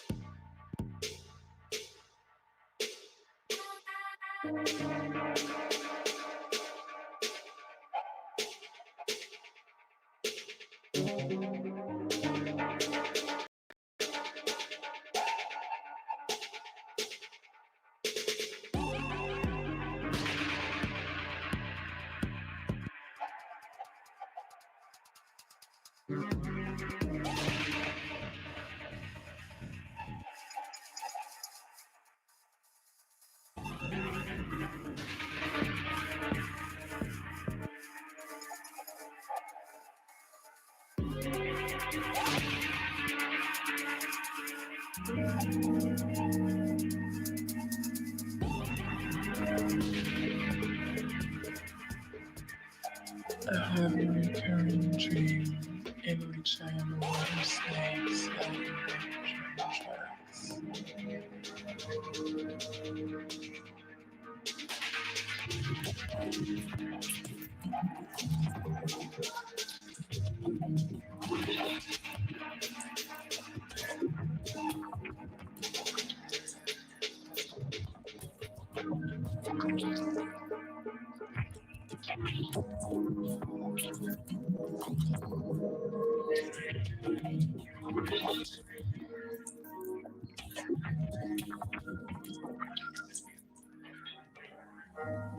mood swings and glitches, texture of my mind, crisp and sparkly.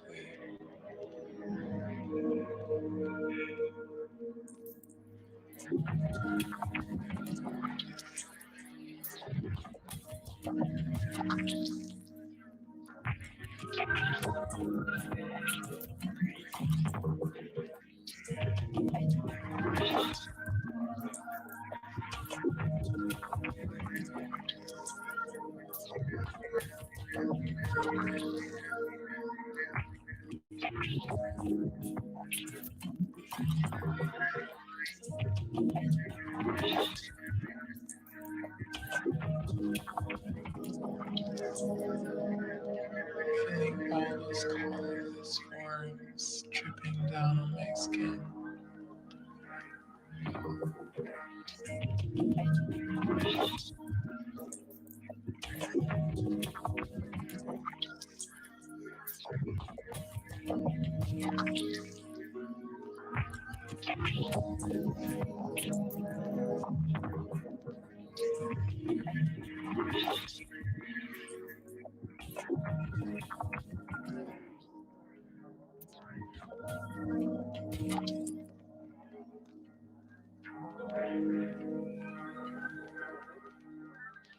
I have a recurring dream in which I am a water snake sliding down train tracks.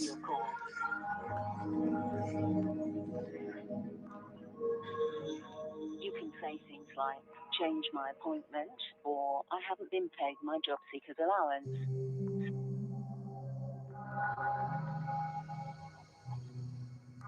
About a loan, is that right?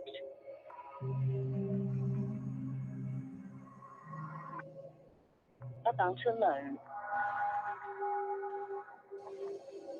Sorry, let's try another way. All our advisors are currently busy. Would you please hold whilst I wait to connect you?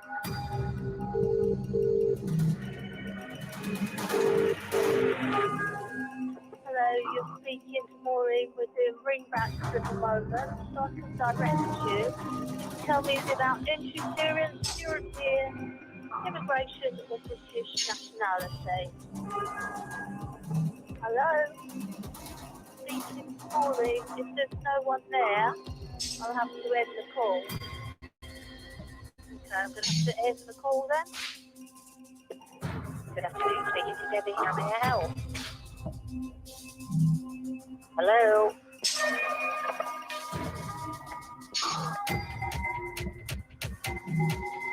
Hello? Good income small, Barry speaking. How can I help you?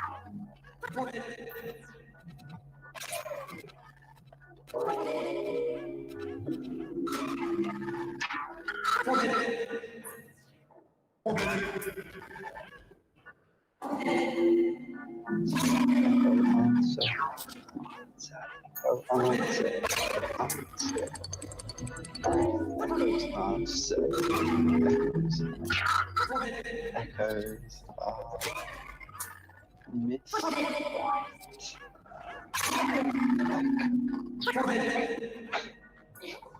Cordoba.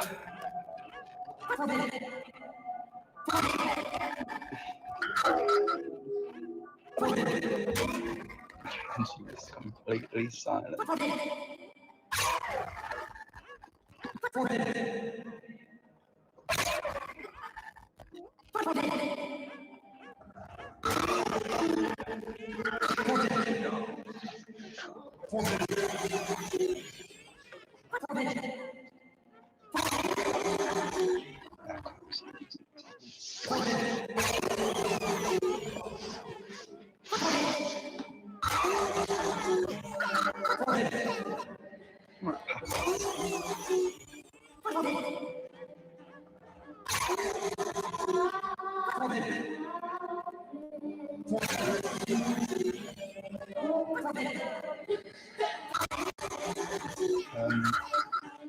Nice.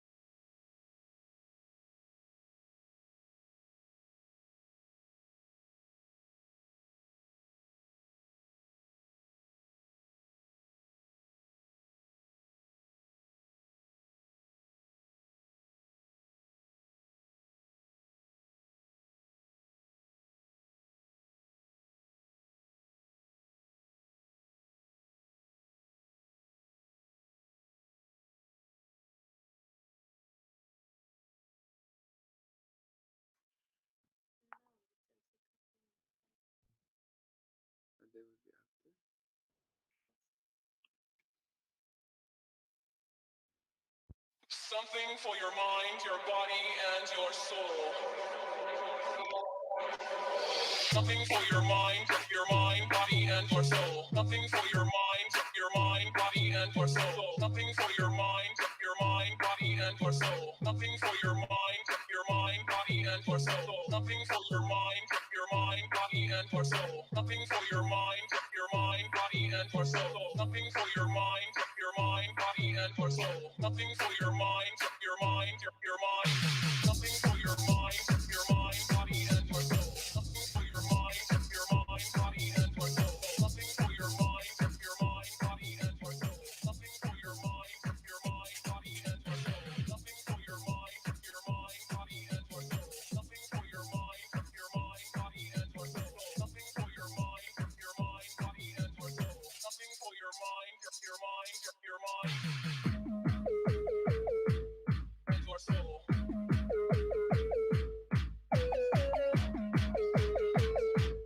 And your soul.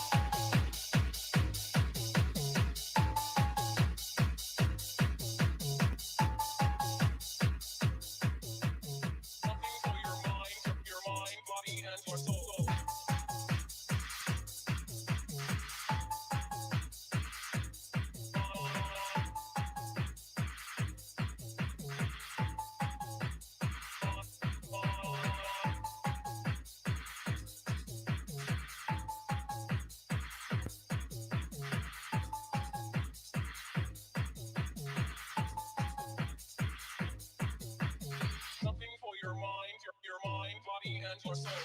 Something for your mind, body, and your soul. Something for your mind, body, and your soul. Something for your mind, body, and your soul. Something for your mind, body, and your soul. Something for your mind, body, and your soul. Something for your mind, body, and your soul. Something for your mind, body, and your soul. Something for your mind, your mind.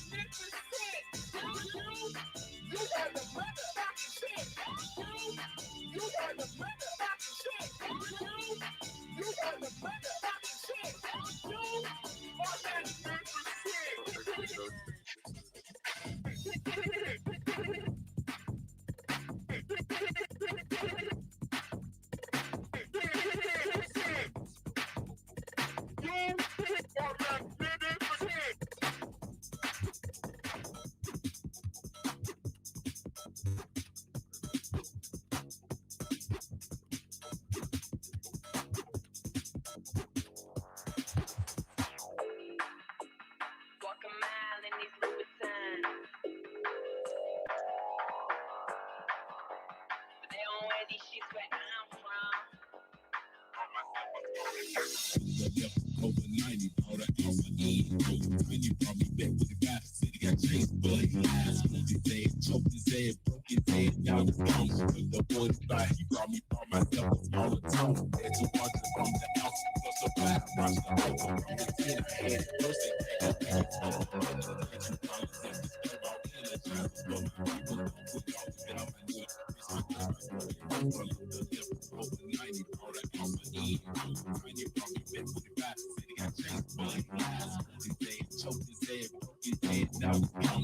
boy by he brought me by myself a smaller tone. Had to watch it from the ounce, plus a five, watch the over from the 10. I had it first,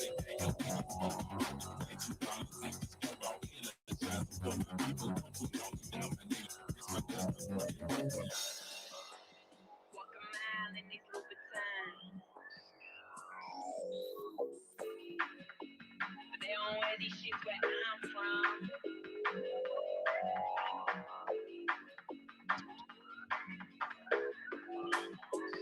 Walk a mile in these Louboutins.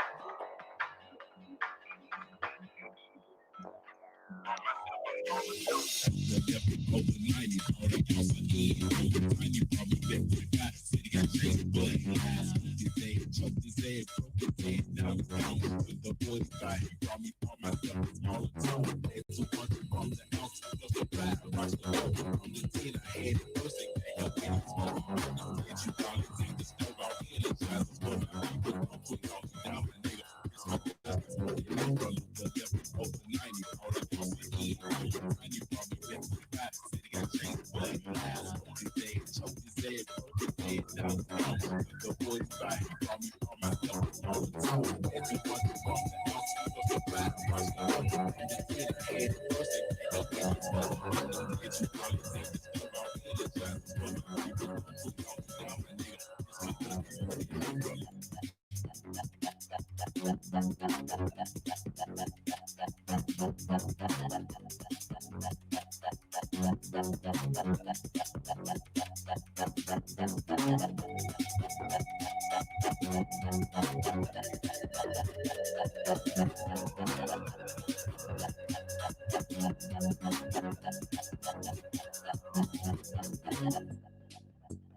Walk a mile in these Louboutins. But they don't wear these sheets where I'm from. Over 90, bought an ounce of E. Over 90, brought me back with the guy. Said he got chased, but he ass moved his head, choked his head, broke his head down the phone. The boy by he brought me by myself a smaller tone. Had to watch it from the ounce, plus the five, watch the over from the 10. I had it first, they can't help it. Get you probably think the stove out here, the child is going to be with I'm putting all you down, my nigga. It's my best.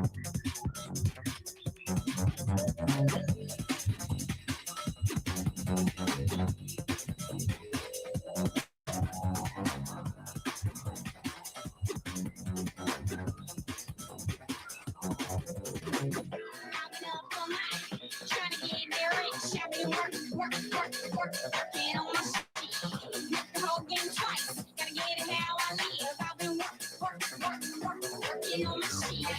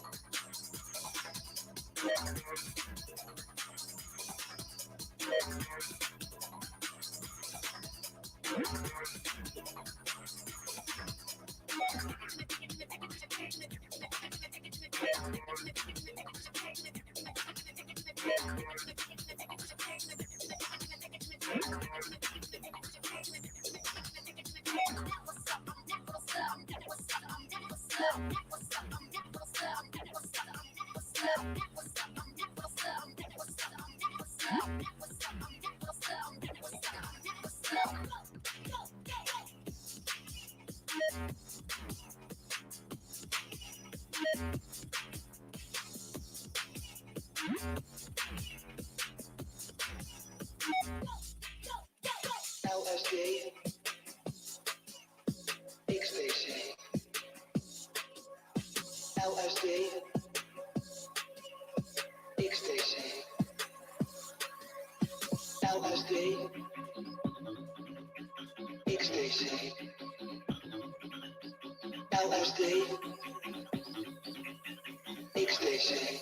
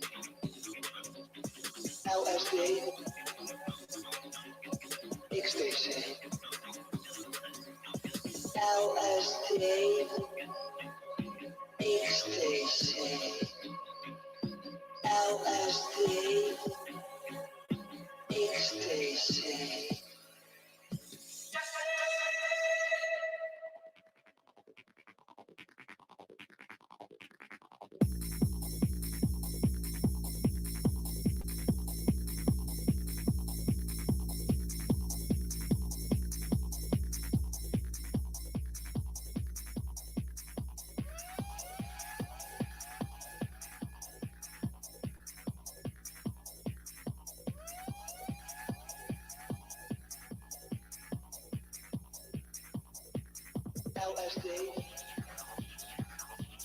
ecstasy, LSD, ecstasy, LSD, ecstasy, LSD, ecstasy, LSD, ecstasy, LSD, ecstasy.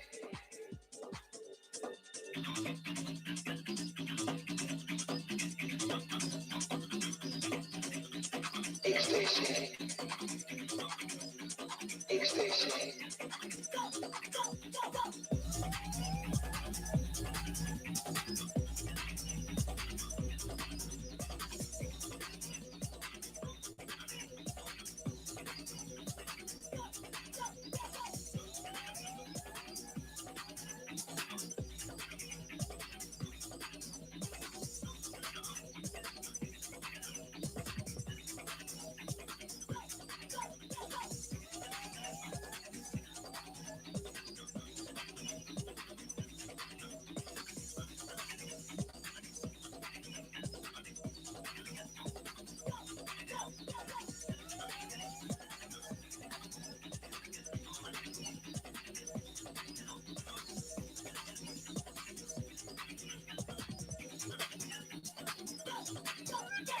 LSD,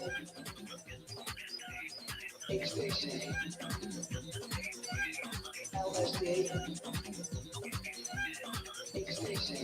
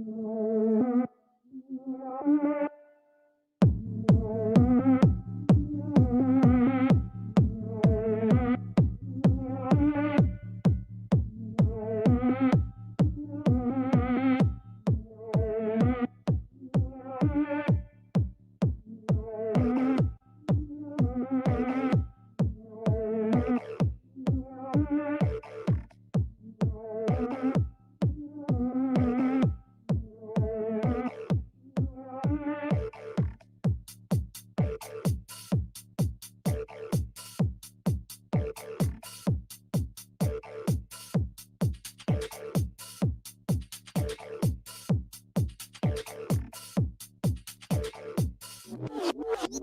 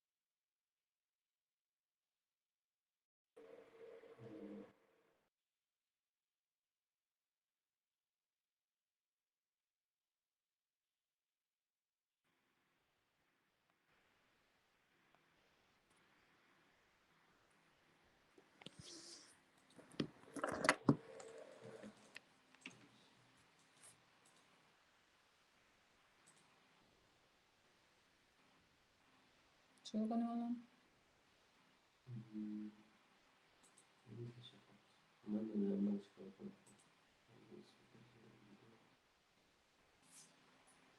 میخوای از اسپیکر پخش کنیم با میکروفون پخش کنیم؟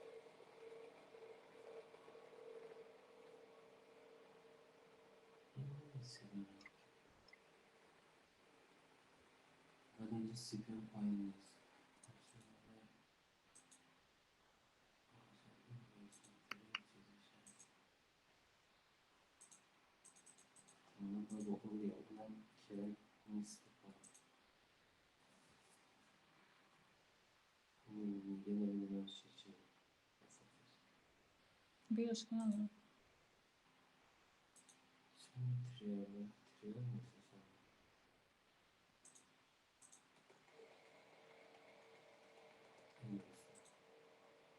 خب بیا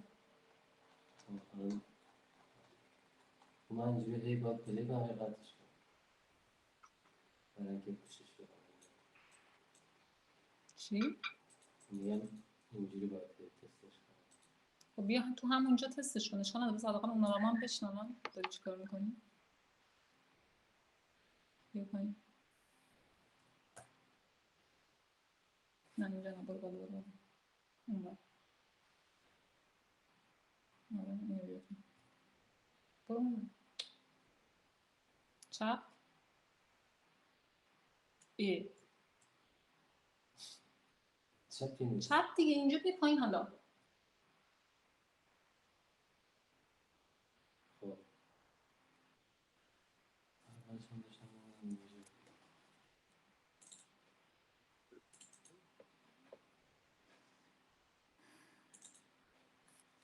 تو صدا رو بخوای ازم بگیری.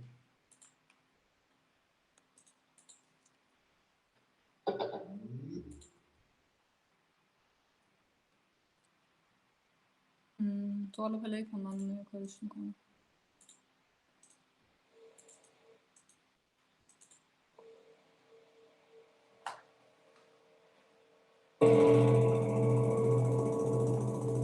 ولی صدا برام اینجا نمیاد. باید چیکار کنم که بیاد؟ من صدامو گذاشتم رو. بیا نزدیک اینجا وایسا. بیا. بعد اصلا انگار میوتی، باید میوتی تو برداری. میکروفون.